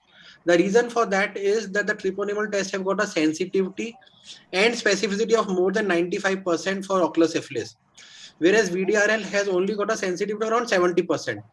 Actually, we have had this mistake earlier. The first case of syphilis which we had seen had a VDRL which was negative. So we did not even think of syphilis for a very long time. It's only later when we went back, the patient was not responding, that we got a TPHA repeated. And from that mistake we learned, and now we do TPHA as our first test for all of these patients and not VDRL. The importance of VDRL is in monitoring your patient's response. So a 4-fold reduction in your serum titers of VDRL is an indicator of a clinical cure. So the definition of a clinical cure for syphilis is a 4-fold reduction in VDRL titer plus a clinical resolution of your lesions. But for diagnosis, TPHA scores much higher. So TPHA should be done for all of your patients. That is one. In terms of CSF tap, there are a lot of infective disease specialists who recommend CDC guidelines also say that CSF tap should be done. But we do not do CSF tap, at least in our center. And the reason for that is the fact that even otherwise, we are treating this patient on lines of a neurosyphilis only. So whether my CSF tap comes positive or negative, I am still not going to change my treatment. It is still going to be the same on lines of neurosyphilis. So as a rule, we do not do a CSF tap unless and until patient has got some neurological symptoms and a neurologist or an infectious disease specialist feels that they need to do it, then it is up to them. But as far as we are concerned, in our clinics, we do not do a CSF tap routinely. MRI?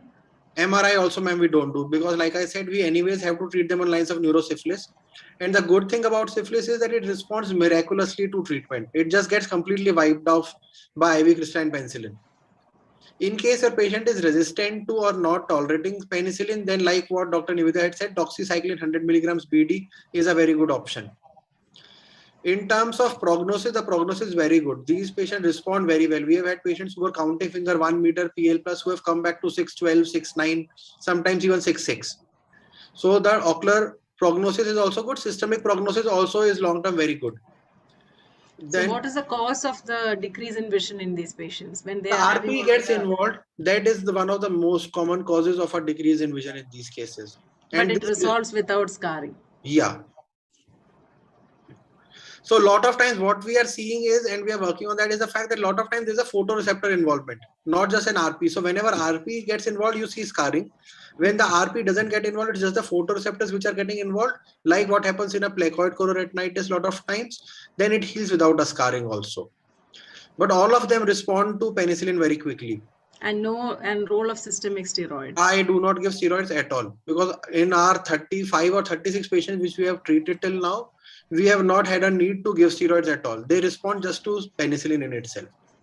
So while there are some people who have treated with steroids, there are some anecdotal reports also of patients being treated with steroids.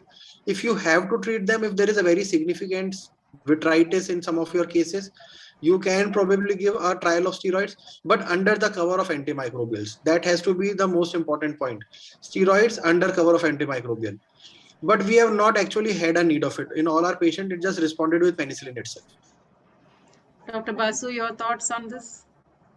No, just a quick point. I think syphilis is all well covered, so nothing else to add.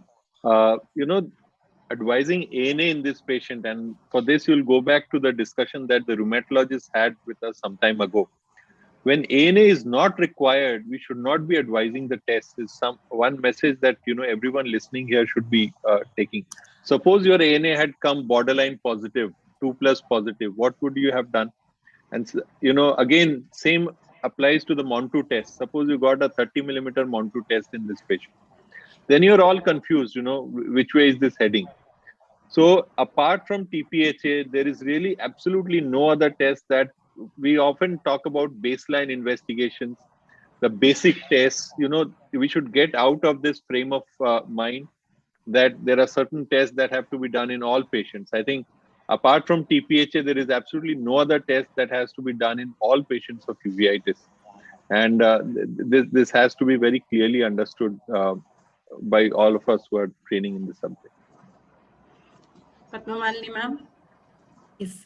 Syphilis is a great masquerade. It can have varied manifestations. The differentiation between HIV and non-HIV. In HIV, we'll have atypical presentations and you can have a larger lesions.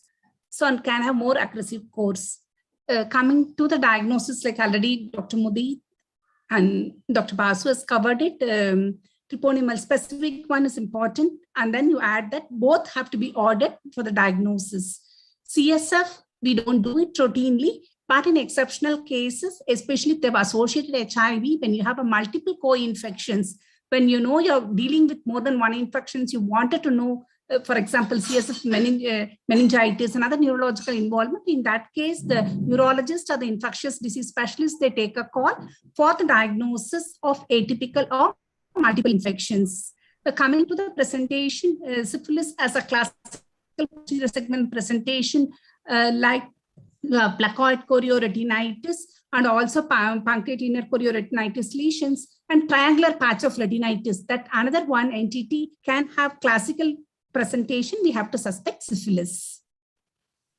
An important thing, whenever you come across a cases with syphilis, we have to screen the partners also. And if they are positive, we have to treat them as well. Otherwise, you treat the patient come back with the recurrence of syphilis, that has to be treated. That is also important to prevent the future infections. Point well taken, Padma madam. So you need to screen and treat the partner also. To summarize, TPHA is the test of choice that you need to do if you want to diagnose syphilis. You will not, ocular syphilis, you will probably not get it if you just do the BDRL alone. Secondly, when you're ordering the test, order it based on your clinical diagnosis. Don't order it in like a whole battery of tests. That will only complicate the whole issue. And treatment of syphilis is straightforward. Responds very well to crystalline penicillin, and most of the time you do not need to add systemic steroids to it. And MRI and CSF tap is probably not required unless there is some other thing that you're looking for or some neurological manifestation that you want to, that has been seen in your patient. And because you're going to treat it as neurosyphilis, the same regimen as neurosyphilis is what I understand. So those are probably the points. And finally, also test your partner, test the partner of the patient for syphilis. Otherwise, you're going to get our classical ping pong infection. So with that, we'll move on to the last case of this Ignite 2022. Thank you, Dr. Nivedita Nair. The next case will be by Dr. Vineet Prasanna Shah, who is a Vitro-Retina Fellow at Giridhar Eye Institute.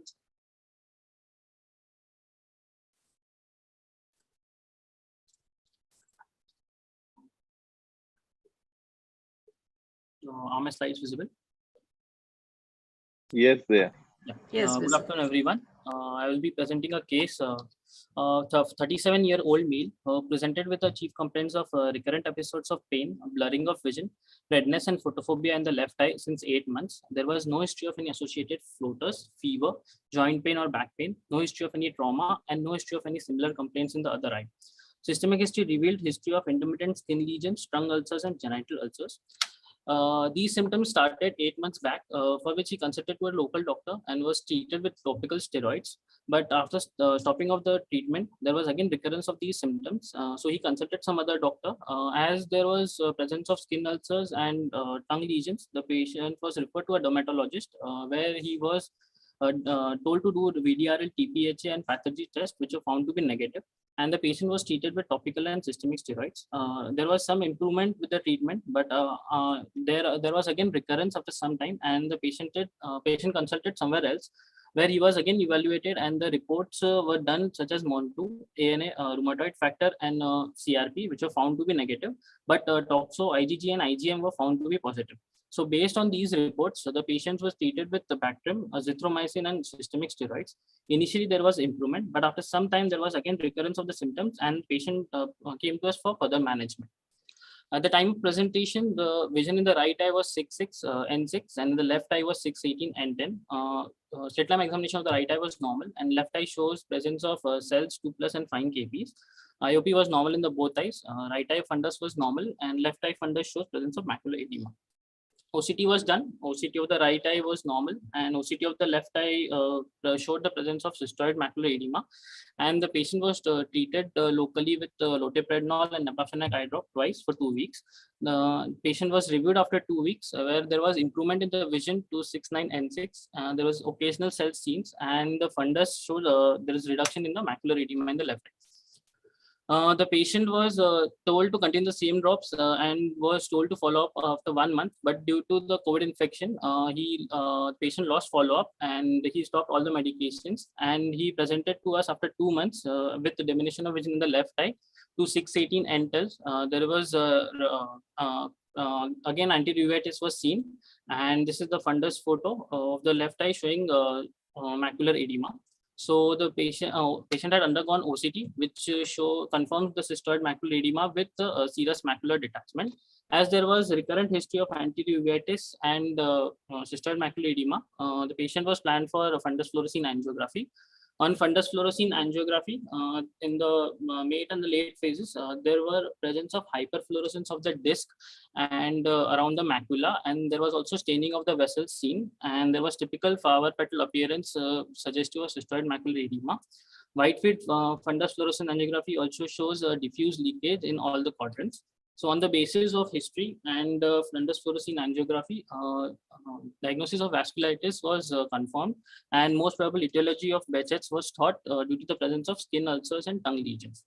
The patient was started with topical prednisolone and homatropine eye drop, and was referred to a rheumatologist for a vasculitis workup before starting systemic and immunosuppressive drugs. The rheumatologist reviewed, and all the reports were done. Reports came out to be normal, except for liver function test, which were abnormal. Dyslipidemia was present, and HLA-B51 report was awaited. So the patient was started on systemic steroids and was continued on topical prednisolone and homatropine eye drop, and was reviewed after 1 month. During this time, the patient was also given mycophenolate mofetil and was also found to be HLA-B51 positive. So this confirmed our diagnosis of Behçet's. And after 1 month, when the patient presented, there was significant improvement in the vision in the left eye to 6/7.5 N6, and there was presence of occasional cells. This is the fundus photo on the OCT showing improvement on and reduction in the cystoid macular edema. But at this visit, the IOP in the left eye was rose to 35 mmHg. So the patient was thought to be a steroid responder, and a glaucoma opinion was taken when we started on systemic and topical anti-glaucoma medications. And on subsequent visit, the patient responded well to the anti-glaucoma medication, and the IOP was back to the normal range. Patient was recently seen. He is maintaining vision, and there is no recurrence of any anterior uveitis or recurrent cystoid macular edema. So my questions to the panelists are like how to suspect a vasculitis without the presence of any typical findings. Is there a role of any pathology test in diagnosing of Behçet's? How long to continue systemic steroids and immunosuppressants in such cases, and how to monitor such cases? Thank you.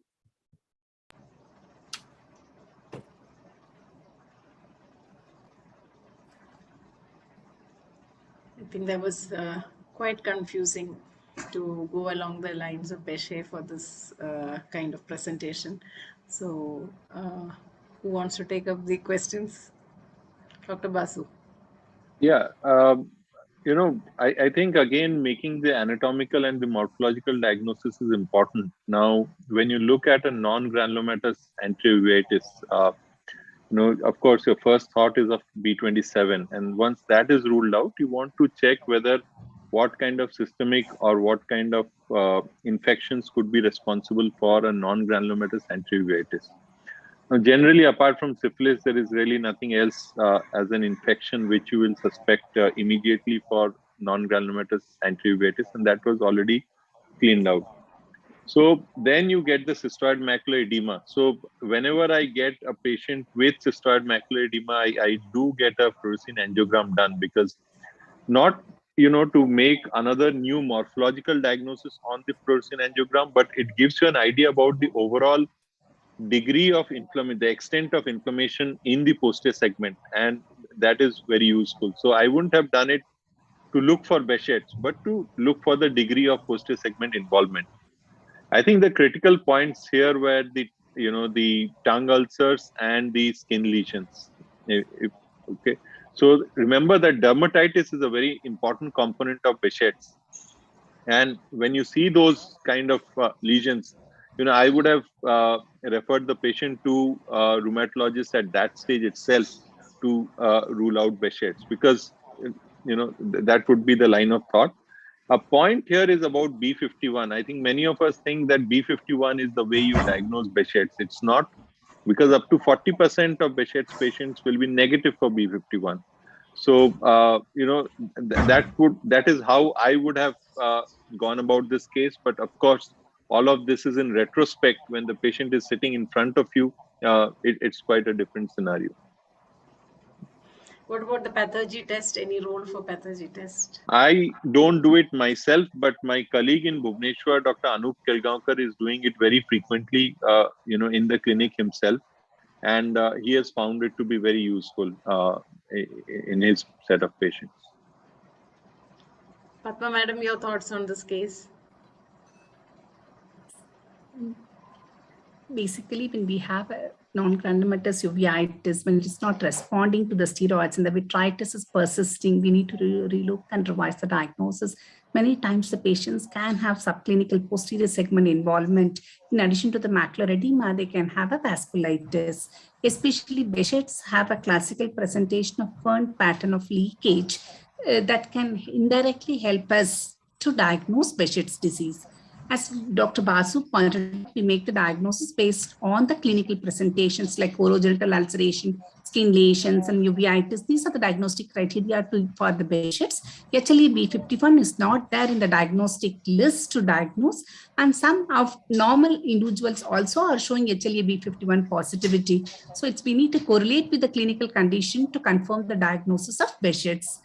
Coming to the management, Behçet's most often is a chronic. They don't respond very well like HLA-B27. You put them on oral steroids and topical steroids, switch over to immunosuppressive, the response is quick. You can bring it out to control. Whereas in Behçet's, it's a chronic and smoldering course. We may have to step up. One, immunosuppression does not work, add the additional immunosuppressive therapy and titrate the treatment. If the patient has an aggressive disease of Behçet's, then in that situation, extreme situations, now started using biologics as a first line of therapy to prevent the structural changes. Whereas this particular case is mild, we'll go ahead with the immunosuppressive therapy and steroids. And probably for a longer duration. A longer duration of time. Even for Behçet's, if you have to take up the cataract surgery, we have to make sure that the eye is quiet for about 6 months, and then only we take up these cases because they have severe course. When the post-cataract surgery, the inflammation is going to be severe. How frequently we do FFA or monitor the disease? We have to individually assess the case based on the clinical presentations. If you are satisfied, you want to step down the therapy, then you can reconfirm it with the NGO. Or if the patient is not responding, you want to step up, that also can be used. But there is no fixed guideline that you do it once in so many months. We have to individualize the follow-up schedule and the treatment titration in Behçet's disease. Most of the times they have a chronic course and end up with the disc changes. So we have to be aggressive in controlling the disease in this case. Dr. Mudithyagi, anything to add? No, nothing. I think Dr. Basu and Dr. Padmamalini ma'am have covered most of the points. Just one or two points are it's important, like what this case also highlights. In cases where you've got a recalcitrant macular edema which is not responding to your treatment, an FFA can be a very valuable tool in identifying an underlying etiology. So if you have a patient in your clinics who is not responding to your normal treatment, it's important to do an FFA. That will give you a lot of clues. This is where even in this case, FFA came to the rescue, helped in probably shifting your line of thought to what you are probably dealing with in terms of Behçet's. The other thing is to be aware of when we say recurrent oral genital ulcers. Now, a lot of times when we take this history, we ask our patient how many times have they had oral ulcers. But what does oral ulcer in a Behçet's mean? It basically means at least 3 episodes in the last 1 year. You should have that for you to term it as a recurrent oral ulcerations. So those are some definitions which we should be aware of. And like what this case also showed, importance of FFA in these cases where it is you are not responding to your treatment. So recurrent oral ulcers means at least 3 times in 1 year. So when we take the history, we should be a little bit more specific than what we generally just ask. Do you have any history of oral ulcerations? Non-granulomatous anterior uveitis with CME, again point well taken that fluorescent angiogram will probably help us. One, most of the time you can see CME as a posterior segment complication of non-granulomatous anterior uveitis alone. But it would be good to do an FFA just to be sure that the posterior segment is not involved in any other way. The fern pattern that you can see, or you might see some vasculitis that was not visible clinically. So that is one of the investigations that would help you. And recurrent non-granulomatous with recurrent CME, we should be thinking in terms of some other cause other than just a plain simple anterior uveitis. HLA-B51 is probably not positive all the time, so clinical diagnosis is very important, and that detailed history taking is also important. And patients who are diagnosed with Behçet will need to be on immunosuppression for a long time, and like Padma ma'am said, it will have a very smoldering course, and if you want to prevent optic atrophy, you have to monitor and aggressively treat the disease. So with that, we come to the end of Ignite 2022, and heartfelt thank you to all of you, Dr. Basu, Dr. Mudithyagi, and especially Padmamalini ma'am, who I know is here in spite of a lot of personal commitments at her home. Thank you very much. Thank you, my team, for being with me and making this a success. I thank all the other panelists, Dr. Divya, Dr. Nivedita, who presented the case, Dr. Lekha, whose case was presented by her fellow. So thank you all for being here, and all the case presenters, all of you who are watching on YouTube, thank you very much for making Ignite 22 a reality. Thank you so much. Thanks so much for including us. Yeah, thank you so much. It's a great program and always a pleasure to be a part of it. Yeah. Congratulations for the wonderful program, and thank you. Thank you. All right. Good day, everyone. Good day. Have Bye. a good day. Stay safe. Bye, everyone. Yeah.